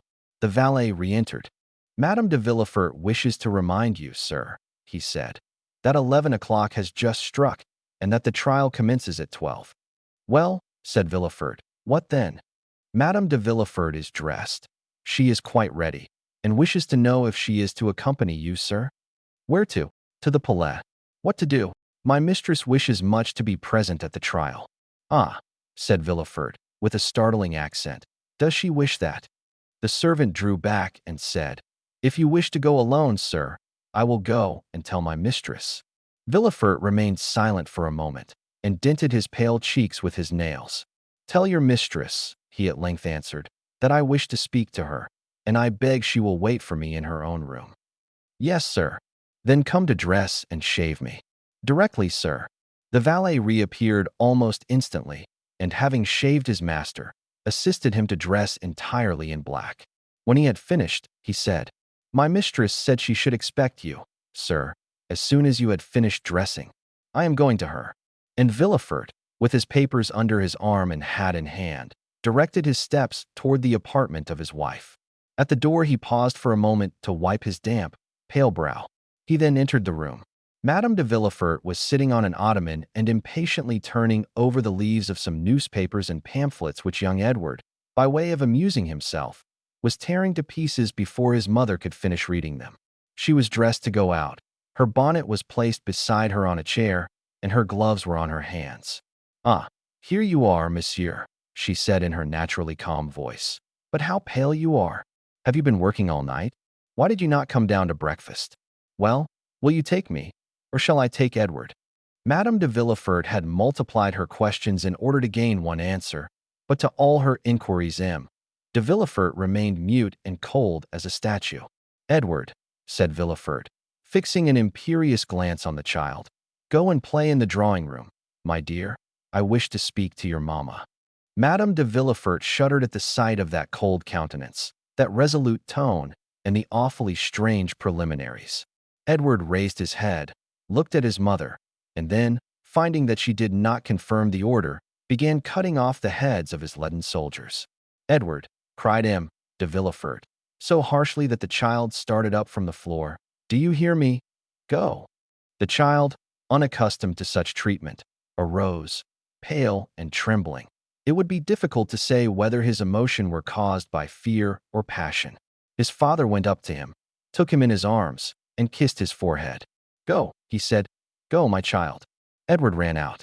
De Villefort went to the door, which he closed behind the child, and bolted. "Dear me," said the young woman, endeavoring to read her husband's inmost thoughts, while a smile passed over her countenance which froze the impassibility of Villefort. "What is the matter?" "Madam, where do you keep the poison you generally use?" said the magistrate, without any introduction, placing himself between his wife and the door. Madame de Villefort must have experienced something of the sensation of a bird which, looking up, sees the murderous trap closing over its head. A hoarse, broken tone, which was neither a cry nor a sigh, escaped from her, while she became deadly pale. "Monsieur," she said, I do not understand you." And, in her first paroxysm of terror, she had raised herself from the sofa. In the next, stronger very likely than the other, she fell down again on the cushions. "I asked you," continued Villefort, in a perfectly calm tone, "where you conceal the poison by the aid of which you have killed my father-in-law, de Saint-Méran, my mother-in-law, Madame de Saint-Méran, Barrois, and my daughter Valentine." "Ah, sir," exclaimed Madame de Villefort, clasping her hands, "what do you say? It is not for you to interrogate, but to answer." "Is it to the judge or to the husband?" stammered Madame de Villefort. To the judge, madam." It was terrible to behold the frightful pallor of that woman, the anguish of her look, the trembling of her whole frame. "Ah, sir," she muttered. "Ah, sir." And this was all. "You do not answer, madam," exclaimed the terrible interrogator. Then he added, with a smile yet more terrible than his anger, "It is true. Then, you do not deny it." She moved forward. "And you cannot deny it," added Villefort, extending his hand toward her, as though to seize her in the name of justice. "You have accomplished these different crimes with impudent address, but which could only deceive those whose affections for you blinded them. Since the death of Madame de Saint-Méran, I have known that a poisoner lived in my house. D'Avrigny warned me of it. After the death of Barrois, my suspicions were directed towards an angel. Those suspicions which, even when there is no crime, are always alive in my heart. But after the death of Valentine, there has been no doubt in my mind, madam, and not only in mine, but in those of others. Thus your crime, known by two persons, suspected by many, will soon become public, and, as I told you just now, you no longer speak to the husband, but to the judge." The young woman hid her face in her hands. "Oh, sir," she stammered, "I beseech you, do not believe appearances." "Are you, then, a coward?" cried Villefort, in a contemptuous voice. "But I have always observed that poisoners were cowards. Can you be a coward, you, who have had the courage to witness the death of two old men and a young girl murdered by you? Sir, can you be a coward?" continued Villefort, with increasing excitement. "You, who could count, one by one, The minutes of 4 death agonies? You, who have arranged your infernal plans and removed the beverages with a talent and precision almost miraculous? Have you, then, who have calculated everything with such nicety, have you forgotten to calculate one thing? I mean, where the revelation of your crimes will lead you to? Oh, it is impossible. You must have saved some surer, more subtle and deadly poison than any other, that you might escape the punishment that you deserve. You have done this. I hope so, at least. Madame de Villefort stretched out her hands and fell on her knees. I understand, he said. You confess. But a confession made to the judges, a confession made at the last moment, extorted when the crime cannot be denied, diminishes not the punishment inflicted on the guilty. The punishment, exclaimed Madame de Villefort. The punishment, monsieur? Twice you have pronounced that word. Certainly. Did you hope to escape it because you were 4 times guilty? Did you think the punishment would be withheld because you are the wife of him who pronounces it? No, madam, no. The scaffold awaits the poisoner, whoever she may be, unless, as I just said, the poisoner has taken the precaution of keeping for herself a few drops of her deadliest poison. Madame de Villefort uttered a wild cry, and a hideous and uncontrollable terror spread over her distorted features. Oh, do not fear the scaffold, madam, said the magistrate. I will not dishonor you, since that would be dishonor to myself. No, if you have heard me distinctly, you will understand that you are not to die on the scaffold. No, I do not understand. What do you mean? Stammered the unhappy woman, completely overwhelmed. I mean that the wife of the first magistrate in the capital shall not, by her infamy, soil an unblemished name, that she shall not, with one blow, dishonor her husband and her child. No, no, oh no. Well, madam, it will be a laudable action on your part, and I will thank you for it. You will thank me for what? For what you have just said. What did I say? Oh, my brain whirls. I no longer understand anything. Oh, my God, my God. And she rose, with her hair disheveled and her lips foaming.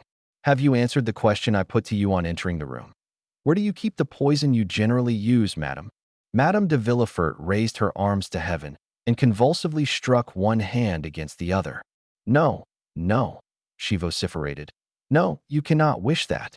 What I do not wish, madam, is that you should perish on the scaffold. Do you understand? Asked Villefort. Oh, mercy, mercy, monsieur. What I require is that justice be done.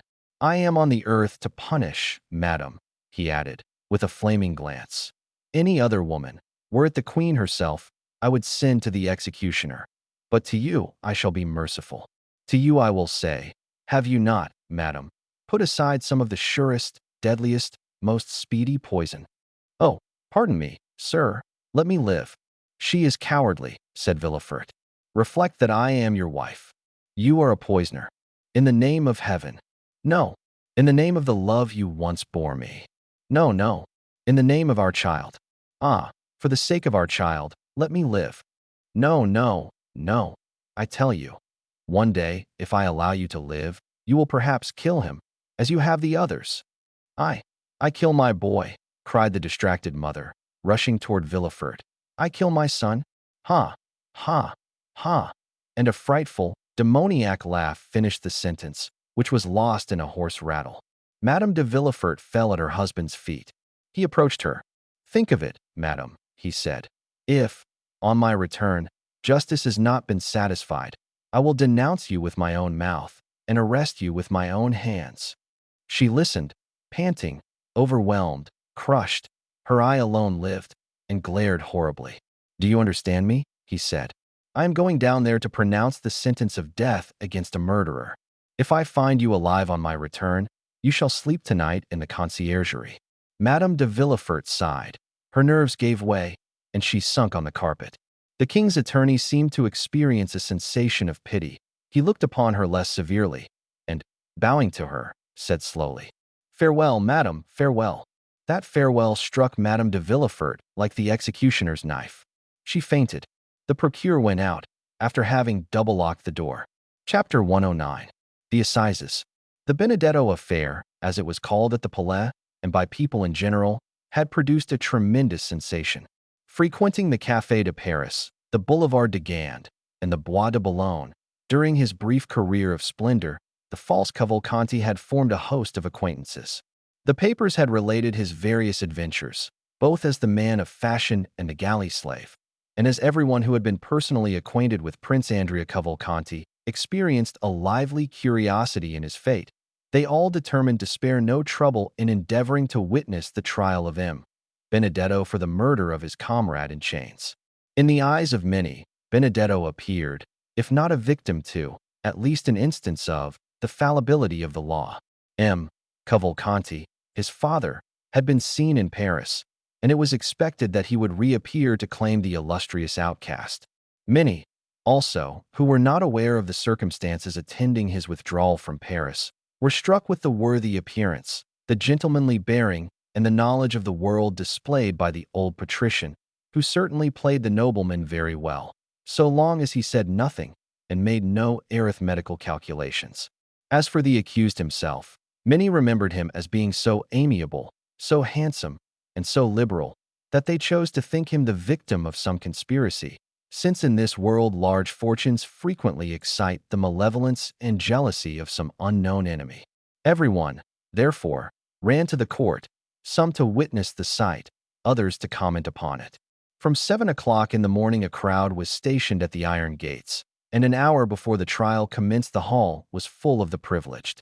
Before the entrance of the magistrates, and indeed frequently afterwards, a court of justice, on days when some especial trial is to take place, resembles a drawing room where many persons recognize each other and converse if they can do so without losing their seats, or, if they are separated by too great a number of lawyers, communicate by signs. It was one of the magnificent autumn days which make amends for a short summer. The clouds which M. de Villefort had perceived at sunrise had all disappeared as if by magic, and one of the softest and most brilliant days of September shone forth in all its splendor. Beauchamp, one of the kings of the press, and therefore claiming the right of a throne everywhere, was eyeing everybody through his monocle. He perceived Châteaurenaud and Debray, who had just gained the good graces of a sergeant-at-arms, and who had persuaded the latter to let them stand before, instead of behind him, as they ought to have done. The worthy sergeant had recognized the minister's secretary and the millionaire, and, by way of paying extra attention to his noble neighbors, promised to keep their places while they paid a visit to Beauchamp. "Well," said Beauchamp, "we shall see our friend." "Yes, indeed," replied Debray. "That worthy prince. Deuce take those Italian princes. A man, too, who could boast of Dante for a genealogist, and could reckon back to the Divina Commedia. A nobility of the rope," said Châteaurenaud phlegmatically. "He will be condemned, will he not?" asked Debray of Beauchamp. "My dear fellow, I think we should ask you that question. You know such news much better than we do. Did you see the president at the minister's last night?" "Yes." "What did he say?" "Something which will surprise you." "Oh, make haste and tell me, then. It is a long time since that has happened." "Well, he told me that Benedetto, who is considered a serpent of subtlety and a giant of cunning, is really but a very commonplace, silly rascal, and altogether unworthy of the experiments that will be made on his phrenological organs after his death." "Bah," said Beauchamp, "he played the prince very well." "Yes, for you who detest those unhappy princes, Beauchamp, and are always delighted to find fault with them, but not for me, who discover a gentleman by instinct, and who sent out an aristocratic family like a very bloodhound of heraldry." "Then you never believed in the principality?" "Yes, in the principality, but not in the prince." "Not so bad," said Beauchamp. "Still, I assure you, he passed very well with many people. I saw him at the ministers' houses." "Ah, yes," said Châteaurenaud. "The idea of thinking ministers understand anything about princes." "There is something in what you have just said," said Beauchamp, laughing. "But," said Debray to Beauchamp, "if I spoke to the president, you must have been with the procureur." "It was an impossibility. For the last week M. de Villefort has secluded himself. It is natural enough, this strange chain of domestic afflictions, followed by the no less strange death of his daughter." "Strange? What do you mean, Beauchamp?" "Oh, yes. Do you pretend that all this has been unobserved at the minister's?" said Beauchamp, placing his eyeglass in his eye, where he tried to make it remain. "My dear sir," said Châteaurenaud, Allow me to tell you that you do not understand that maneuver with the eyeglass half so well as Debray. Give him a lesson, Debray. Stay, said Beecham. Surely I am not deceived. What is it? It is she. Whom do you mean? They said she had left. Mademoiselle Eugenie, said Châteaurenaud. Has she returned? No, but her mother. Madame Danglars? Nonsense. Impossible, said Châteaurenaud. Only 10 days after the flight of her daughter, and 3 days from the bankruptcy of her husband? Debray colored slightly and followed with his eyes the direction of Beauchamp's glance. Come, he said. It is only a veiled lady, some foreign princess, perhaps the mother of Cavalcanti. But you were just speaking on a very interesting topic, Beecham. Yes, you were telling us about the extraordinary death of Valentine. Yes, so I was. But how is it that Madame de Villefort is not here? Poor, dear woman, said Debray. She is no doubt occupied in distilling balm for the hospitals, or in making cosmetics for herself or friends. Do you know she spends 2,000 or 3,000 crowns a year in this amusement? But I wonder she is not here. I should have been pleased to see her, for I like her very much. And I hate her, said Châteaurenaud. Why? I do not know. Why do we love?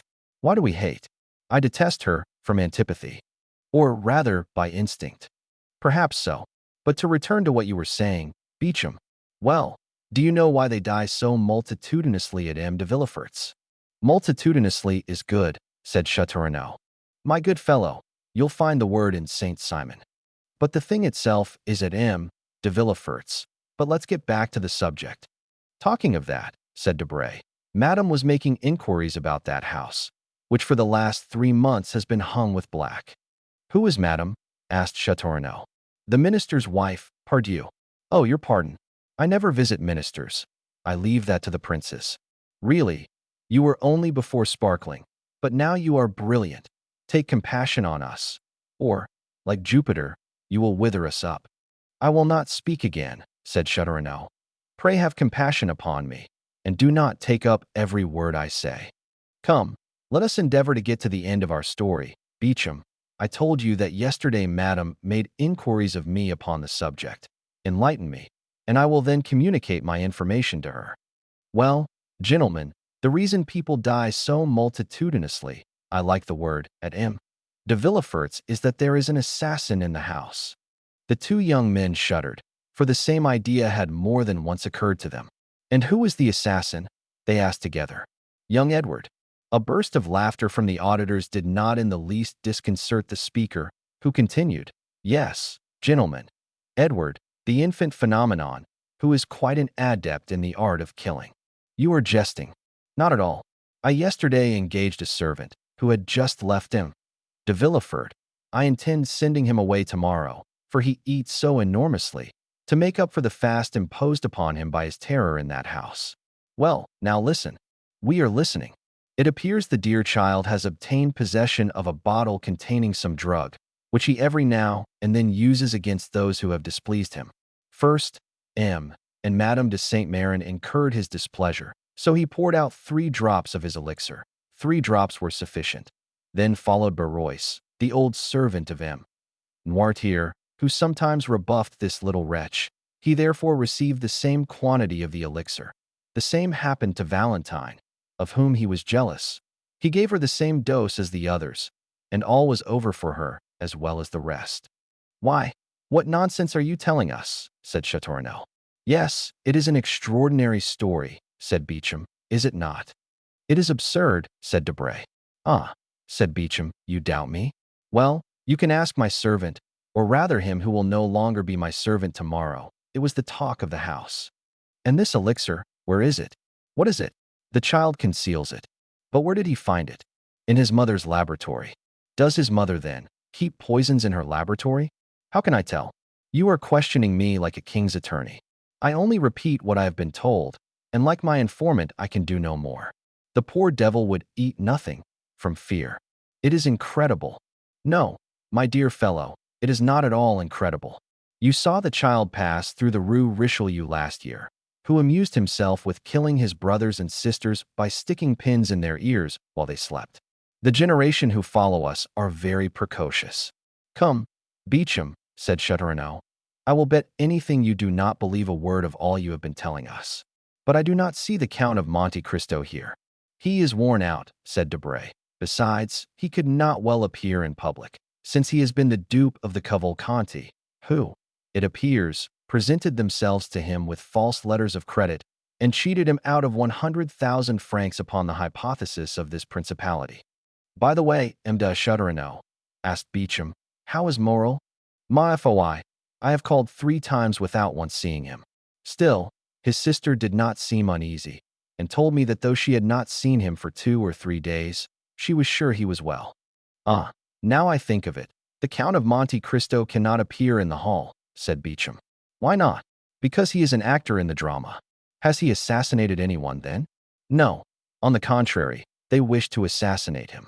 You know that it was in leaving his house that M. de Cateris was murdered by his friend Benedetto.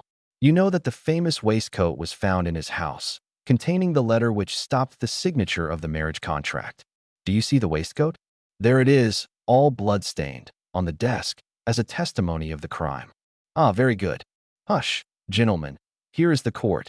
Let us go back to our places. A noise was heard in the hall. The sergeant called his 2 patrons with an energetic hem, and the doorkeeper appearing, called out with that shrill voice peculiar to his order, ever since the days of Beaumarchais. The court, gentlemen. Chapter 110. The indictment. The judges took their places in the midst of the most profound silence. The jury took their seats. M. de Villefort, the object of unusual attention, and we had almost said of general admiration, sat in the armchair and cast a tranquil glance around him. Everyone looked with astonishment on that grave and severe face, whose calm expression personal griefs had been unable to disturb, and the aspect of a man who was a stranger to all human emotions excited something very like terror. Gendarmes, said the president, lead in the accused.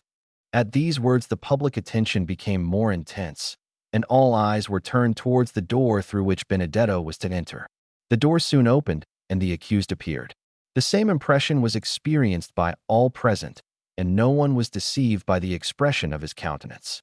His features bore no sign of that deep emotion which stops the beating of the heart and blanches the cheek. His hands, gracefully placed, one upon his hat, the other in the opening of his white waistcoat, were not at all tremulous. His eye was calm and even brilliant. Scarcely had he entered the hall when he glanced at the whole body of magistrates and assistants. His eye rested longer on the president, and still more so on the king's attorney. By the side of Andrea was stationed the lawyer who was to conduct his defense, and who had been appointed by the court, for Andrea disdained to pay any attention to those details, to which he appeared to attach no importance. The lawyer was a young man with light hair, whose face expressed 100 times more emotion than that which characterized the prisoner. The president called for the indictment, revised, as we know, by the clever and implacable pen of Villefort. During the reading of this, which was long, the public attention was continually drawn towards Andrea, who bore the inspection with Spartan unconcern. Villefort had never been so concise and eloquent. The crime was depicted in the most vivid colors. The former life of the prisoner, his transformation, a review of his life from the earliest period, were set forth with all the talent that a knowledge of human life could furnish to a mind like that of the procureur. Benedetto was thus forever condemned in public opinion before the sentence of the law could be pronounced. Andrea paid no attention to the successive charges which were brought against him. M. de Villefort, who examined him attentively, and who no doubt practiced upon him all the psychological studies he was accustomed to use, in vain endeavored to make him lower his eyes, notwithstanding the depth and profundity of his gaze. At length the reading of the indictment was ended. "Accused," said the president, "your name and surname?" Andrea arose. "Excuse me, Mr. President," he said, in a clear voice, "but I see you are going to adopt a course of questions through which I cannot follow you. I have an idea, which I will explain by and by, of making an exception to the usual form of accusation. Allow me, then, if you please, to answer in different order, or I will not do so at all." The astonished president looked at the jury, who in turn looked at Villefort. The whole assembly manifested great surprise, but Andrea appeared quite unmoved. "Your age?" said the president. "Will you answer that question?" "I will answer that question, as well as the rest, Mr. President. but in its turn. Your age? Repeated the president. I am 21 years old, or rather I shall be in a few days, as I was born the night of the 27th of September, 1817. M. de Villefort, who was busy taking down some notes, raised his head at the mention of this date. Where were you born? Continued the president. At Auteuil, near Paris. M. de Villefort a second time raised his head, looked at Benedetto as if he had been gazing at the head of Medusa, and became livid. As for Benedetto, he gracefully wiped his lips with a fine cambric pocket handkerchief. Your profession? First I was a forger, answered Andrea, as calmly as possible.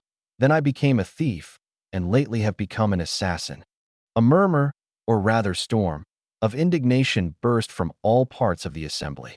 The judges themselves appeared to be stupefied, and the jury manifested tokens of disgust for a cynicism so unexpected in a man of fashion. M. de Villefort pressed his hand upon his brow, which, at first pale, had become red and burning. Then he suddenly arose and looked around as though he had lost his senses. He wanted air. Are you looking for anything, Mr. Procureur? Asked Benedetto, with his most ingratiating smile. M. de Villefort answered nothing, but sat, or rather threw himself down again upon his chair. And now, prisoner, will you consent to tell your name? Said the president.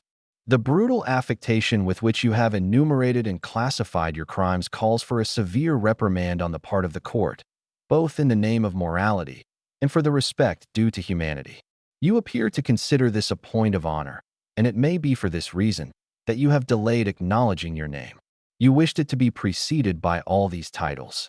It is quite wonderful, Mr. President, how entirely you have read my thoughts, said Benedetto, in his softest voice and most polite manner. This is, indeed, the reason why I begged you to alter the order of the questions. The public astonishment had reached its height. There was no longer any deceit or bravado in the manner of the accused. The audience felt that a startling revelation was to follow this ominous prelude. Well, said the president, your name? I cannot tell you my name, since I do not know it, but I know my father's, and can tell it to you. A painful giddiness overwhelmed Villefort. Great drops of acrid sweat fell from his face upon the papers which he held in his convulsed hand. Repeat your father's name, said the president. Not a whisper, not a breath, was heard in that vast assembly. Everyone waited anxiously. My father is King's attorney, replied Andrea calmly. King's attorney, said the president, stupefied, and without noticing the agitation which spread over the face of M. de Villefort. King's attorney? Yes, and if you wish to know his name, I will tell it. He is named Villefort. The explosion, which had been so long restrained from a feeling of respect to the court of justice, now burst forth like thunder from the breasts of all present. The court itself did not seek to restrain the feelings of the audience. The exclamations, the insults addressed to Benedetto, who remained perfectly unconcerned, the energetic gestures, the movement of the gendarmes, the sneers of the scum of the crowd, always sure to rise to the surface in case of any disturbance. All this lasted 5 minutes, before the doorkeepers and magistrates were able to restore silence. In the midst of this tumult, the voice of the president was heard to exclaim, Are you playing with justice, accused? And do you dare set your fellow citizens an example of disorder which even in these times has never been equaled? Several persons hurried up to M. de Villefort, who sat half-bowed over in his chair, offering him consolation, encouragement, and protestations of zeal and sympathy. Order was re-established in the hall, except that a few people still moved about and whispered to one another. A lady, it was said, had just fainted. They had supplied her with a smelling bottle, and she had recovered. During the scene of tumult, Andrea had turned his smiling face towards the assembly. Then, leaning with one hand on the oaken rail of the dock, in the most graceful attitude possible, he said, Gentlemen, I assure you I had no idea of insulting the court or of making a useless disturbance in the presence of this honorable assembly. They ask my age, I tell it. They ask where I was born, I answer. They ask my name, I cannot give it, since my parents abandoned me. But though I cannot give my own name, not possessing one, I can tell them my father's. Now I repeat, my father is named M. de Villefort, and I am ready to prove it. There was an energy, a conviction, and a sincerity in the manner of the young man, which silenced the tumult. All eyes were turned for a moment towards the procureur, who sat as motionless as though a thunderbolt had changed him into a corpse. "Gentlemen," said Andrea, commanding silence by his voice and manner, "I owe you the proofs and explanations of what I have said." "But," said the irritated president, "you called yourself Benedetto, declared yourself an orphan, and claimed Corsica as your country." "I said anything I pleased, in order that the solemn declaration I have just made should not be withheld, which otherwise would certainly have been the case. I now repeat that I was born at Auteuil on the night of the 27th of September, 1817, and that I am the son of the procureur M. de Villefort. Do you wish for any further details? I will give them. I was born in number 28, Rue de la Fontaine, in a room hung with red damask. My father took me in his arms, telling my mother I was dead, wrapped me in a napkin marked with an H and an N, and carried me into a garden, where he buried me alive." A shudder ran through the assembly when they saw that the confidence of the prisoner increased in proportion to the terror of M. de Villefort. "But how have you become acquainted with all these details?" asked the president. "I will tell you, Mr. President. A man who had sworn vengeance against my father, and had long watched his opportunity to kill him, had introduced himself that night into the garden in which my father buried me. He was concealed in a thicket. He saw my father bury something in the ground, and stabbed him. Then, thinking the deposit might contain some treasure, he turned up the ground, and found me still living. The man carried me to the Foundling Asylum, where I was registered under the number 37. 3 months afterwards, a woman traveled from Rogliano to Paris to fetch me, and having claimed me as her son, carried me away. Thus, you see, though born in Paris, I was brought up in Corsica." There was a moment's silence, during which one could have fancied the hall empty, so profound was the stillness. "Proceed," said the president. "Certainly, I might have lived happily amongst those good people, who adored me, but my perverse disposition prevailed over the virtues which my adopted mother endeavored to instill into my heart. I increased in wickedness till I committed crime. One day, when I cursed Providence for making me so wicked and ordaining me to such a fate, my adopted father said to me, 'Do not blaspheme, unhappy child. The crime is that of your father, not yours. Of your father, who consigned you to hell if you died, and to misery if a miracle preserved you alive.' After that I ceased to blaspheme, but I cursed my father. That is why I have uttered the words for which you blame me. That is why I have filled this whole assembly with horror. If I have committed an additional crime, punish me. But if you will allow that ever since the day of my birth my fate has been sad, bitter, and lamentable, then pity me." "But your mother?" asked the president. "My mother thought me dead. She is not guilty. I did not even wish to know her name, nor do I know it." Just then a piercing cry, ending in a sob, burst from the center of the crowd, who encircled the lady who had before fainted, and who now fell into a violent fit of hysterics. She was carried out of the hall, the thick veil which concealed her face dropped off, and Madame Danglars was recognized. Notwithstanding his shattered nerves, the ringing sensation in his ears, and the madness which turned his brain, Villefort rose as he perceived her. The proofs," said the president. "Remember, this tissue of horrors must be supported by the clearest proofs." "The proofs?" said Benedetto, laughing. "Do you want proofs?" "Yes." "Well, then, look at M. de Villefort, and then ask me for proofs." Everyone turned towards the procureur, who, unable to bear the universal gaze now riveted on him alone, advanced staggering into the midst of the tribunal, with his hair disheveled and his face indented with the mark of his nails. The whole assembly uttered a long murmur of astonishment. "Father," said Benedetto, "I am asked for proofs. Do you wish me to give them?" "No, no, it is useless," stammered M. de Villefort in a hoarse voice. "No, it is useless." "How useless?" cried the president. "What do you mean?" "I mean that I feel it impossible to struggle against this deadly weight which crushes me. Gentlemen, I know I am in the hands of an avenging God. We need no proofs. Everything relating to this young man is true." A dull, gloomy silence, like that which precedes some awful phenomenon of nature, pervaded the assembly, who shuddered in dismay. "What, M. de Villefort?" cried the president. Do you yield to an hallucination? What? Are you no longer in possession of your senses? This strange, unexpected, terrible accusation has disordered your reason. Come, recover. The procureur dropped his head. His teeth chattered like those of a man under a violent attack of fever, and yet he was deadly pale. I am in possession of all my senses, sir, he said. My body alone suffers, as you may suppose.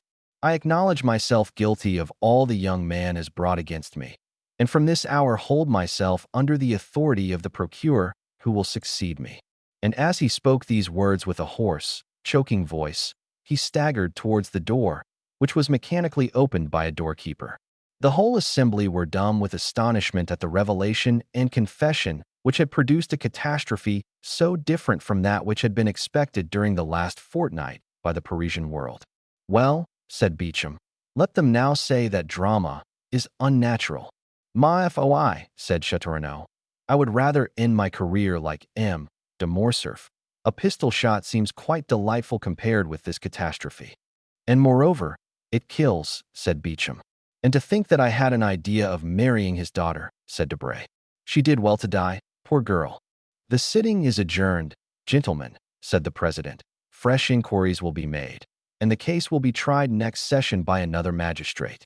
As for Andrea, who was calm and more interesting than ever, he left the hall, escorted by gendarmes, who involuntarily paid him some attention. Well, what do you think of this, my fine fellow? Asked Debray of the sergeant-at-arms, slipping a louis into his hand. There will be extenuating circumstances, he replied. Chapter 111. Expiation. Notwithstanding the density of the crowd, M. de Villefort saw it open before him. There is something so awe-inspiring in great afflictions that even in the worst times the first emotion of a crowd has generally been to sympathize with the sufferer in a great catastrophe. Many people have been assassinated in a tumult, but even criminals have rarely been insulted during trial. Thus Villefort passed through the mass of spectators and officers of the Palais and withdrew. Though he had acknowledged his guilt, he was protected by his grief. There are some situations which men understand by instinct, but which reason is powerless to explain. In such cases, the greatest poet is he who gives utterance to the most natural and vehement outburst of sorrow. Those who hear the bitter cry are as much impressed as if they listened to an entire poem, and when the sufferer is sincere, they are right in regarding his outburst as sublime.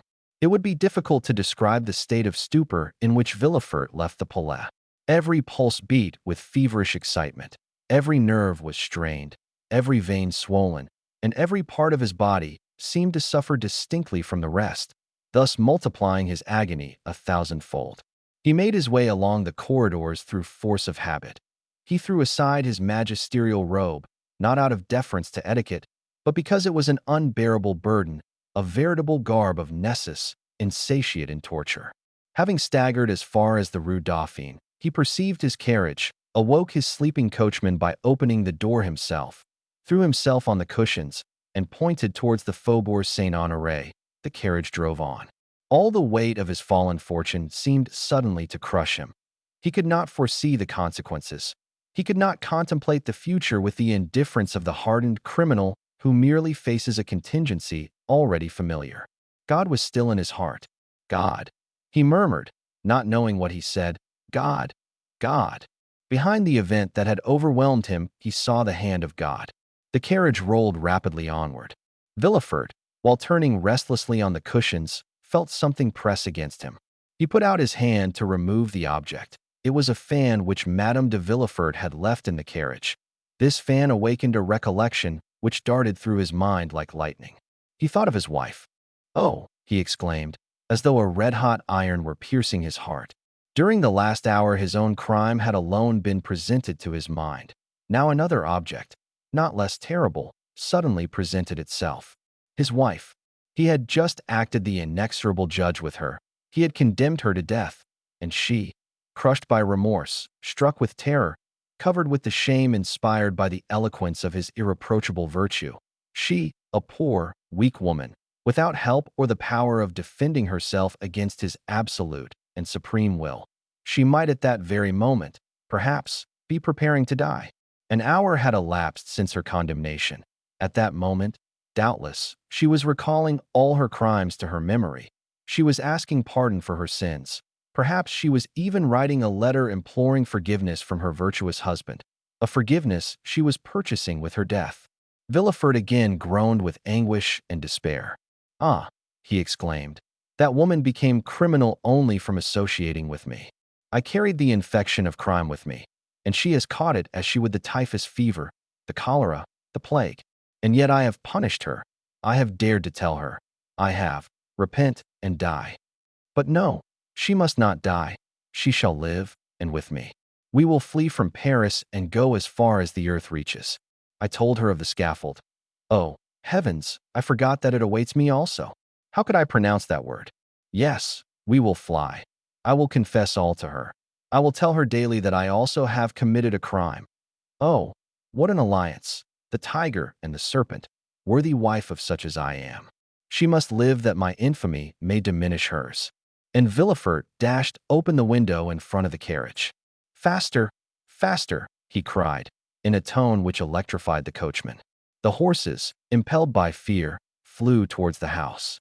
"Yes, yes," repeated Villefort as he approached his home. "Yes, that woman must live. She must repent and educate my son, the sole survivor, with the exception of the indestructible old man, of the wreck of my house. She loves him. It was for his sake she has committed these crimes. We ought never to despair of softening the heart of a mother who loves her child. She will repent, and no one will know that she has been guilty. The events which have taken place in my house, though they now occupy the public mind, will be forgotten in time, or if, indeed, a few enemies should persist in remembering them, why then I will add them to my list of crimes. What will it signify if 1, 2, or 3 more are added? My wife and child shall escape from this gulf, carrying treasures with them. She will live and may yet be happy, since her child, in whom all her love is centered, will be with her. I shall have performed a good action, and my heart will be lighter." And the procureur breathed more freely than he had done for some time. The carriage stopped at the door of the house. Villefort leaped out of the carriage and saw that his servants were surprised at his early return. He could read no other expression on their features. Neither of them spoke to him. They merely stood aside to let him pass by. As usual, nothing more. As he passed by M. Nordier's room, he perceived 2 figures through the half-open door, but he experienced no curiosity to know who was visiting his father. Anxiety carried him on further. "Come," he said, as he ascended the stairs leading to his wife's room. "Nothing is changed here." He then closed the door of the landing. "No one must disturb us," he said. "I must speak freely to her, accuse myself, and say." He approached the door, touched the crystal handle, which yielded to his hand. "Not locked," he cried. "That is well." And he entered the little room in which Edward slept, for though the child went to school during the day, his mother could not allow him to be separated from her at night. With a single glance Villefort's eye ran through the room. "Not here," he said. "Doubtless she is in her bedroom." He rushed towards the door, found it bolted, and stopped, shuddering. "Heloise," he cried.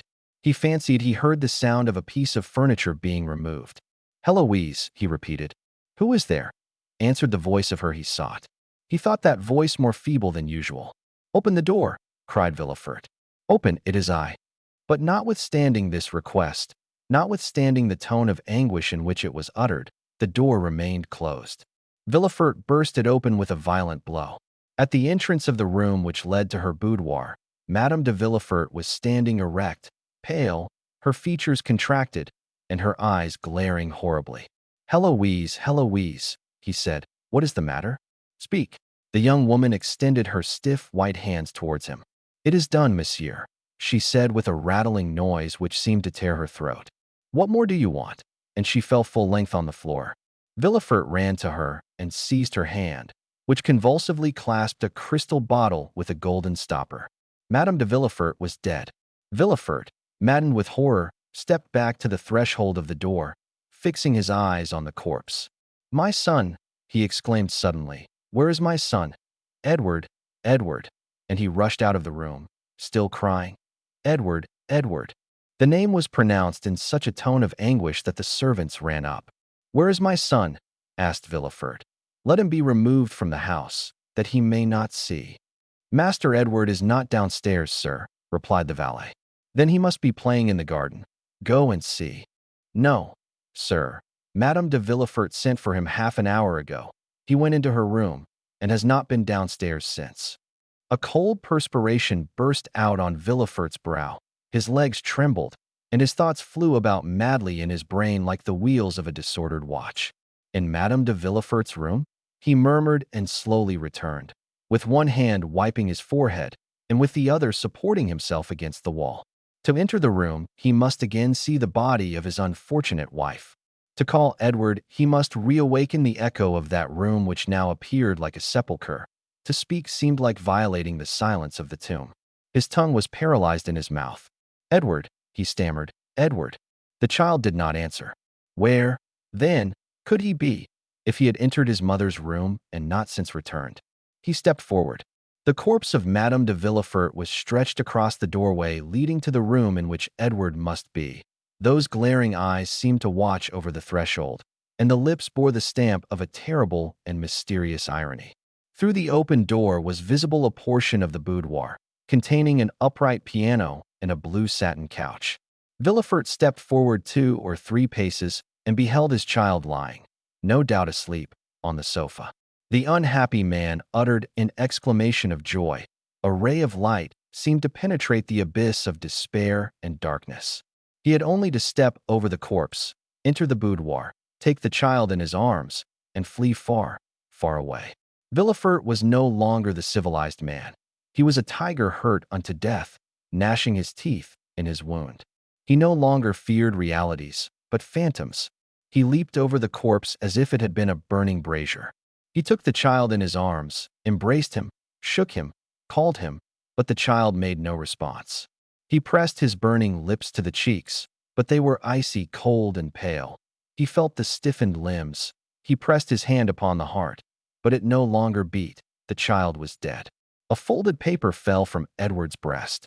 Villefort, thunderstruck, fell upon his knees. The child dropped from his arms and rolled on the floor by the side of its mother. He picked up the paper and, recognizing his wife's writing, ran his eyes rapidly over its contents. It ran as follows. You know that I was a good mother. Since it was for my son's sake I became criminal. A good mother cannot depart without her son. Villefort could not believe his eyes. He could not believe his reason. He dragged himself towards the child's body and examined it as a lioness contemplates its dead cub.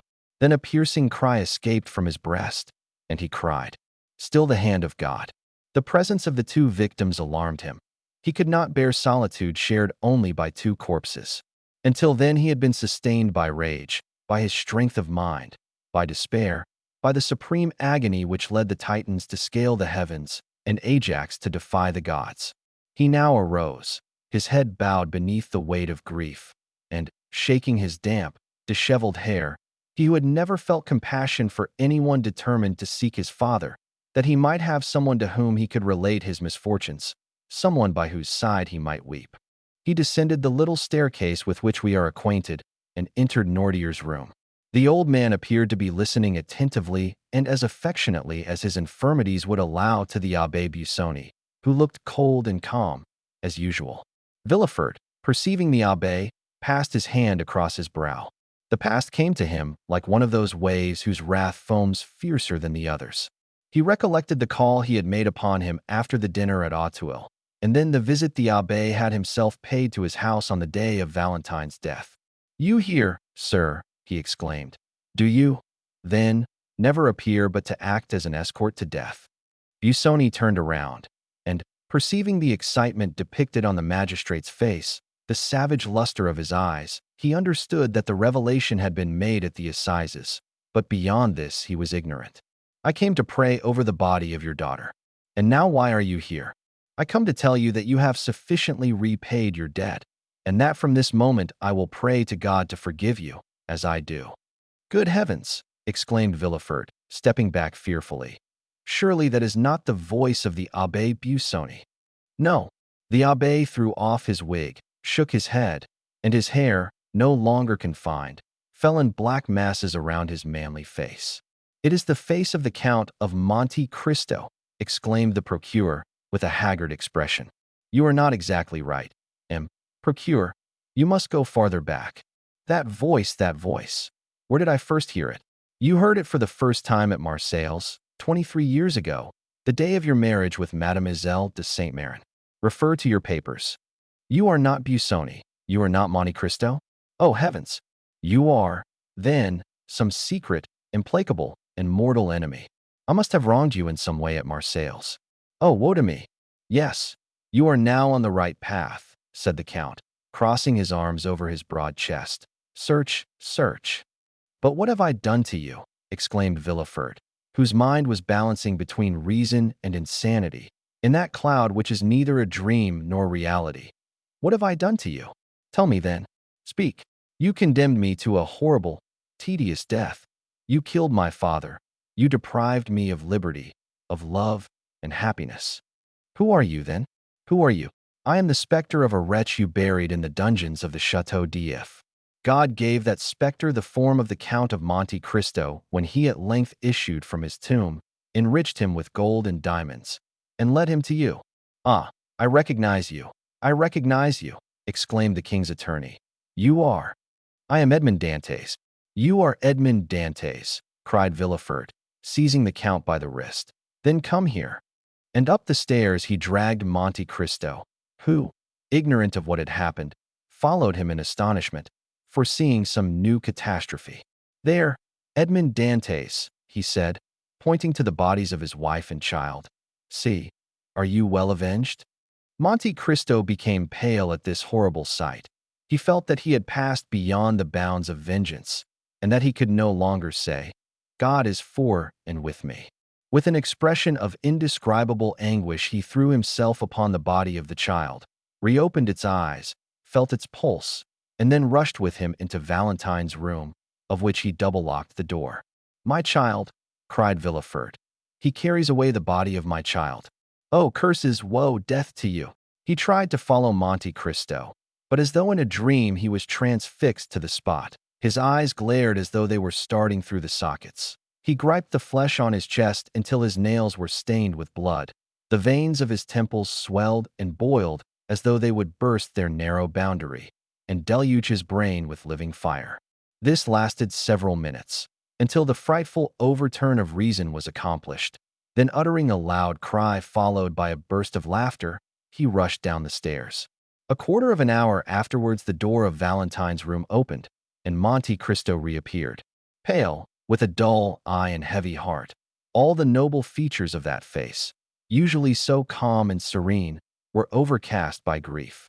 In his arms he held the child, whom no skill had been able to recall to life. Bending on one knee, he placed it reverently by the side of its mother, with its head upon her breast. Then, rising, he went out, and meeting a servant on the stairs, he asked, Where is M. de Villefort? The servant, instead of answering, pointed to the garden. Monte Cristo ran down the steps, and advancing towards the spot designated beheld Villefort, encircled by his servants, with a spade in his hand, and digging the earth with fury. It is not here, he cried. It is not here. And then he moved farther on, and began again to dig. Monte Cristo approached him, and said in a low voice, with an expression almost humble, Sir, you have indeed lost a son. But Villefort interrupted him. He had neither listened nor heard. Oh, I will find it, he cried.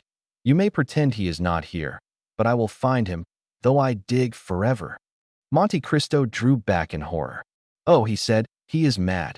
And as though he feared that the walls of the accursed house would crumble around him, he rushed into the street, for the first time doubting whether he had the right to do as he had done. Oh, enough of this, he cried. Let me save the last.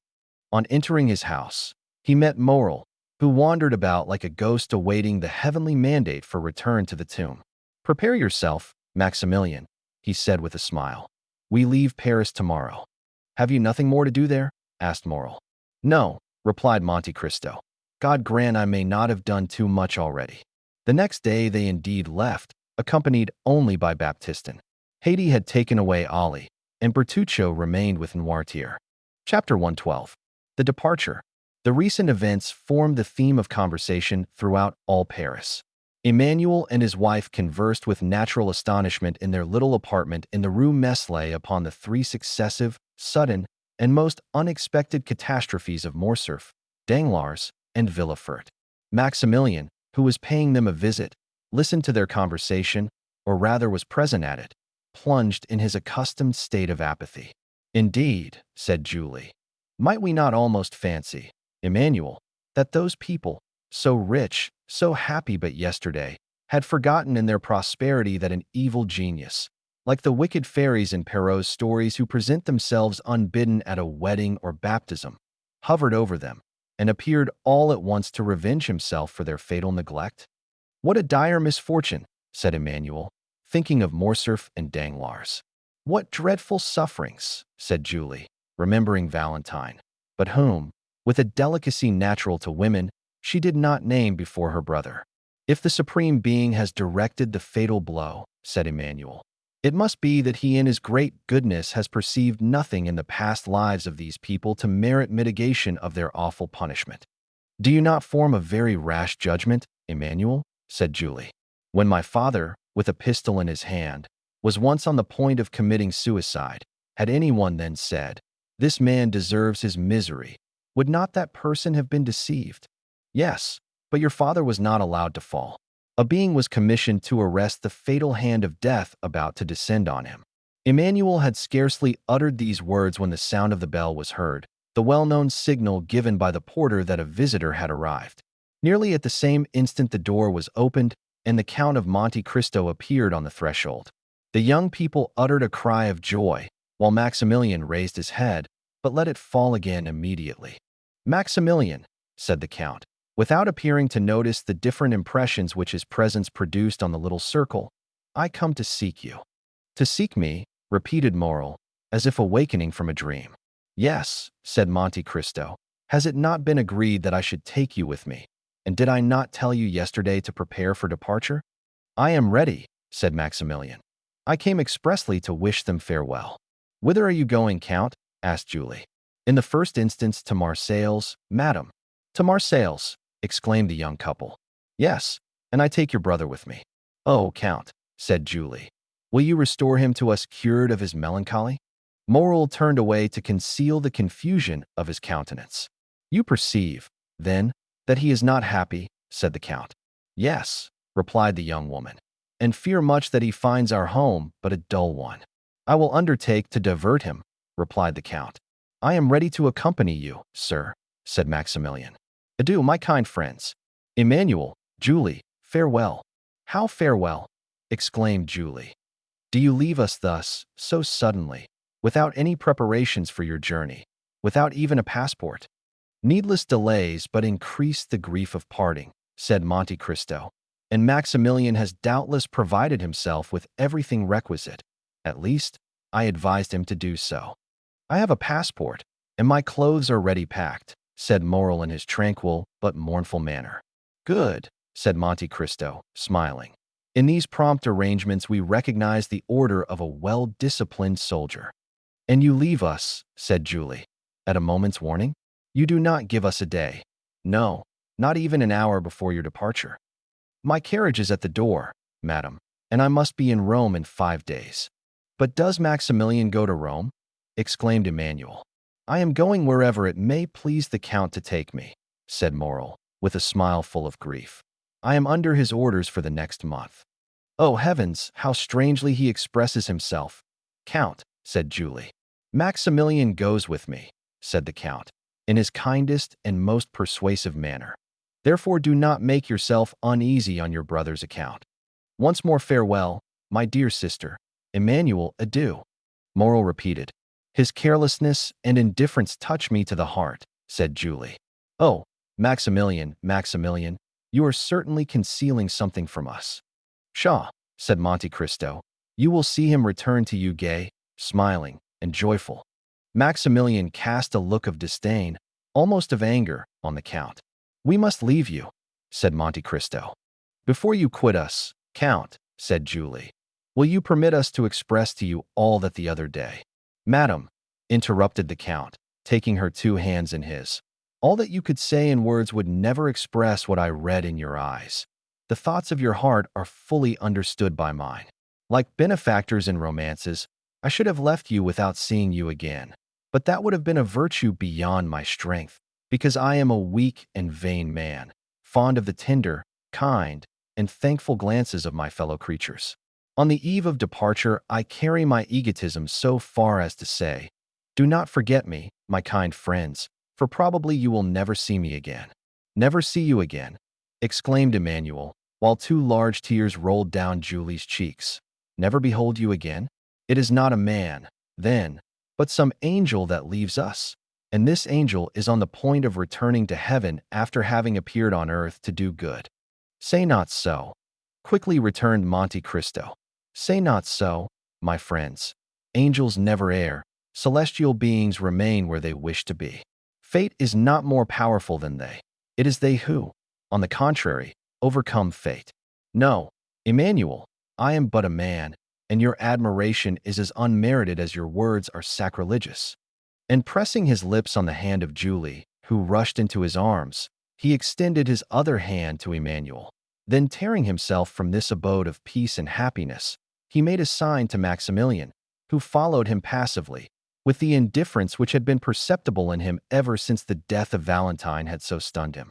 "Restore my brother to peace and happiness," whispered Julie to Monte Cristo. And the Count pressed her hand in reply, as he had done 11 years before on the staircase leading to moral study. "You still confide, then, in Sinbad the sailor?" asked he, smiling. "Oh, yes," was the ready answer. "Well, then, sleep in peace, and put your trust in the Lord." As we have before said, the post-chaise was waiting, for powerful horses were already pawing the ground with impatience, while Ali, apparently just arrived from a long walk, was standing at the foot of the steps, his face bathed in perspiration. "Well," asked the Count in Arabic, "have you been to see the old man?" Ali made a sign in the affirmative. "And have you placed the letter before him, as I ordered you to do?" The slave respectfully signalized that he had. "And what did he say, or rather do?" Ali placed himself in the light, so that his master might see him distinctly, and then, imitating in his intelligent manner the countenance of the old man, he closed his eyes, as Noirtier was in the custom of doing when saying yes. "Good. He accepts," said Monte Cristo. "Now let us go." These words had scarcely escaped him when the carriage was on its way, and the feet of the horses struck a shower of sparks from the pavement. Maximilian settled himself in his corner without uttering a word. Half an hour had passed when the carriage stopped suddenly. The Count had just pulled the silken check string, which was fastened to Ali's finger. The Nubian immediately descended and opened the carriage door. It was a lovely starlight night. They had just reached the top of the hill village from whence Paris appears like a somber sea tossing its millions of phosphoric waves into light. Waves indeed more noisy, more passionate, more changeable, more furious, more greedy than those of the tempestuous ocean, waves which never rest as those of the sea sometimes do, waves ever dashing, ever foaming, ever engulfing what falls within their grasp. The Count stood alone, and at a sign from his hand, the carriage went on for a short distance. With folded arms, he gazed for some time upon the great city. When he had fixed his piercing look on this modern Babylon, which equally engages the contemplation of the religious enthusiast, the materialist, and the scoffer, "Great city," murmured he, inclining his head and joining his hands as if in prayer, "less than 6 months have elapsed since first I entered thy gates. I believe that the Spirit of God led my steps to thee, and that he also enables me to quit thee in triumph. The secret cause of my presence within thy walls I have confided alone to him who only has had the power to read my heart. God only knows that I retire from thee without pride or hatred, but not without many regrets. He only knows that the power confided to me has never been made subservient to my personal good or to any useless cause. Oh, great city, it is in thy palpitating bosom that I have found that which I sought. Like a patient miner, I have dug deep into thy very entrails to root out evil thence. Now my work is accomplished, my mission is terminated. Now thou canst neither afford me pain nor pleasure. Adieu, Paris, adieu." His look wandered over the vast plain like that of some genius of the night. He passed his hand over his brow, got into the carriage, the door was closed on him, and the vehicle quickly disappeared down the other side of the hill in a whirlwind of dust and noise. 10 leagues were passed, and not a single word was uttered. Moral was dreaming, and Monte Cristo was looking at the dreamer. "Moral," said the Count to him at length, "do you repent having followed me?" "No, Count, but to leave Paris. If I thought happiness might await you in Paris, Moral, I would have left you there. Valentine reposes within the walls of Paris, and to leave Paris is like losing her a second time."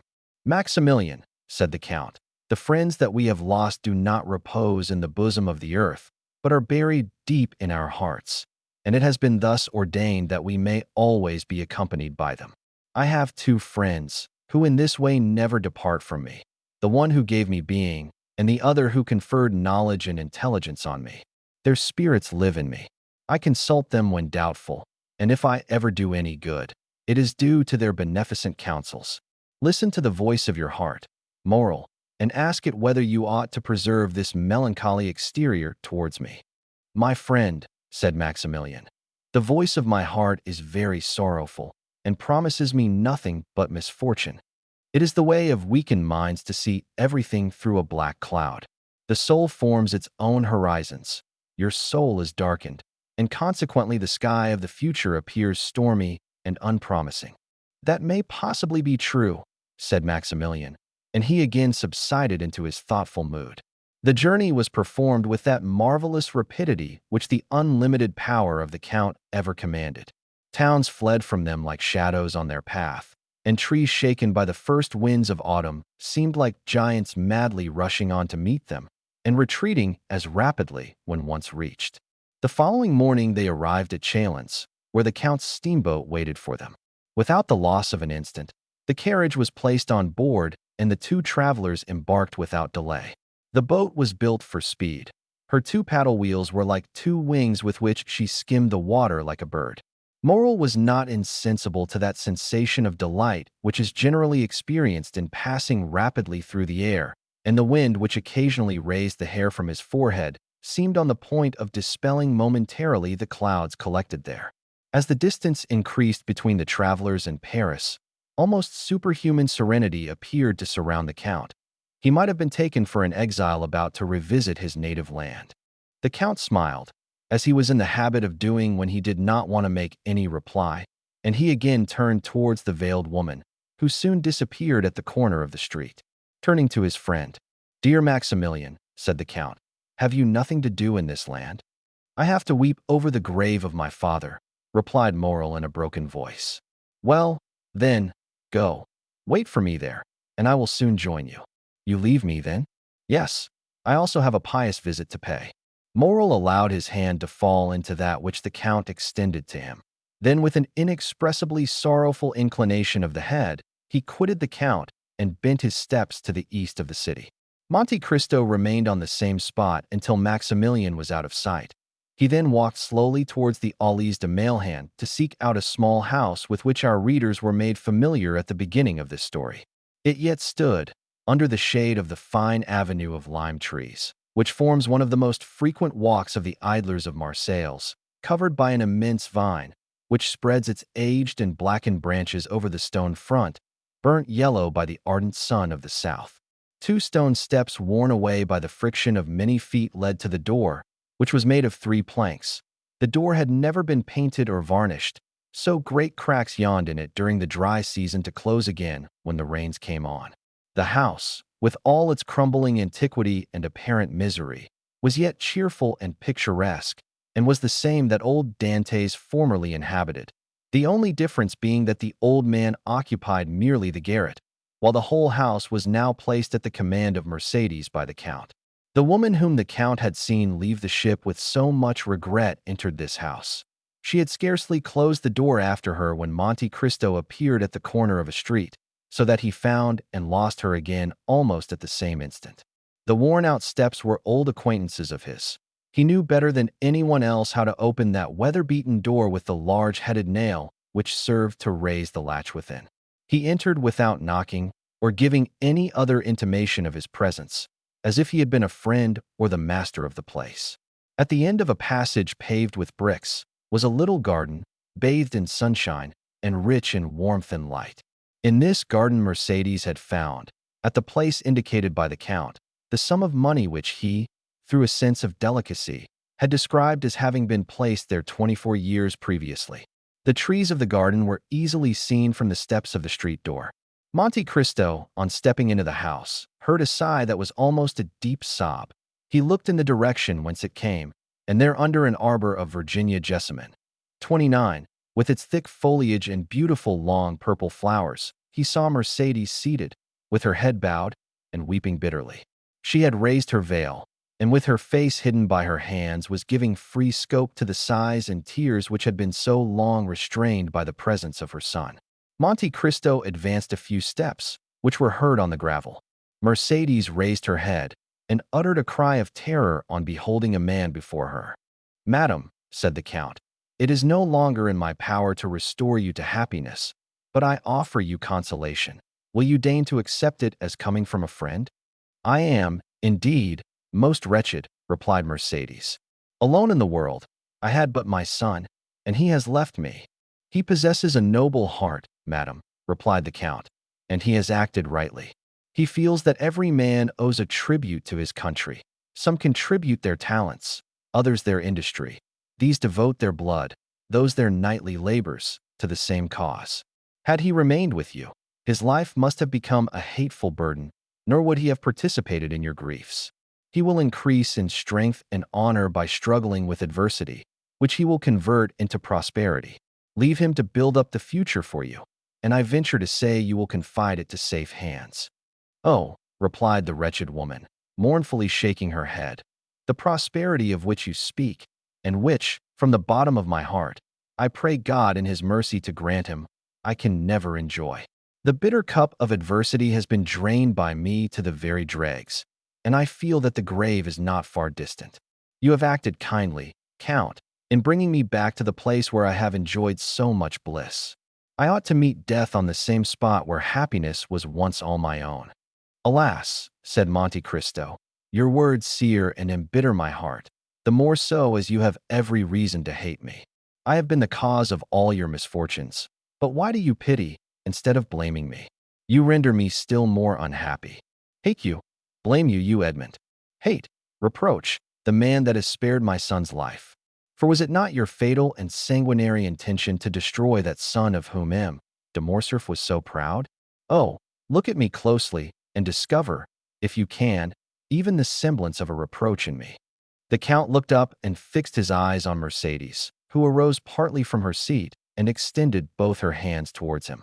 "Oh, look at me," continued she, with a feeling of profound melancholy. "My eyes no longer dazzle by their brilliancy, for the time has long fled since I used to smile on Edmond Dantès, who anxiously looked out for me from the window of yonder garret, then inhabited by his old father. Years of grief have created an abyss between those days and the present. I neither reproach you nor hate you, my friend. Oh, no, Edmond, it is myself that I blame, myself that I hate. Oh, miserable creature that I am," cried she, clasping her hands and raising her eyes to heaven. "I once possessed piety, innocence, and love, the three ingredients of the happiness of angels, and now what am I?" Monte Cristo approached her and silently took her hand. "No," said she, withdrawing it gently. "No, my friend, touch me not. You have spared me, yet of all those who have fallen under your vengeance, I was the most guilty. They were influenced by hatred, by avarice, and by self-love, but I was base, and for want of courage acted against my judgment. Nay, do not press my hand, Edmond. You are thinking, I am sure, of some kind speech to console me, but do not utter it to me. Reserve it for others more worthy of your kindness. See," and she exposed her face completely to view. "See, misfortune has silvered my hair. My eyes have shed so many tears that they are encircled by a rim of purple, and my brow is wrinkled. You, Edmond, on the contrary, you are still young, handsome, dignified. It is because you have had faith, because you have had strength, because you have had trust in God, and God has sustained you. But as for me, I have been a coward. I have denied God, and he has abandoned me." Mercedes burst into tears. Her woman's heart was breaking under its load of memories. Monte Cristo took her hand and imprinted a kiss on it, but she herself felt that it was a kiss of no greater warmth than he would have bestowed on the hand of some marble statue of a saint. It often happens, continued she, that a first fault destroys the prospects of a whole life. I believed you dead. Why did I survive you? What good has it done me to mourn for you eternally in the secret recesses of my heart, only to make a woman of 39 look like a woman of 50? Why, having recognized you, and I the only one to do so, why was I able to save my son alone? Ought I not also to have rescued the man that I had accepted for a husband, guilty though he were? Yet I let him die? What do I say? Oh, merciful heavens!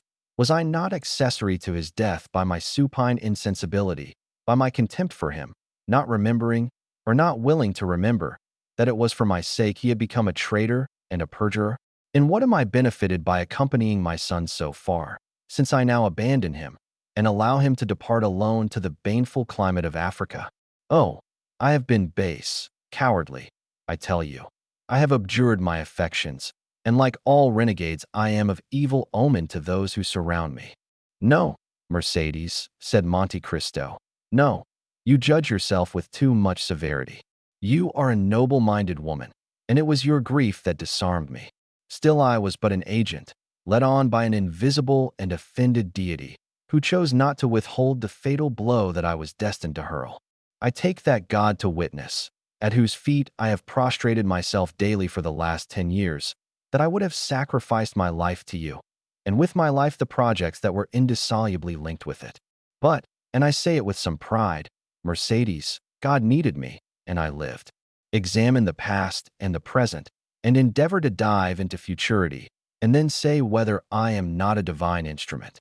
The most dreadful misfortunes, the most frightful sufferings, the abandonment of all those who loved me, the persecution of those who did not know me, formed the trials of my youth, when suddenly, from captivity, solitude, misery, I was restored to light and liberty, and became the possessor of a fortune so brilliant, so unbounded, so unheard of, that I must have been blind not to be conscious that God had endowed me with it to work out his own great designs.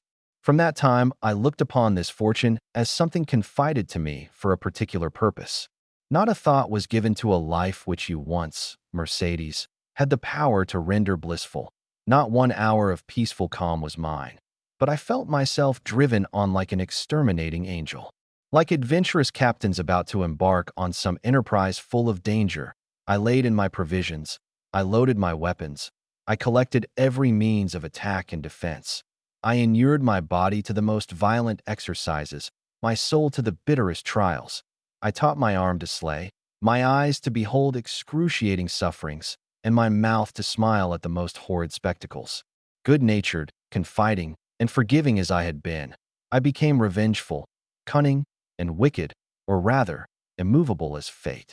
Then I launched out into the path that was open to me. I overcame every obstacle and reached the goal. But woe to those who stood in my pathway. Enough, said Mercedes. Enough, Edmond. Believe me, that she who alone recognized you has been the only one to comprehend you. And had she crossed your path, and you had crushed her like glass, still, Edmond, still she must have admired you. Like the gulf between me and the past, there is an abyss between you, Edmond, and the rest of mankind. And I tell you freely that the comparison I draw between you and other men will ever be one of my greatest tortures. No, there is nothing in the world to resemble you in worth and goodness. But we must say farewell, Edmond, and let us part. Before I leave you, Mercedes, have you no request to make? Said the Count. I desire but one thing in this world, Edmond, the happiness of my son. Pray to the Almighty to spare his life, and I will take upon myself to promote his happiness. Thank you, Edmond. But have you no request to make for yourself, Mercedes? For myself I want nothing. I live, as it were, between two graves. One is that of Edmond Dantès, lost to me long, long since. He had my love. That word ill becomes my fated lip now, but it is a memory dear to my heart, and one that I would not lose for all that the world contains. The other grave is that of the man who met his death from the hand of Edmond Dantès. I approve of the deed, but I must pray for the dead. Your son shall be happy, Mercedes, repeated the Count. Then I shall enjoy as much happiness as this world can possibly confer. But what are your intentions? Mercedes smiled sadly. To say that I shall live here, like the Mercedes of other times, gaining my bread by labor, would not be true, nor would you believe me. I have no longer the strength to do anything but to spend my days in prayer. However, I shall have no occasion to work, for the little sum of money buried by you, and which I found in the place you mentioned, will be sufficient to maintain me. Rumor will probably be busy respecting me, my occupations, my manner of living. That will signify but little. That concerns God, you, and myself. Mercedes, said the Count, I do not say it to blame you, but you made an unnecessary sacrifice in relinquishing the whole of the fortune amassed by M. de Morcerf. Half of it at least by right belonged to you, in virtue of your vigilance and economy. I perceive what you are intending to propose to me, but I cannot accept it. Edmond, my son would not permit it. Nothing shall be done without the full approbation of Albert de Morcerf. I will make myself acquainted with his intentions and will submit to them. But if he be willing to accept my offers, will you oppose them? You well know, Edmond, that I am no longer a reasoning creature. I have no will, unless it be the will never to decide. I have been so overwhelmed by the many storms that have broken over my head, that I am become passive in the hands of the Almighty, like a sparrow in the talons of an eagle. I live, because it is not ordained for me to die. If succor be sent to me, I will accept it. Ah, madam, said Monte Cristo, you should not talk thus. It is not so we should evince our resignation to the will of heaven. On the contrary, we are all free agents. Alas, exclaimed Mercedes, if it were so, if I possessed free will, but without the power to render that will efficacious, it would drive me to despair. Monte Cristo dropped his head and shrank from the vehemence of her grief. Will you not even say you will see me again? He asked. On the contrary, we shall meet again, said Mercedes, pointing to heaven with solemnity. I tell you so to prove to you that I still hope. And after pressing her own trembling hand upon that of the Count, Mercedes rushed up the stairs and disappeared. Monte Cristo slowly left the house and turned towards the quay. But Mercedes did not witness his departure, although she was seated at the little window of the room which had been occupied by old Dantès. Her eyes were straining to see the ship which was carrying her son over the vast sea, but still her voice involuntarily murmured softly, Edmond, Edmond, Edmond. Chapter 113. The Past. The Count departed with a sad heart from the house in which he had left Mercedes, probably never to behold her again. Since the death of little Edward, a great change had taken place in Monte Cristo. Having reached the summit of his vengeance by a long and tortuous path, he saw an abyss of doubt yawning before him. More than this, the conversation which had just taken place between Mercedes and himself had awakened so many recollections in his heart that he felt it necessary to combat with them. A man of the Count's temperament could not long indulge in that melancholy which can exist in common minds, but which destroys superior ones. He thought he must have made an error in his calculations if he now found cause to blame himself. I cannot have deceived myself, he said. I must look upon the past in a false light. What? He continued. Can I have been following a false path? Can the end which I proposed be a mistaken end? Can 1 hour have sufficed to prove to an architect that the work upon which he founded all his hopes was an impossible, if not a sacrilegious, undertaking? I cannot reconcile myself to this idea. It would madden me. The reason why I am now dissatisfied is that I have not a clear appreciation of the past. The past, like the country through which we walk, becomes indistinct as we advance. My position is like that of a person wounded in a dream. He feels the wound, though he cannot recollect when he received it. Come, then, thou regenerate man, thou extravagant prodigal, thou awakened sleeper, thou all-powerful visionary, thou invincible millionaire. Once again review thy past life of starvation and wretchedness. Revisit the scenes where fate and misfortune conducted, and where despair received thee. Too many diamonds, too much gold and splendor, are now reflected by the mirror in which Monte Cristo seeks to behold Dantès. Hide thy diamonds, bury thy gold, shroud thy splendor, exchange riches for poverty, liberty for a prison, a living body for a corpse. As he thus reasoned, Monte Cristo walked down the Rue de la Caisserie. It was the same through which, 24 years ago, he had been conducted by a silent and nocturnal guard. The houses, today so smiling and animated, were on that night dark, mute, and closed. And yet they were the same, murmured Monte Cristo. Only now it is broad daylight instead of night. It is the sun which brightens the place and makes it appear so cheerful. He proceeded towards the quay by the Rue Saint-Laurent and advanced to the consigne. It was the point where he had embarked. A pleasure boat with striped awning was going by. Monte Cristo called the owner, who immediately rowed up to him with the eagerness of a boatman hoping for a good fare. The weather was magnificent, and the excursion a treat. The sun, red and flaming, was sinking into the embrace of the welcoming ocean. The sea, smooth as crystal, was now and then disturbed by the leaping of fish, which were pursued by some unseen enemy and sought for safety in another element. While on the extreme verge of the horizon might be seen the fishermen's boats, white and graceful as the seagull, or the merchant vessels bound for Corsica or Spain. But notwithstanding the serene sky, the gracefully formed boats, and the golden light in which the whole scene was bathed, the Count of Monte Cristo, wrapped in his cloak, could think only of this terrible voyage, the details of which were one by one recalled to his memory.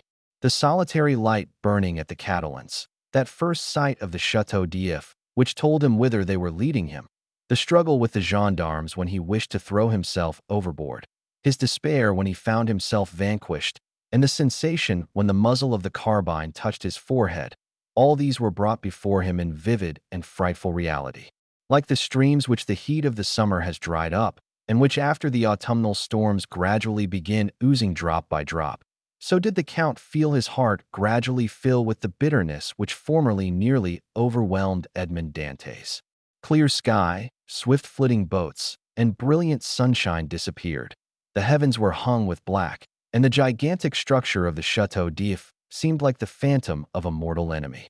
As they reached the shore, the Count instinctively shrunk to the extreme end of the boat, and the owner was obliged to call out, in his sweetest tone of voice, "Sir, we are at the landing."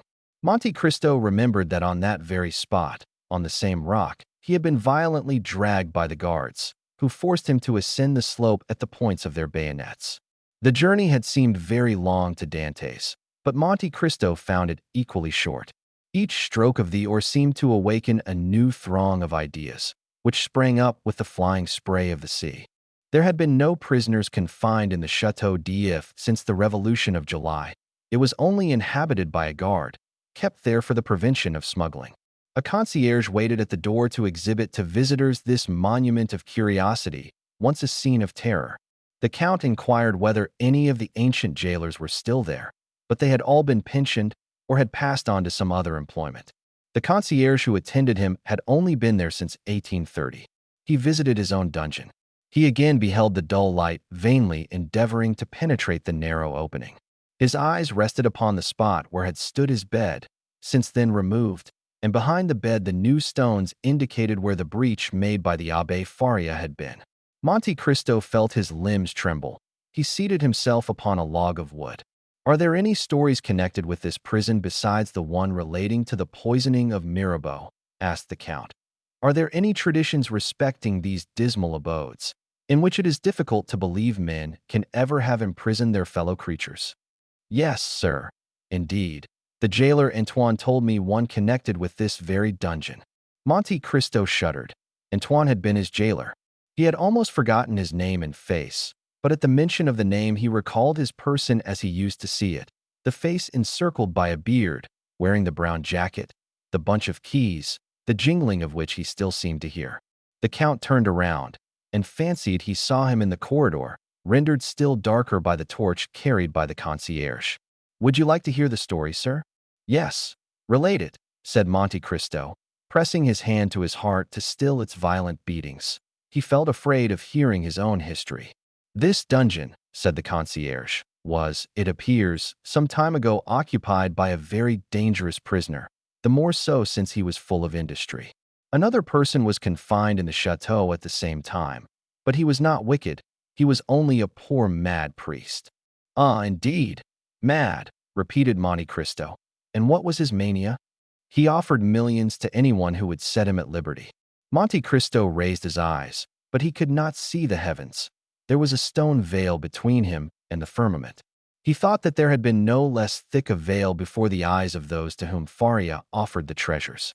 Could the prisoners see each other? He asked.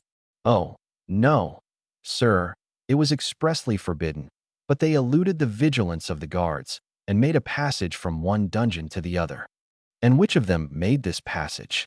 Oh, it must have been the young man, certainly, for he was strong and industrious, while the abbé was aged and weak. Besides, his mind was too vacillating to allow him to carry out an idea. Blind fools, murmured the Count. However, be that as it may, the young man made a tunnel. How or by what means no one knows. But he made it, and there is the evidence yet remaining of his work. Do you see it? And the man held the torch to the wall. Ah, yes, I see, said the Count, in a voice hoarse from emotion. The result was that the two men communicated with one another. How long they did so, nobody knows. One day the old man fell ill and died. Now guess what the young one did. Tell me. He carried off the corpse, which he placed in his own bed with its face to the wall. Then he entered the empty dungeon, closed the entrance, and slipped into the sack which had contained the dead body. Did you ever hear of such an idea? Monte Cristo closed his eyes and seemed again to experience all the sensations he had felt when the coarse canvas, yet moist with the cold dews of death, had touched his face. The jailer continued. Now this was his project. He fancied that they buried the dead at the Château d'If, and imagining they would not expend much labor on the grave of a prisoner, he calculated on raising the earth with his shoulders, but unfortunately their arrangements at the chateau frustrated his projects. They never buried the dead. They merely attached a heavy cannonball to the feet and then threw them into the sea. This is what was done. The young man was thrown from the top of the rock. The corpse was found on the bed next day, and the whole truth was guessed, for the men who performed the office then mentioned what they had not dared to speak of before, that at the moment the corpse was thrown into the deep, they heard a shriek, which was almost immediately stifled by the water in which it disappeared. The Count breathed with difficulty. The cold drops ran down his forehead, and his heart was full of anguish. No, he muttered. The doubt I felt was but the commencement of forgetfulness, but here the wound reopens, and the heart again thirsts for vengeance. And the prisoner, he continued aloud, was he ever heard of afterwards? Oh no, of course not. You can understand that one of two things must have happened. He must either have fallen flat, in which case the blow, from a height of 90 feet, must have killed him instantly, or he must have fallen upright, and then the weight would have dragged him to the bottom, where he remained. Poor fellow. Then you pity him, said the Count. Ma foi, yes, though he was in his own element. What do you mean? The report was that he had been a naval officer, who had been confined for plotting with the Bonapartists. Great is truth, muttered the Count. Fire cannot burn, nor water drown it. Thus the poor sailor lives in the recollection of those who narrate his history. His terrible story is recited in the chimney corner, and a shudder is felt at the description of his transit through the air to be swallowed by the deep. Then, the Count added aloud, was his name ever known? Oh, yes, but only as number 34. Oh, Villefort, Villefort, murmured the Count. This scene must often have haunted thy sleepless hours. Do you wish to see anything more, sir? Said the concierge. Yes, especially if you will show me the poor abbé's room. Ah, number 27. Yes, number 27, repeated the Count, who seemed to hear the voice of the abbé answering him in those very words through the wall when asked his name. Come, sir. Wait, said Monte Cristo. I wish to take one final glance around this room. This is fortunate, said the guide. I have forgotten the other key. Go and fetch it. I will leave you the torch, sir. No, take it away. I can see in the dark. Why, you are like number 34. They said he was so accustomed to darkness that he could see a pin in the darkest corner of his dungeon. He spent 14 years to arrive at that, muttered the Count. The guide carried away the torch. The Count had spoken correctly. Scarcely had a few seconds elapsed, ere he saw everything as distinctly as by daylight. Then he looked around him and really recognized his dungeon. Yes, he said. There is the stone upon which I used to sit. There is the impression made by my shoulders on the wall. There is the mark of my blood made when one day I dashed my head against the wall. Oh, those figures, how well I remember them. I made them one day to calculate the age of my father, that I might know whether I should find him still living, and that of Mercedes, to know if I should find her still free. After finishing that calculation, I had a minute's hope. I did not reckon upon hunger and infidelity, and a bitter laugh escaped the Count. He saw in fancy the burial of his father and the marriage of Mercedes. On the other side of the dungeon, he perceived an inscription, the white letters of which were still visible on the green wall. "Oh God," he read, "preserve my memory." "Oh, yes," he cried. That was my only prayer at last. I no longer begged for liberty, but memory. I dreaded to become mad and forgetful. "Oh, God, thou hast preserved my memory. I thank thee, I thank thee." At this moment the light of the torch was reflected on the wall. The guide was coming. Monte Cristo went to meet him. "Follow me, sir." And without ascending the stairs, the guide conducted him by a subterraneous passage to another entrance. There, again, Monte Cristo was assailed by a multitude of thoughts. The first thing that met his eye was the meridian, drawn by the abbé on the wall, by which he calculated the time. Then he saw the remains of the bed on which the poor prisoner had died. The sight of this, instead of exciting the anguish experienced by the Count in the dungeon, filled his heart with a soft and grateful sentiment, and tears fell from his eyes. "This is where the mad abbé was kept, sir, and that is where the young man entered." And the guide pointed to the opening, which had remained unclosed. "From the appearance of the stone," he continued, "a learned gentleman discovered that the prisoners might have communicated together for 10 years. Poor things! Those must have been 10 weary years." Dantès took some louis from his pocket and gave them to the man who had twice unconsciously pitied him. The guide took them, thinking them merely a few pieces of little value, but the light of the torch revealed their true worth. "Sir," he said, "you have made a mistake. You have given me gold. I know it." The concierge looked upon the Count with surprise. "Sir," he cried, scarcely able to believe his good fortune. "Sir, I cannot understand your generosity." "Oh, it is very simple, my good fellow. I have been a sailor, and your story touched me more than it would others. Then, sir, since you are so liberal, I ought to offer you something." "What have you to offer to me, my friend? Shells? Straw work? Thank you. No, sir, neither of those. Something connected with this story." "Really? What is it?" "Listen," said the guide. "I said to myself, something is always left in a cell inhabited by one prisoner for 15 years, so I began to sound the wall." "Ah!" cried Monte Cristo, remembering the abbé's 2 hiding places. "After some search, I found that the floor gave a hollow sound near the head of the bed and at the hearth." "Yes," said the Count, "yes. I raised the stones and found a rope ladder and some tools." "How do you know that?" asked the guide in astonishment. "I do not know. I only guess it, because that sort of thing is generally found in prisoners' cells." "Yes, sir, a rope ladder and tools. And have you them yet?" "No, sir. I sold them to visitors, who considered them great curiosities, but I have still something left." "What is it?" asked the Count impatiently. "A sort of book written upon strips of cloth." "Go and fetch it, my good fellow, and if it be what I hope, you will do well." "I will run for it, sir." And the guide went out. Then the Count knelt down by the side of the bed, which death had converted into an altar.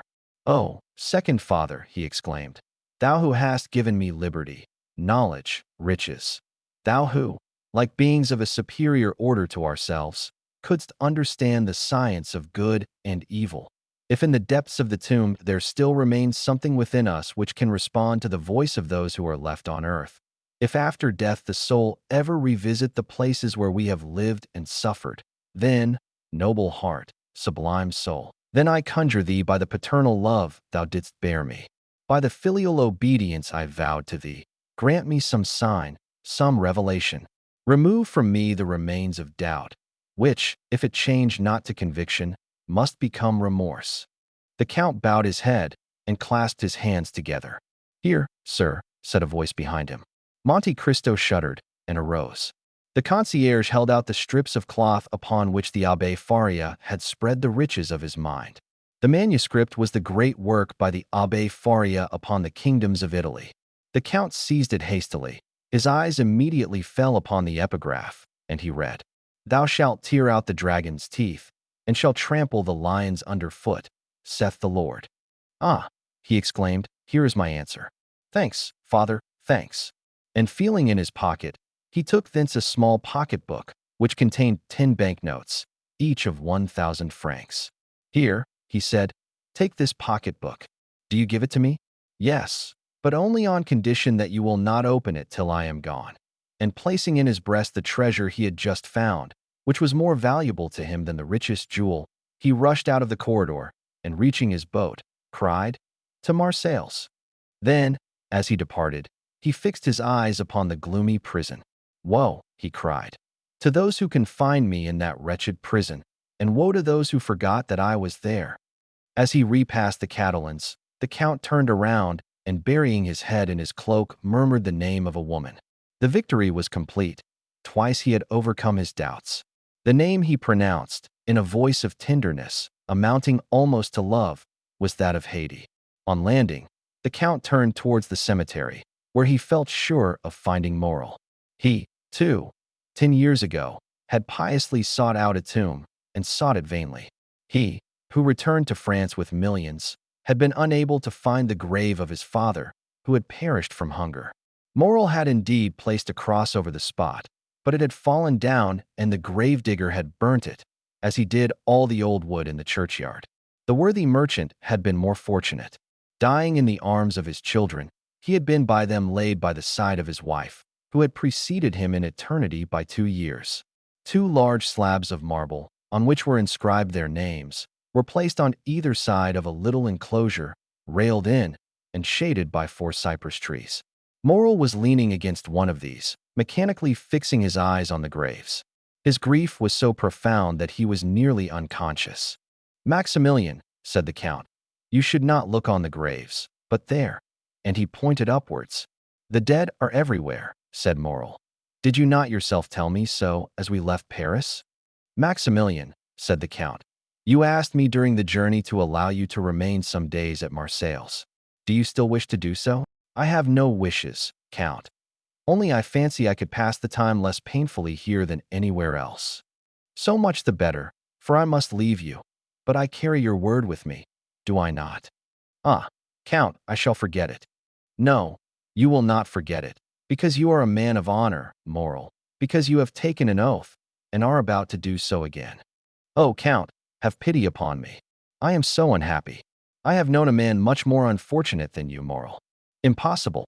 Alas, said Monte Cristo, it is the infirmity of our nature always to believe ourselves much more unhappy than those who groan by our sides. What can be more wretched than the man who has lost all he loved and desired in the world? Listen, Morrel, and pay attention to what I am about to tell you. I knew a man who, like you, had fixed all his hopes of happiness upon a woman. He was young. He had an old father whom he loved, a betrothed bride whom he adored. He was about to marry her, when one of the caprices of fate, which would almost make us doubt the goodness of Providence, if that Providence did not afterwards reveal itself by proving that all is but a means of conducting to an end. One of those caprices deprived him of his mistress, of the future of which he had dreamed, for in his blindness he forgot he could only read the present, and cast him into a dungeon. Ah, said Morrel, one quits a dungeon in a week, a month, or a year. He remained there 14 years, Morrel, said the Count, placing his hand on the young man's shoulder. Maximilian shuddered. 14 years, he muttered. 14 years, repeated the Count. During that time he had many moments of despair. He also, Morrel, like you, considered himself the unhappiest of men. Well, asked Morrel. Well, at the height of his despair God assisted him through human means. At first, perhaps, he did not recognize the infinite mercy of the Lord, but at last he took patience and waited. One day he miraculously left the prison, transformed, rich, powerful.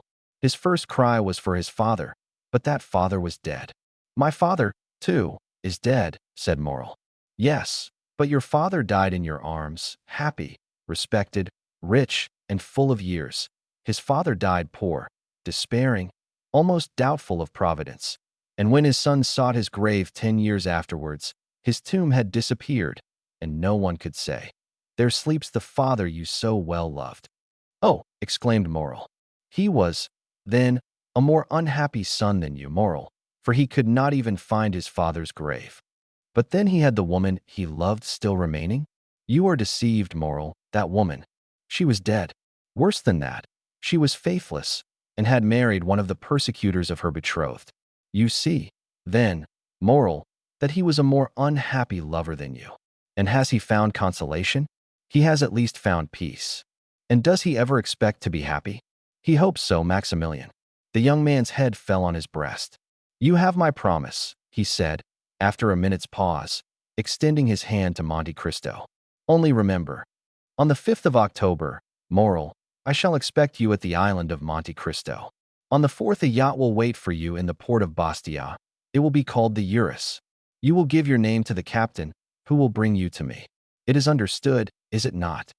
But, Count, do you remember that the 5th of October? Child, replied the Count, not to know the value of a man's word. I have told you 20 times that if you wish to die on that day, I will assist you. Moral, farewell. Do you leave me? Yes, I have business in Italy. I leave you alone in your struggle with misfortune, alone with that strong-winged eagle which God sends to bear aloft the elect to his feet. The story of Ganymede, Maximilian, is not a fable, but an allegory. When do you leave? Immediately. The steamer waits, and in an hour I shall be far from you. Will you accompany me to the harbor, Maximilian? I am entirely yours, Count. Moral accompanied the Count to the harbor. The white steam was ascending like a plume of feathers from the black chimney. The steamer soon disappeared, and in an hour afterwards, as the Count had said, was scarcely distinguishable in the horizon amidst the fogs of the night. Chapter 114. Peppino. At the same time that the steamer disappeared behind Cape Morgiou, a man traveling post on the road from Florence to Rome had just passed the little town of Aquapendente. He was traveling fast enough to cover a great deal of ground without exciting suspicion. This man was dressed in a greatcoat, or rather a surtout, a little worse for the journey, but which exhibited the ribbon of the Legion of Honor still fresh and brilliant, a decoration which also ornamented the undercoat. He might be recognized, not only by these signs, but also from the accent with which he spoke to the postilion, as a Frenchman. Another proof that he was a native of the universal country was apparent in the fact of his knowing no other Italian words than the terms used in music, in which, like the goddamn of Figaro, served all possible linguistic requirements. Allegro, he called out to the postilions at every ascent. Moderato, he cried as they descended. And heaven knows there are hills enough between Rome and Florence by the way of Aquapendente. These two words greatly amused the men to whom they were addressed. On reaching La Storta, the point from whence Rome is first visible, the traveler evinced none of the enthusiastic curiosity which usually leads strangers to stand up and endeavor to catch sight of the dome of St. Peter's, which may be seen long before any other object is distinguishable. No, he merely drew a pocketbook from his pocket, and took from it a paper folded in four, and after having examined it in a manner almost reverential, he said, "Good, I have it still." The carriage entered by the Porta del Popolo, turned to the left, and stopped at the Hotel d'Espagne. Old Pastrini, our former acquaintance, received the traveler at the door, hat in hand. The traveler alighted, ordered a good dinner, and inquired the address of the house of Thomson and French, which was immediately given to him, as it was one of the most celebrated in Rome. It was situated in the Via dei Banchi, near St. Peter's. In Rome, as everywhere else, the arrival of a post-chaise is an event. 10 young descendants of Marius and the Gracchi, barefooted and out at elbows, with one hand resting on the hip and the other gracefully curved above the head, stared at the traveler, the post-chaise, and the horses. To these were added about 50 little vagabonds from the Papal States, who earned a pittance by diving into the Tiber at high water from the bridge of St. Angelo.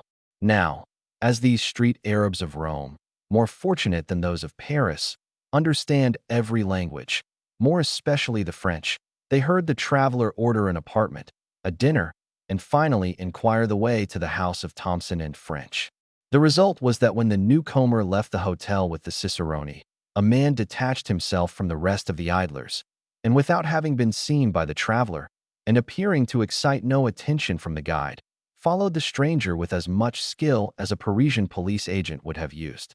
The Frenchman had been so impatient to reach the house of Thomson and French that he would not wait for the horses to be harnessed, but left word for the carriage to overtake him on the road or to wait for him at the banker's door. He reached it before the carriage arrived. The Frenchman entered, leaving in the anteroom his guide, who immediately entered into conversation with 2 or 3 of the industrious idlers who are always to be found in Rome at the doors of banking houses, churches, museums, or theaters. With the Frenchman, the man who had followed him entered too. The Frenchman knocked at the inner door and entered the first room. His shadow did the same. "Messrs. Thompson and French?" inquired the stranger. An attendant arose at a sign from a confidential clerk at the first desk. "Whom shall I announce?" said the attendant. "Baron Danglars." "Follow me," said the man. A door opened, through which the attendant and the baron disappeared. The man who had followed Danglars sat down on a bench. The clerk continued to write for the next 5 minutes. The man preserved profound silence and remained perfectly motionless. Then the pen of the clerk ceased to move over the paper.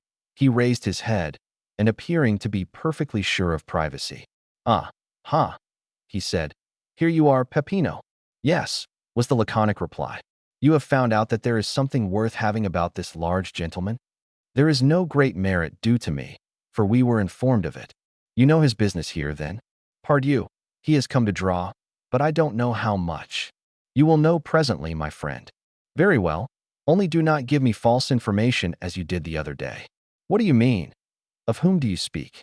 Was it the Englishman who carried off 3,000 crowns from here the other day?" "No, he really had 3,000 crowns, and we found them. I mean the Russian prince, who you said had 30,000 livres, and we only found 22,000. You must have searched badly." Luigi Vampa himself searched. "In that case he must either have paid his debts, a Russian do that, or spent the money?" "Possibly, after all." "Certainly.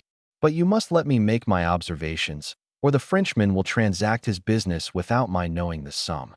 Peppino nodded, and taking a rosary from his pocket began to mutter a few prayers while the clerk disappeared through the same door by which Danglars and the attendant had gone out. At the expiration of 10 minutes the clerk returned with a beaming countenance. "Well?" asked Peppino of his friend. "Joy, joy, the sum is large.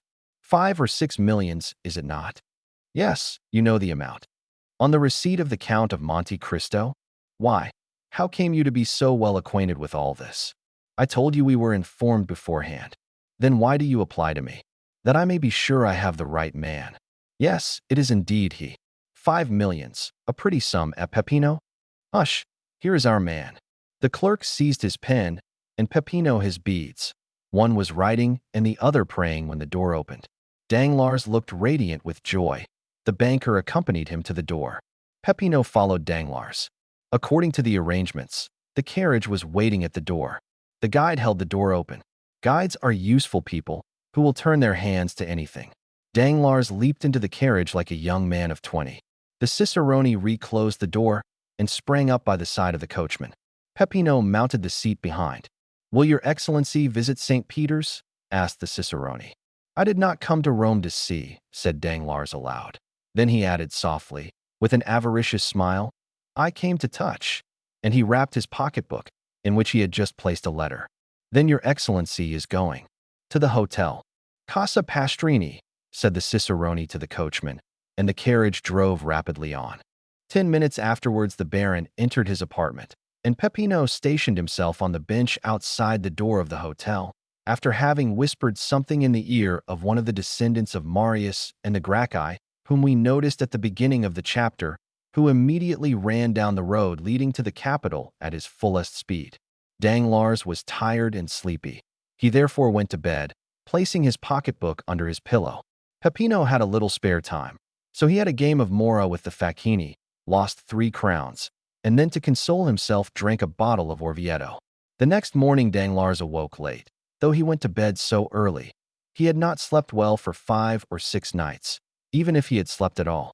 He breakfasted heartily, and caring little, as he said, for the beauties of the eternal city, ordered post-horses at noon. But Danglars had not reckoned upon the formalities of the police and the idleness of the posting-master. The horses only arrived at 2 o'clock, and the cicerone did not bring the passport till 3. All these preparations had collected a number of idlers round the door of Signor Pastrini's. The descendants of Marius and the Gracchi were also not wanting. The Baron walked triumphantly through the crowd, who for the sake of gain styled him, Your Excellency. As Danglars had hitherto contented himself with being called a baron, he felt rather flattered at the title of Excellency, and distributed a dozen silver coins among the beggars, who were ready, for 12 more, to call him Your Highness. Which road? Asked the postilion in Italian. The Ancona road, replied the Baron. Signor Pastrini interpreted the question and answer, and the horses galloped off. Danglars intended traveling to Venice, where he would receive one part of his fortune, and then proceeding to Vienna, where he would find the rest. He meant to take up his residence in the latter town, which he had been told was a city of pleasure. He had scarcely advanced 3 leagues out of Rome when daylight began to disappear. Danglars had not intended starting so late, or he would have remained. He put his head out and asked the postilion how long it would be before they reached the next town. Non capisco, do not understand, was the reply. Danglars bent his head, which he meant to imply, very well. The carriage again moved on. I will stop at the first posting house, said Danglars to himself. He still felt the same self-satisfaction which he had experienced the previous evening, and which had procured him so good a night's rest. He was luxuriously stretched in a good English calash with double springs. He was drawn by 4 good horses at full gallop. He knew the relay to be at a distance of 7 leagues. What subject of meditation could present itself to the banker, so fortunately become bankrupt? Danglars thought for 10 minutes about his wife in Paris, another 10 minutes about his daughter traveling with Mademoiselle d'Armilly. The same period was given to his creditors, and the manner in which he intended spending their money, and then, having no subject left for contemplation, he shut his eyes and fell asleep. Now and then a jolt more violent than the rest caused him to open his eyes. Then he felt that he was still being carried with great rapidity over the same country, thickly strewn with broken aqueducts, which looked like granite giants petrified while running a race. But the night was cold, dull, and rainy, and it was much more pleasant for a traveler to remain in the warm carriage than to put his head out of the window to make inquiries of a postilion whose only answer was non capisco. Danglars therefore continued to sleep, saying to himself that he would be sure to awake at the posting house. The carriage stopped. Danglars fancied that they had reached the long-desired point. He opened his eyes and looked through the window, expecting to find himself in the midst of some town, or at least village. But he saw nothing except what seemed like a ruin, where 3 or 4 men went and came like shadows. Danglars waited a moment, expecting the postilion to come and demand payment with the termination of his stage. He intended taking advantage of the opportunity to make fresh inquiries of the new conductor, but the horses were unharnessed and others put in their places, without anyone claiming money from the traveler. Danglars, astonished, opened the door, but a strong hand pushed him back, and the carriage rolled on. The Baron was completely roused. He said to the postilion, mio caro? This was another little piece of Italian the Baron had learned from hearing his daughter sing Italian duets with Cavalcanti. But mio caro did not reply. Danglars then opened the window. Come, my friend, he said, thrusting his hand through the opening. Where are we going? Dentro la testa, answered a solemn and imperious voice, accompanied by a menacing gesture. Danglars thought dentro la testa meant, put in your head. He was making rapid progress in Italian.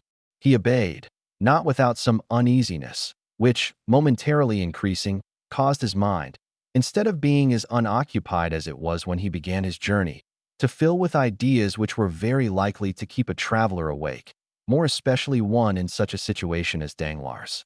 His eyes acquired that quality which in the first moment of strong emotion enables them to see distinctly, and which afterwards fails from being too much taxed. Before we are alarmed, we see correctly. When we are alarmed, we see double, and when we have been alarmed, we see nothing but trouble. Danglars observed a man in a cloak galloping at the right hand of the carriage. Some gendarme, he exclaimed. Can I have been intercepted by French telegrams to the pontifical authorities? He resolved to end his anxiety. Where are you taking me? He asked. Dentro la testa, replied the same voice, with the same menacing accent. Danglars turned to the left. Another man on horseback was galloping on that side. Decidedly, said Danglars, with the perspiration on his forehead, I must be under arrest.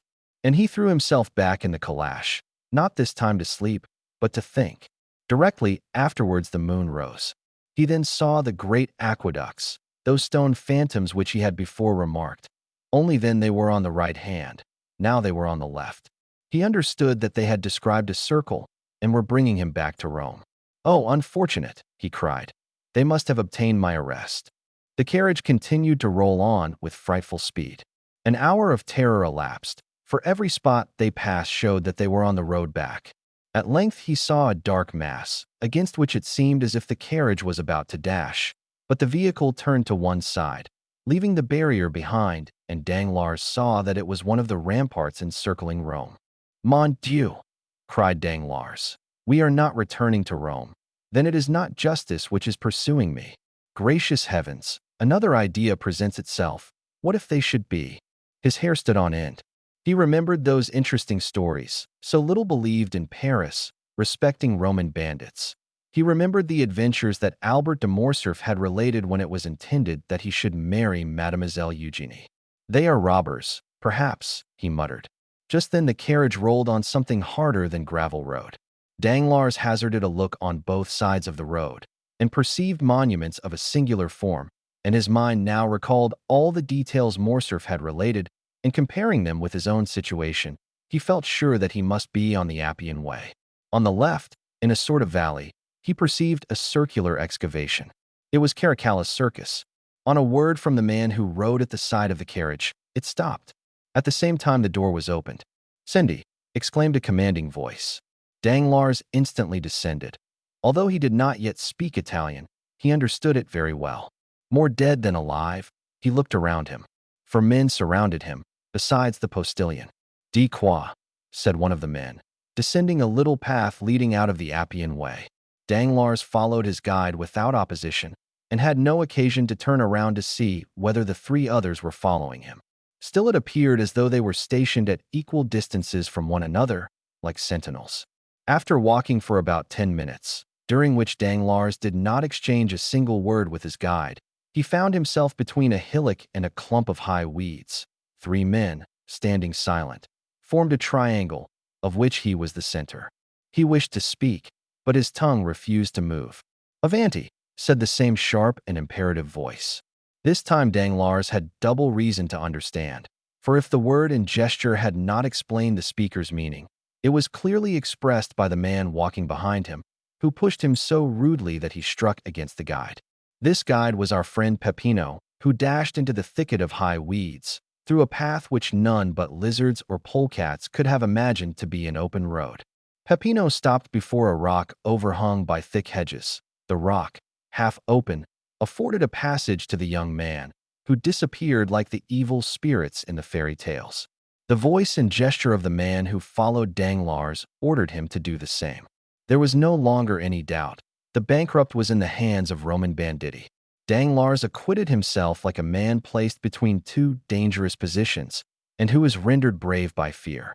Notwithstanding his large stomach, certainly not intended to penetrate the fissures of the Campagna, he slid down like Peppino, and closing his eyes fell upon his feet. As he touched the ground, he opened his eyes. The path was wide, but dark. Peppino, who cared little for being recognized now that he was in his own territories, struck a light and lit a torch. Two other men descended after Danglars, forming the rearguard, and pushing Danglars whenever he happened to stop. They came by a gentle declivity to the intersection of two corridors. The walls were hollowed out in sepulchres, one above the other, and which seemed in contrast with the white stones to open their large dark eyes, like those which we see on the faces of the dead. A sentinel struck the rings of his carbine against his left hand. "Who comes there?" he cried. A friend, said Peppino. "But where is the captain?" "There," said the sentinel, pointing over his shoulder to a spacious crypt, hollowed out of the rock, the lights from which shone into the passage through the large, arched openings. "Fine spoil, captain, fine spoil," said Peppino in Italian, and taking Danglars by the collar of his coat, he dragged him to an opening resembling a door, through which they entered the apartment which the captain appeared to have made his dwelling place. "Is this the man?" asked the captain, who was attentively reading Plutarch's Life of Alexander. "Himself, captain, himself." "Very well, show him to me." At this rather impertinent order, Peppino raised his torch to the face of Danglars, who hastily withdrew that he might not have his eyelashes burnt. His agitated features presented the appearance of pale and hideous terror. "The man is tired," said the captain. "Conduct him to his bed." "Oh," murmured Danglars, "that bed is probably one of the coffins hollowed in the wall, and the sleep I shall enjoy will be death from one of the poniards I see glistening in the darkness." From their beds of dried leaves or wolf skins at the back of the chamber now arose the companions of the man who had been found by Albert de Morcerf reading Caesar's commentaries, and by Danglars studying the life of Alexander. The banker uttered a groan and followed his guide. He neither supplicated nor exclaimed. He no longer possessed strength, will, power, or feeling. He followed where they led him. At length he found himself at the foot of a staircase, and he mechanically lifted his foot 5 or 6 times. Then a low door was opened before him, and bending his head to avoid striking his forehead, he entered a small room cut out of the rock. The cell was clean, though empty, and dry, though situated at an immeasurable distance under the earth.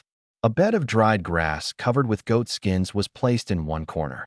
Danglars brightened up on beholding it, fancying that it gave some promise of safety. "Oh, God be praised," he said. "It is a real bed." This was the second time within the hour that he had invoked the name of God. He had not done so for 10 years before.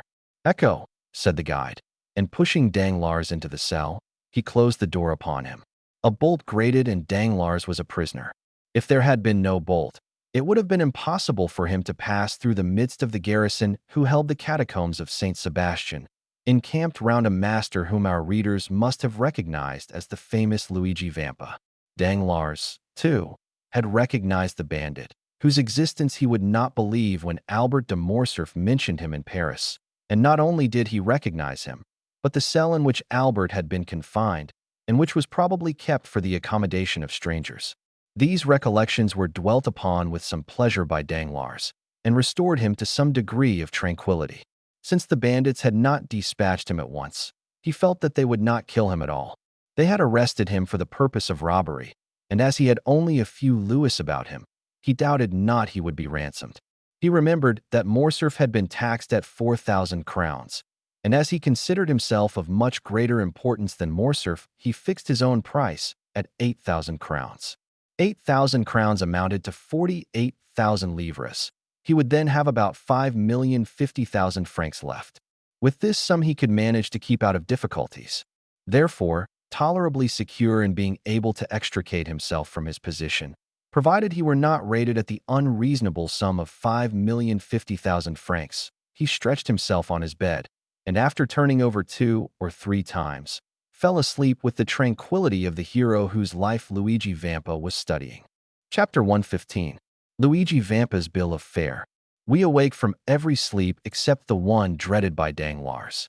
He awoke to a Parisian accustomed to silken curtains, walls hung with velvet drapery, and the soft perfume of burning wood, the white smoke of which diffuses itself in graceful curves around the room. The appearance of the whitewashed cell, which greeted his eyes on awakening, seemed like the continuation of some disagreeable dream. But in such a situation, a single moment suffices to change the strongest doubt into certainty. "Yes, yes," he murmured. "I am in the hands of the brigands of whom Albert de Morcerf spoke." His first idea was to breathe, that he might know whether he was wounded. He borrowed this from Don Quixote, the only book he had ever read, but which he still slightly remembered. "No," he cried, "they have not wounded, but perhaps they have robbed me," and he thrust his hands into his pockets. They were untouched. The 100 louis he had reserved for his journey from Rome to Venice were in his trousers pocket, and in that of his greatcoat he found the little note case containing his letter of credit for 5,050,000 francs. "Singular bandits," he exclaimed. "They have left me my purse and pocketbook. As I was saying last night, they intend me to be ransomed. Hello, here is my watch. Let me see what time it is." Danglars' watch, one of Brigitte's repeaters, which he had carefully wound up on the previous night, struck 5:30. Without this, Danglars would have been quite ignorant of the time, for daylight did not reach his cell. Should he demand an explanation from the bandits, or should he wait patiently for them to propose it? The last alternative seemed the most prudent, so he waited until 12 o'clock. During all this time a sentinel, who had been relieved at 8 o'clock, had been watching his door. Danglars suddenly felt a strong inclination to see the person who kept watch over him. He had noticed that a few rays, not of daylight, but from a lamp, penetrated through the ill-joined planks of the door. He approached just as the brigand was refreshing himself with a mouthful of brandy, which, owing to the leathern bottle containing it, sent forth an odor which was extremely unpleasant to Danglars. "Faugh!" he exclaimed, retreating to the farther corner of his cell. At 12 this man was replaced by another functionary, and Danglars, wishing to catch sight of his new guardian, approached the door again. He was an athletic, gigantic bandit, with large eyes, thick lips, and a flat nose. His red hair fell in disheveled masses like snakes around his shoulders. "Ah, ha!" cried Danglars. "This fellow is more like an ogre than anything else. However, I am rather too old and tough to be very good eating." We see that Danglars was collected enough to jest. At the same time, as though to disprove the ogreish propensities, the man took some black bread, cheese, and onions from his wallet, which he began devouring voraciously. "May I be hanged," said Danglars, glancing at the bandit's dinner through the crevices of the door. "May I be hanged if I can understand how people can eat such filth." And he withdrew to seat himself upon his goat skin, which reminded him of the smell of the brandy.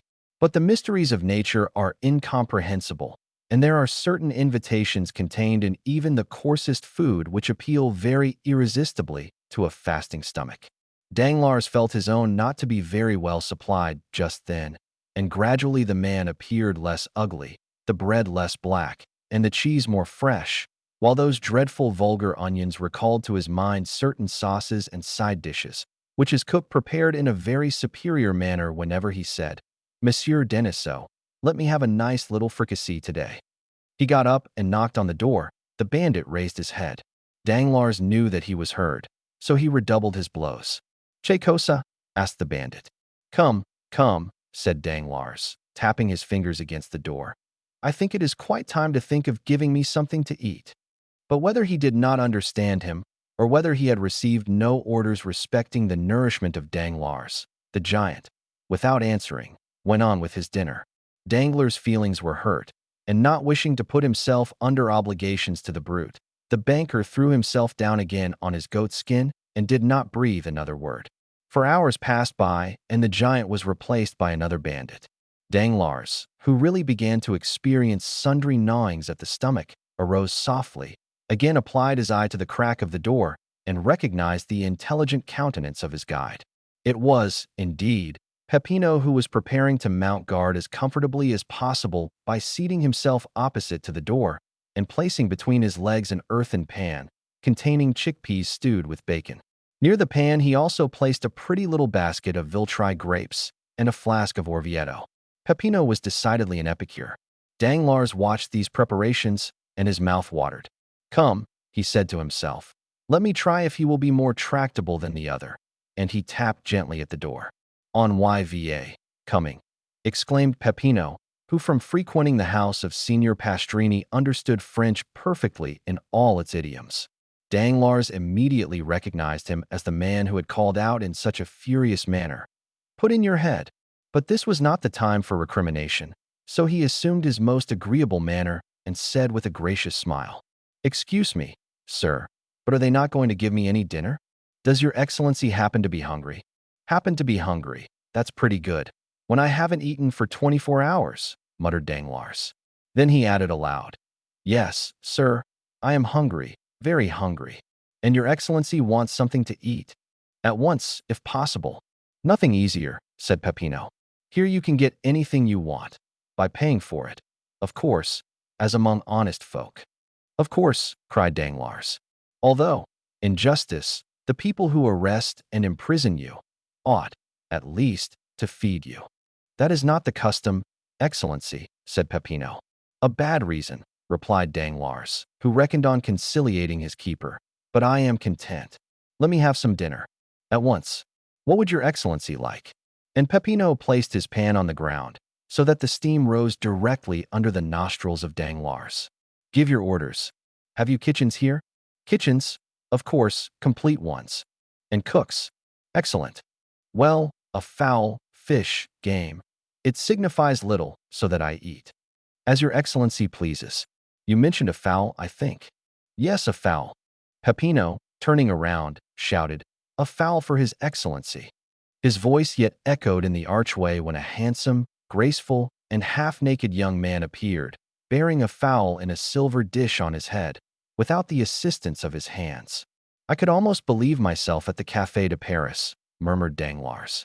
Here, your excellency, said Peppino, taking the fowl from the young bandit and placing it on the worm-eaten table, which with the stool and the goatskin bed formed the entire furniture of the cell. Danglars asked for a knife and fork. Here, excellency, said Peppino, offering him a little blunt knife and a boxwood fork. Danglars took the knife in one hand and the fork in the other, and was about to cut up the fowl. Pardon me, excellency, said Peppino, placing his hand on the banker's shoulder. People pay here before they eat. They might not be satisfied and— Ah, ha, thought Danglars. This is not so much like Paris, except that I shall probably be skinned. Never mind, I'll fix that all right. I have always heard how cheap poultry is in Italy. I should think a fowl is worth about 12 sous at Rome. There, he said, throwing a Louis down. Peppino picked up the Louis, and Danglars again prepared to carve the fowl. Stay a moment, your excellency, said Peppino, rising. You still owe me something. I said they would skin me, thought Danglars, but resolving to resist the extortion, he said, Come, how much do I owe you for this fowl? Your excellency has given me a Louis on account. A Louis on account for a fowl? Certainly, and your excellency now owes me 4,999 Louis. Danglars opened his enormous eyes on hearing this gigantic joke. Very droll, he muttered, very droll indeed. And he again began to carve the fowl, when Peppino stopped the baron's right hand with his left and held out his other hand. Come now, he said. Is it not a joke? Said Danglars. We never joke, replied Peppino, solemn as a Quaker. What? 100,000 francs for a fowl? Ah, excellency, you cannot imagine how hard it is to rear fowls in these horrible caves. Come, come, this is very droll, very amusing, I allow. But, as I am very hungry, pray allow me to eat. Stay, here is another Louis for you. Then that will make only 4,998 Louis more, said Peppino with the same indifference. I shall get them all in time. Oh, as for that, said Danglars, angry at this prolongation of the jest. As for that, you won't get them at all. Go to the devil. You do not know with whom you have to deal. Peppino made a sign, and the youth hastily removed the fowl. Danglars threw himself upon his goat's skin, and Peppino, reclosing the door, again began eating his peas and bacon. Though Danglars could not see Peppino, the noise of his teeth allowed no doubt as to his occupation. He was certainly eating, and noisily too, like an ill-bred man. Brute, said Danglars. Peppino pretended not to hear him, and without even turning his head continued to eat slowly. Danglars' stomach felt so empty that it seemed as if it would be impossible ever to fill it again. Still he had patience for another half-hour, which appeared to him like a century. He again arose and went to the door. Come, sir, do not keep me starving here any longer, but tell me what they want. Nay, your excellency, it is you who should tell us what you want. Give your orders, and we will execute them. Then open the door directly. Peppino obeyed. Now look here, I want something to eat. To eat, do you hear? Are you hungry? Come, you understand me. What would your excellency like to eat? A piece of dry bread, since the fowls are beyond all price in this accursed place. Bread? Very well. Halloa there, some bread, he called. The youth brought a small loaf. How much? Asked Danglars. 4,998 Louis, said Peppino. You have paid 2 Louis in advance. What? 100,000 francs for a loaf. 100,000 francs, repeated Peppino. But you only asked 100,000 francs for a fowl. We have a fixed price for all our provisions. It signifies nothing whether you eat much or little, whether you have 10 dishes or 1. It is always the same price. What? Still keeping up this silly jest? My dear fellow, it is perfectly ridiculous, stupid. You had better tell me at once that you intend starving me to death. Oh, dear. No, your excellency, unless you intend to commit suicide. Pay and eat. And what am I to pay with, brute? Said Danglars, enraged. Do you suppose I carry 100,000 francs in my pocket? Your Excellency has 5,050,000 francs in your pocket. That will be 50 fowls at 100,000 francs apiece, and half a fowl for the 50,000. Danglars shuddered. The bandage fell from his eyes, and he understood the joke, which he did not think quite so stupid as he had done just before. Come, he said, if I pay you the 100,000 francs, will you be satisfied, and allow me to eat at my ease? Certainly, said Peppino. But how can I pay them? Oh, nothing easier. You have an account open with Messrs. Thomson and French, Via de Banshee, Rome. Give me a draft for 4,998 Louis on these gentlemen, and our banker shall take it. Danglars thought it as well to comply with a good grace, so he took the pen, ink, and paper Peppino offered him, wrote the draft, and signed it. Here, he said, here is a draft at sight. And here is your fowl. Danglars sighed while he carved the fowl. It appeared very thin for the price it had cost. As for Peppino, he examined the paper attentively, put it into his pocket, and continued eating his peas. Chapter 116. The Pardon. The next day Danglars was again hungry. Certainly the air of that dungeon was very provocative of appetite.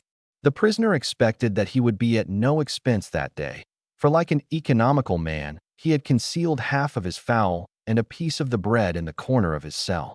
But he had no sooner eaten than he felt thirsty. He had forgotten that. He struggled against his thirst till his tongue clave to the roof of his mouth. Then, no longer able to resist, he called out. The sentinel opened the door. It was a new face. He thought it would be better to transact business with his old acquaintance, so he sent for Peppino. Here I am, Your Excellency, said Peppino, with an eagerness which Danglars thought favorable to him. What do you want? Something to drink. Your Excellency knows that wine is beyond all price near Rome. Then give me water, cried Danglars, endeavoring to parry the blow. Oh, water is even more scarce than wine, Your Excellency. There has been such a drought. Come, thought Danglars, it is the same old story. And while he smiled as he attempted to regard the affair as a joke, he felt his temples get moist with perspiration. Come, my friend, said Danglars, seeing that he made no impression on Peppino. You will not refuse me a glass of wine? I have already told you that we do not sell at retail. Well, then, let me have a bottle of the least expensive. They are all the same price. And what is that? 25,000 francs a bottle. Tell me, cried Danglars, in a tone whose bitterness Harpagon 30 alone has been capable of revealing. Tell me that you wish to despoil me of all. It will be sooner over than devouring me piecemeal. It is possible such may be the master's intention. The master? Who is he? The person to whom you were conducted yesterday. Where is he? Here. Let me see him. Certainly. And the next moment Luigi Vampa appeared before Danglars. You sent for me? He said to the prisoner. Are you, sir, the chief of the people who brought me here?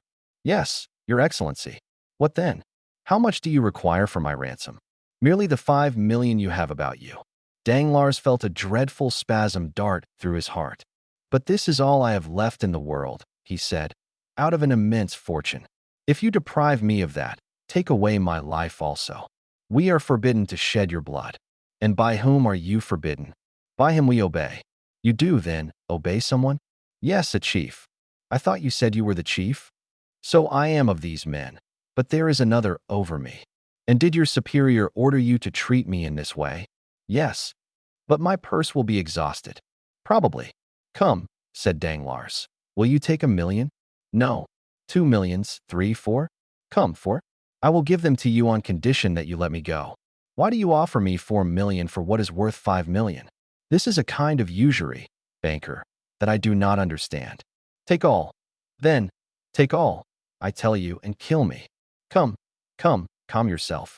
You will excite your blood, and that would produce an appetite it would require 1 million a day to satisfy. Be more economical. But when I have no more money left to pay you, asked the infuriated Danglars, then you must suffer hunger. Suffer hunger? Said Danglars, becoming pale. Most likely, replied Vampa coolly. But you say you do not wish to kill me? No. And yet you will let me perish with hunger? Ah, that is a different thing. Well, then, wretches, cried Danglars, I will defy your infamous calculations, I would rather die at once. You may torture, torment, kill me, but you shall not have my signature again." "As your excellency pleases," said Vampa, as he left the cell. Danglars, raving, threw himself on the goatskin. Who could these men be? Who was the invisible chief? What could be his intentions towards him? And why, when everyone else was allowed to be ransomed, might he not also be? Oh, yes, certainly a speedy, violent death would be a fine means of deceiving these remorseless enemies, who appeared to pursue him with such incomprehensible vengeance. But to die? For the first time in his life, Danglars contemplated death with a mixture of dread and desire. The time had come when the implacable specter, which exists in the mind of every human creature, arrested his attention and called out with every pulsation of his heart, "Thou shalt die." Danglars resembled a timid animal excited in the chase. First it flies, then despairs, and at last, by the very force of desperation, sometimes succeeds in eluding its pursuers. Danglars meditated an escape, but the walls were solid rock. A man was sitting reading at the only outlet to the cell, and behind that man shapes armed with guns continually passed. His resolution not to sign lasted 2 days, after which he offered $1,000,000 for some food. They sent him a magnificent supper and took his $1,000,000. From this time the prisoner resolved to suffer no longer, but to have everything he wanted. At the end of 12 days, after having made a splendid dinner, he reckoned his accounts and found that he had only 50,000 francs left. Then a strange reaction took place. He who had just abandoned 5,000,000 endeavored to save the 50,000 francs he had left, and sooner than give them up he resolved to enter again upon a life of privation. He was deluded by the hopefulness that is a premonition of madness. He, who for so long a time had forgotten God, began to think that miracles were possible, that the accursed cavern might be discovered by the officers of the Papal States, who would release him, that then he would have 50,000 remaining, which would be sufficient to save him from starvation. And finally he prayed that this sum might be preserved to him, and as he prayed he wept. 3 days passed thus, during which his prayers were frequent, if not heartfelt. Sometimes he was delirious, and fancied he saw an old man stretched on a pallet. He, also, was dying of hunger. On the 4th, he was no longer a man, but a living corpse. He had picked up every crumb that had been left from his former meals, and was beginning to eat the matting which covered the floor of his cell. Then he entreated Peppino, as he would a guardian angel, to give him food. He offered him 1,000 francs for a mouthful of bread. But Peppino did not answer. On the 5th day, he dragged himself to the door of the cell. "Are you not a Christian?" he said, falling on his knees. "Do you wish to assassinate a man who, in the eyes of heaven, is a brother?" "Oh, my former friends, he murmured, and fell with his face to the ground. Then, rising in despair, he exclaimed, the chief. "Here I am," said Vampa, instantly appearing. "What do you want?" "Take my last gold," muttered Danglars, holding out his pocketbook, "and let me live here. I ask no more for liberty. I only ask to live." "Then you suffer a great deal?" "Oh, yes, cruelly. Still, there have been men who suffered more than you." "I do not think so." "Yes, those who have died of hunger." Danglars thought of the old man whom, in his hours of delirium, he had seen groaning on his bed.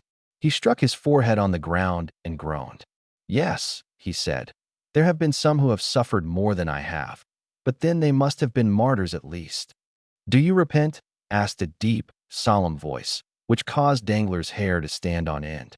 His feeble eyes endeavored to distinguish objects, and behind the bandit he saw a man enveloped in a cloak, half lost in the shadow of a stone column. "Of what must I repent?" stammered Danglars. "Of the evil you have done," said the voice. Oh yes, I do indeed repent." And he struck his breast with his emaciated fist. "Then I forgive you," said the man, dropping his cloak and advancing to the light. "The Count of Monte Cristo," said Danglars, more pale from terror than he had been just before from hunger and misery. "You are mistaken. I am not the Count of Monte Cristo." "Then who are you?" "I am he whom you sold and dishonored. I am he whose betrothed you prostituted. I am he upon whom you trampled that you might raise yourself to fortune. I am he whose father you condemned to die of hunger. I am he whom you also condemned to starvation, and who yet forgives you, because he hopes to be forgiven. I am Edmond Dantès." Danglars uttered a cry and fell prostrate. "Rise," said the count. "Your life is safe. The same good fortune has not happened to your accomplices. One is mad, the other dead. Keep the 50,000 francs you have left. I give them to you. The 5 million you stole from the hospitals has been restored to them by an unknown hand. And now eat and drink. I will entertain you tonight. Vampa, when this man is satisfied, let him be free." Danglars remained prostrate while the count withdrew. When he raised his head, he saw disappearing down the passage nothing but a shadow, before which the bandits bowed. According to the count's directions, Danglars was waited on by Vampa, who brought him the best wine and fruits of Italy. Then, having conducted him to the road and pointed to the post-chaise, left him leaning against a tree. He remained there all night, not knowing where he was. When daylight dawned, he saw that he was near a stream. He was thirsty and dragged himself towards it. As he stooped down to drink, he saw that his hair had become entirely white. Chapter 117. The 5th of October. It was about 6 o'clock in the evening. An opal-colored light, through which an autumnal sun shed its golden rays, descended on the blue ocean. The heat of the day had gradually decreased, and a light breeze arose, seeming like the respiration of nature on awakening from the burning siesta of the south. A delicious zephyr played along the coasts of the Mediterranean and wafted from shore to shore the sweet perfume of plants, mingled with the fresh smell of the sea.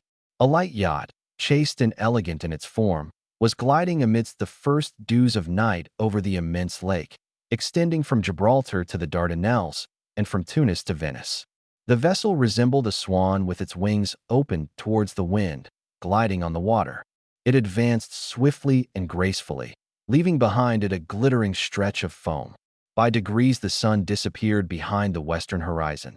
But as though to prove the truth of the fanciful ideas in heathen mythology, its indiscreet rays reappeared on the summit of every wave, as if the god of fire had just sunk upon the bosom of Amphitrite, who in vain endeavored to hide her lover beneath her azure mantle. The yacht moved rapidly on, though there did not appear to be sufficient wind to ruffle the curls on the head of a young girl. Standing on the prow was a tall man, of a dark complexion, who saw with dilating eyes that they were approaching a dark mass of land in the shape of a cone, which rose from the midst of the waves like the hat of a Catalan. "Is that Monte Cristo?" asked the traveler, to whose orders the yacht was for the time submitted, in a melancholy voice. "Yes, Your Excellency," said the captain. "We have reached it." "We have reached it," repeated the traveler in an accent of indescribable sadness. Then he added, in a low tone, "Yes, that is the haven." And then he again plunged into a train of thought, the character of which was better revealed by a sad smile than it would have been by tears. A few minutes afterwards a flash of light, which was extinguished instantly, was seen on the land, and the sound of firearms reached the yacht. "Your Excellency," said the captain, "that was the land signal. Will you answer yourself?" "What signal?" The captain pointed towards the island, up the side of which ascended a volume of smoke, increasing as it rose. "Ah, yes," he said, as if awaking from a dream. "Give it to me." The captain gave him a loaded carbine. The traveler slowly raised it and fired in the air. 10 minutes afterwards, the sails were furled, and they cast anchor about 100 fathoms from the little harbor. The gig was already lowered, and in it were 4 oarsmen and a coxswain. The traveler descended, and instead of sitting down at the stern of the boat, which had been decorated with a blue carpet for his accommodation, stood up with his arms crossed. The rowers waited, their oars half lifted out of the water, like birds drying their wings. "Give way," said the traveler. The 8 oars fell into the sea simultaneously without splashing a drop of water, and the boat, yielding to the impulsion, glided forward. In an instant they found themselves in a little harbor, formed in a natural creek. The boat grounded on the fine sand. "Will Your Excellency be so good as to mount the shoulders of 2 of our men? They will carry you ashore?" The young man answered this invitation with a gesture of indifference and stepped out of the boat. The sea immediately rose to his waist. "Ah, Your Excellency," murmured the pilot, "you should not have done so. Our master will scold us for it." The young man continued to advance, following the sailors, who chose a firm footing. 30 strides brought them to dry land. The young man stamped on the ground to shake off the wet and looked around for someone to show him his road, for it was quite dark. Just as he turned, a hand rested on his shoulder, and a voice which made him shudder exclaimed, "Good evening, Maximilian. You are punctual, thank you."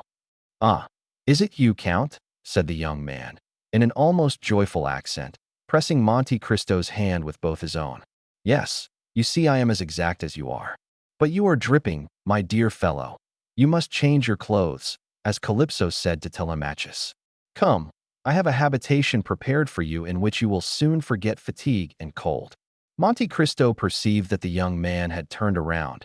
Indeed, Morrel saw with surprise that the men who had brought him had left without being paid or uttering a word. Already the sound of their oars might be heard as they returned to the yacht. "Oh, yes," said the Count. "You are looking for the sailors." "Yes, I paid them nothing, and yet they are gone." "Never mind that, Maximilian," said Monte Cristo, smiling. "I have made an agreement with the Navy that the access to my island shall be free of all charge. I have made a bargain." Morrel looked at the Count with surprise. "Count," he said, "you are not the same here as in Paris." "How so?" "Here you laugh." The Count's brow became clouded. "You are right to recall me to myself, Maximilian," he said. "I was delighted to see you again, and forgot for the moment that all happiness is fleeting." "Oh, no, no, Count," cried Maximilian, seizing the Count's hands. "Pray laugh, be happy, and prove to me, by your indifference, that life is endurable to sufferers. Oh, how charitable, kind, and good you are. You affect this gaiety to inspire me with courage." "You are wrong, Morrel. I was really happy." "Then you forget me, so much the better." "How so?" "Yes, for as the gladiator said to the emperor when he entered the arena, 'He who is about to die salutes you.'" "Then you are not consoled?" asked the Count, surprised.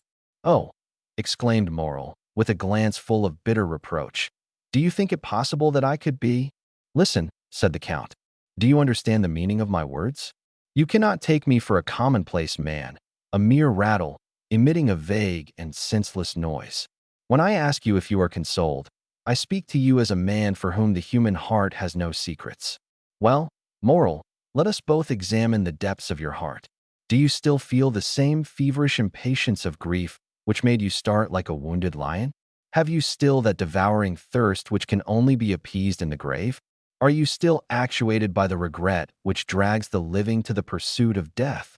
Or are you only suffering from the prostration of fatigue and the weariness of hope deferred? Has the loss of memory rendered it impossible for you to weep? Oh, my dear friend, if this be the case, if you can no longer weep, if your frozen heart be dead, if you put all your trust in God, then, Maximilian, you are consoled. Do not complain." "Count," said Morrel, in a firm and at the same time soft voice, "listen to me. As to a man whose thoughts are raised to heaven, though he remains on earth, I come to die in the arms of a friend. Certainly, there are people whom I love. I love my sister Julie. I love her husband Emmanuel.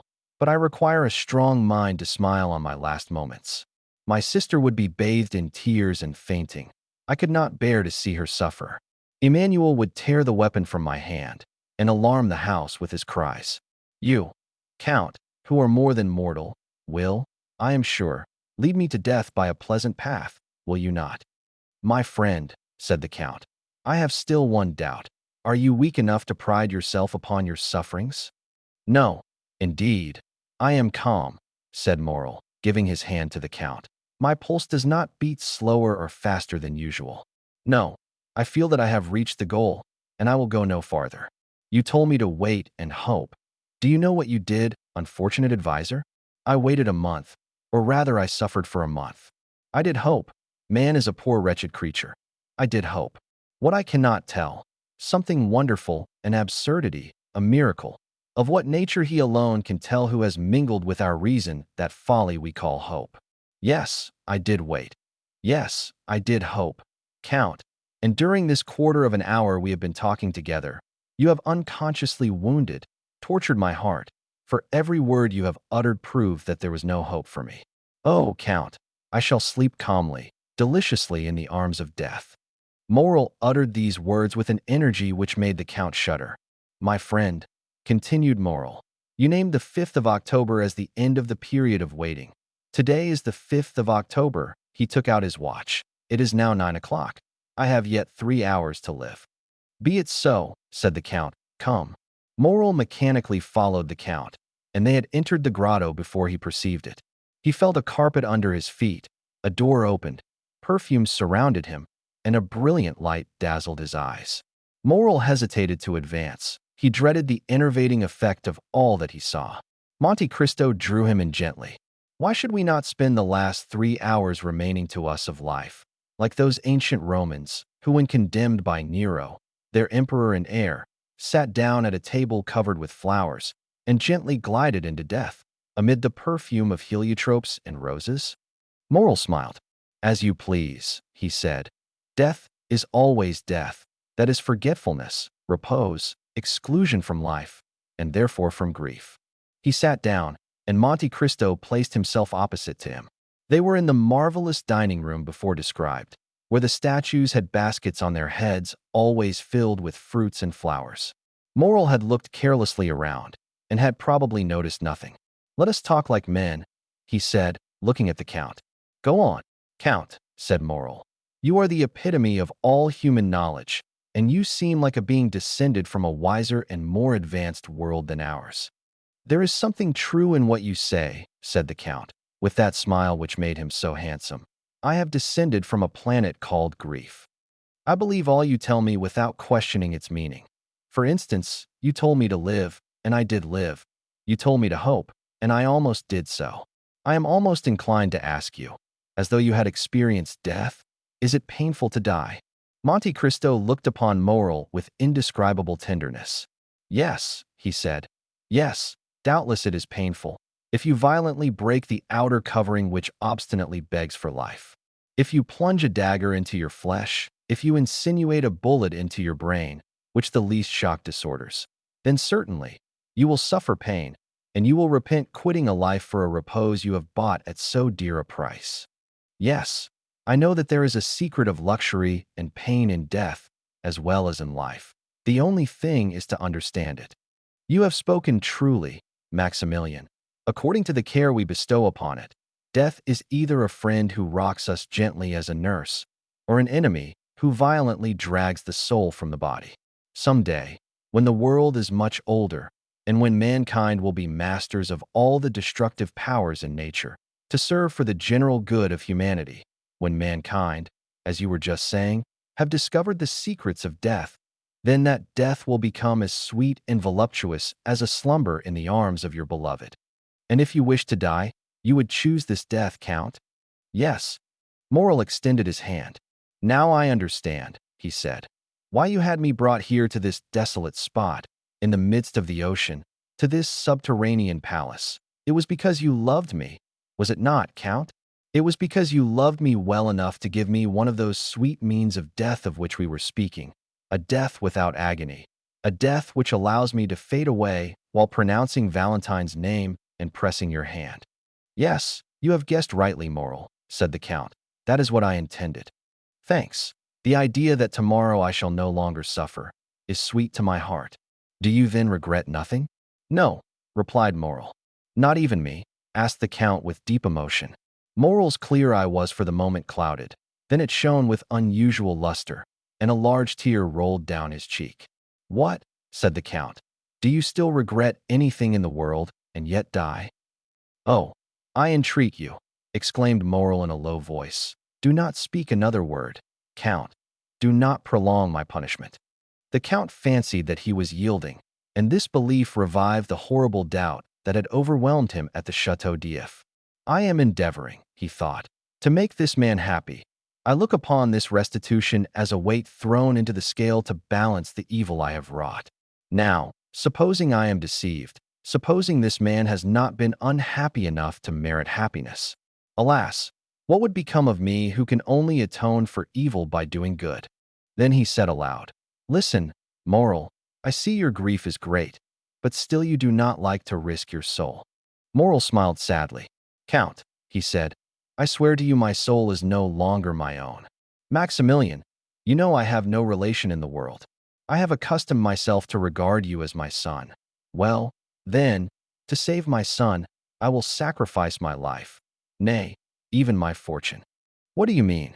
I mean that you wish to quit life because you do not understand all the enjoyments which are the fruits of a large fortune. Moral: I possess nearly 100 millions, and I give them to you. With such a fortune, you can attain every wish. Are you ambitious? Every career is open to you. Overturn the world, change its character, yield to mad ideas, be even criminal, but live. Count, I have your word, said Moral coldly. Then taking out his watch, he added, it is 11:30. Moral, can you intend it in my house, under my very eyes? Then let me go, said Maximilian, or I shall think you did not love me for my own sake, but for yours. And he arose. It is well, said Monte Cristo, whose countenance brightened at these words. You wish it. You are inflexible. Yes, as you said, you are indeed wretched, and a miracle alone can cure you. Sit down, Moral, and wait. Moral obeyed. The Count arose, and unlocking a closet with a key suspended from his gold chain, took from it a little silver casket, beautifully carved and chased, the corners of which represented four bending figures, similar to the caryatids, the forms of women, symbols of the angels aspiring to heaven. He placed the casket on the table, then opening it took out a little golden box, the top of which flew open when touched by a secret spring. This box contained an unctuous substance partly solid, of which it was impossible to discover the color, owing to the reflection of the polished gold, sapphires, rubies, emeralds, which ornamented the box. It was a mixed mass of blue, red, and gold.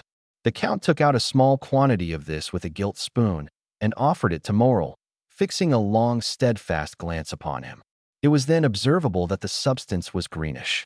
This is what you asked for, he said, and what I promised to give you. I thank you from the depths of my heart, said the young man, taking the spoon from the hands of Monte Cristo.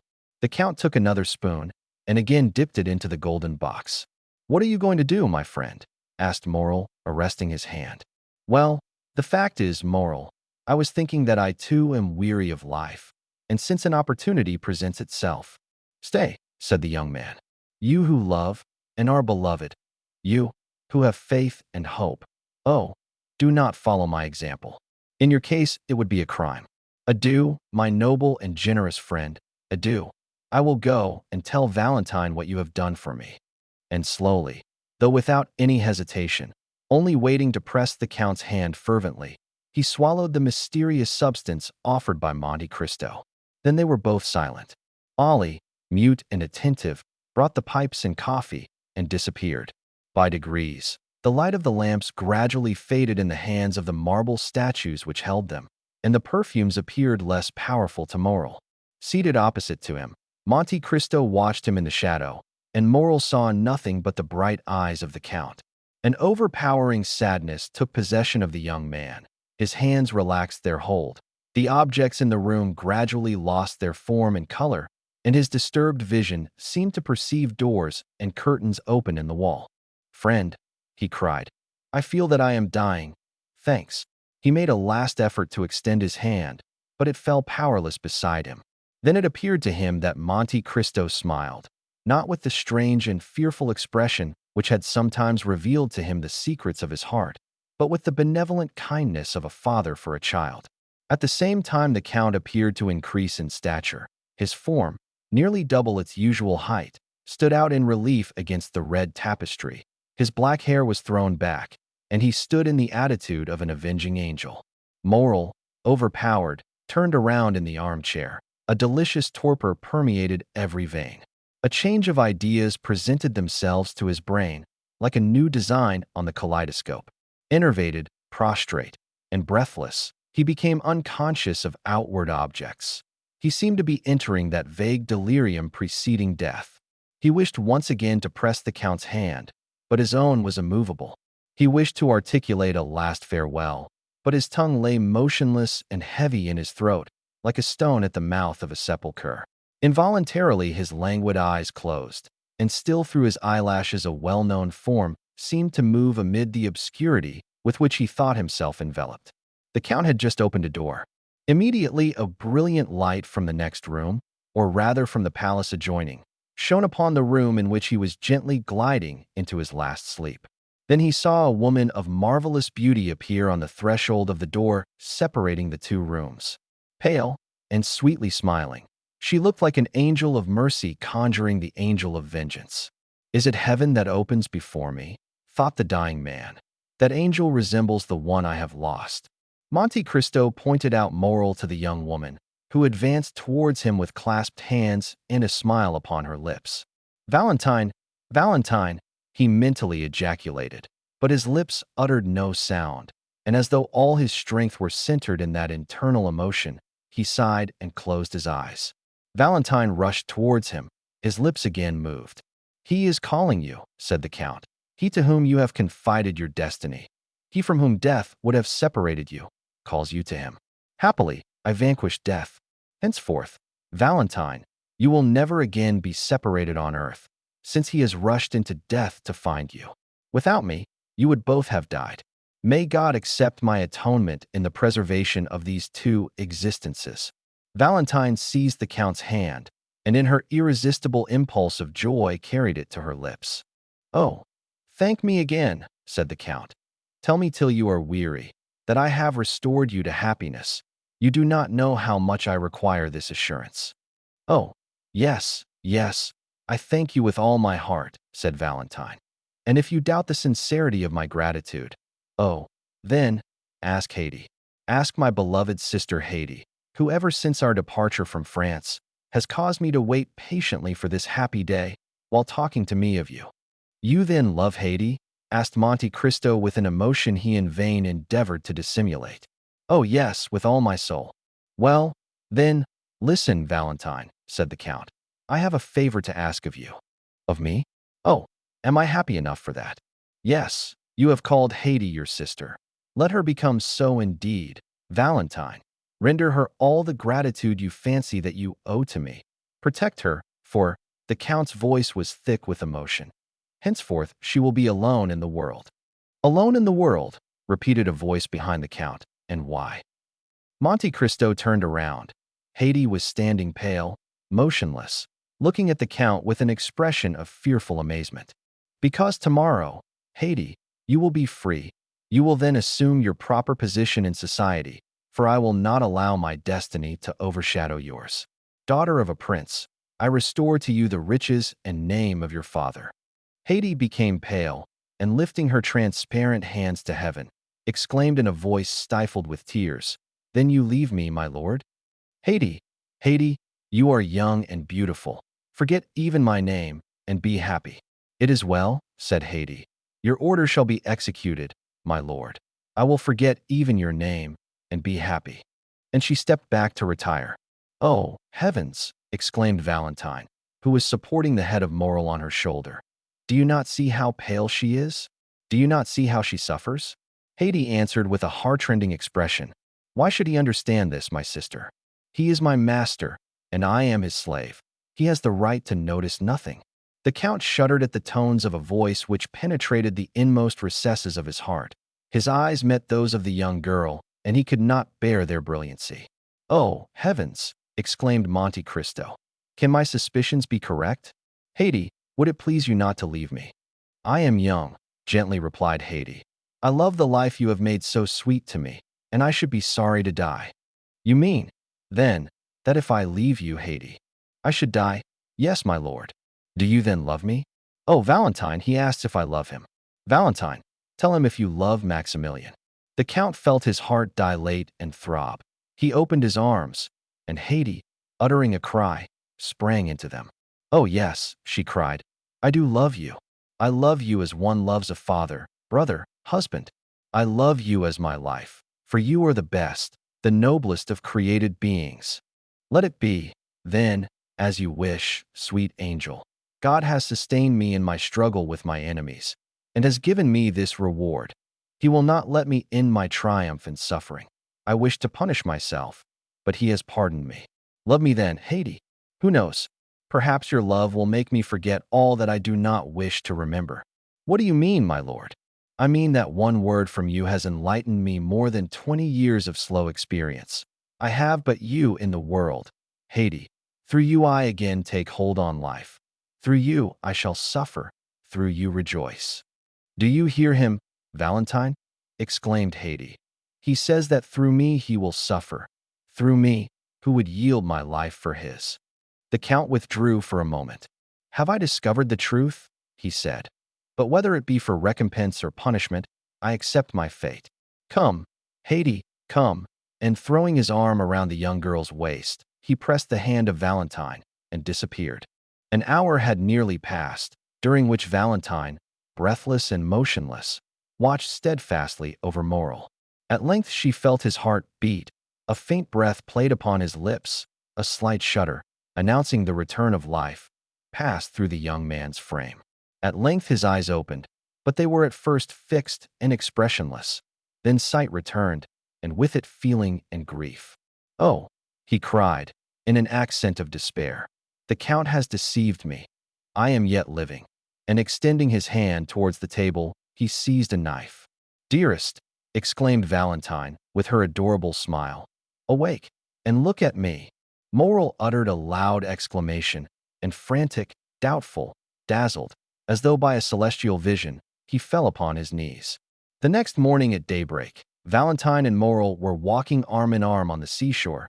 Valentine, relating how Monte Cristo had appeared in her room, explained everything, revealed the crime, and, finally, how he had saved her life by enabling her to simulate death.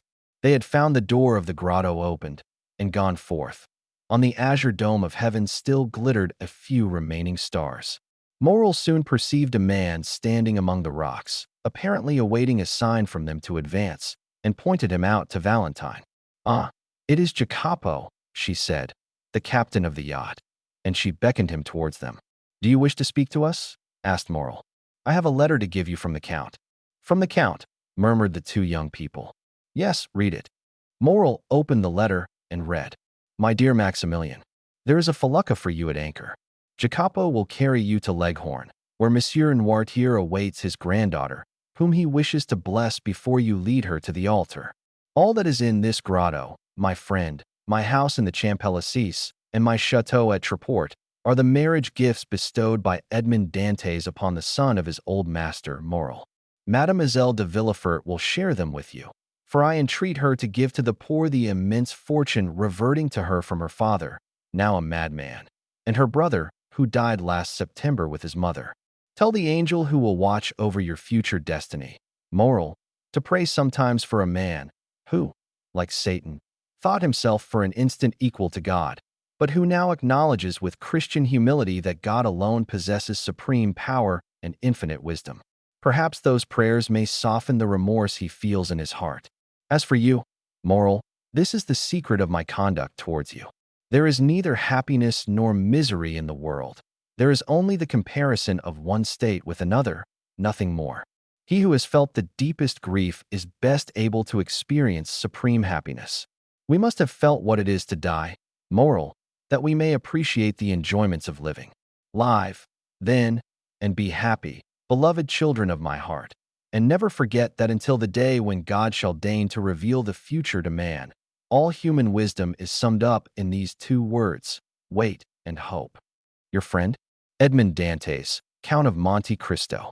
During the perusal of this letter, which informed Valentine for the first time of the madness of her father and the death of her brother, she became pale, a heavy sigh escaped from her bosom, and tears, not the less painful because they were silent, ran down her cheeks. Her happiness cost her very dear. Morel looked around uneasily. "But," he said, "the Count's generosity is too overwhelming. Valentine will be satisfied with my humble fortune. Where is the Count, friend? Lead me to him." Jacopo pointed towards the horizon. "What do you mean?" asked Valentine. "Where is the Count? Where is Haydée?" "Look," said Jacopo.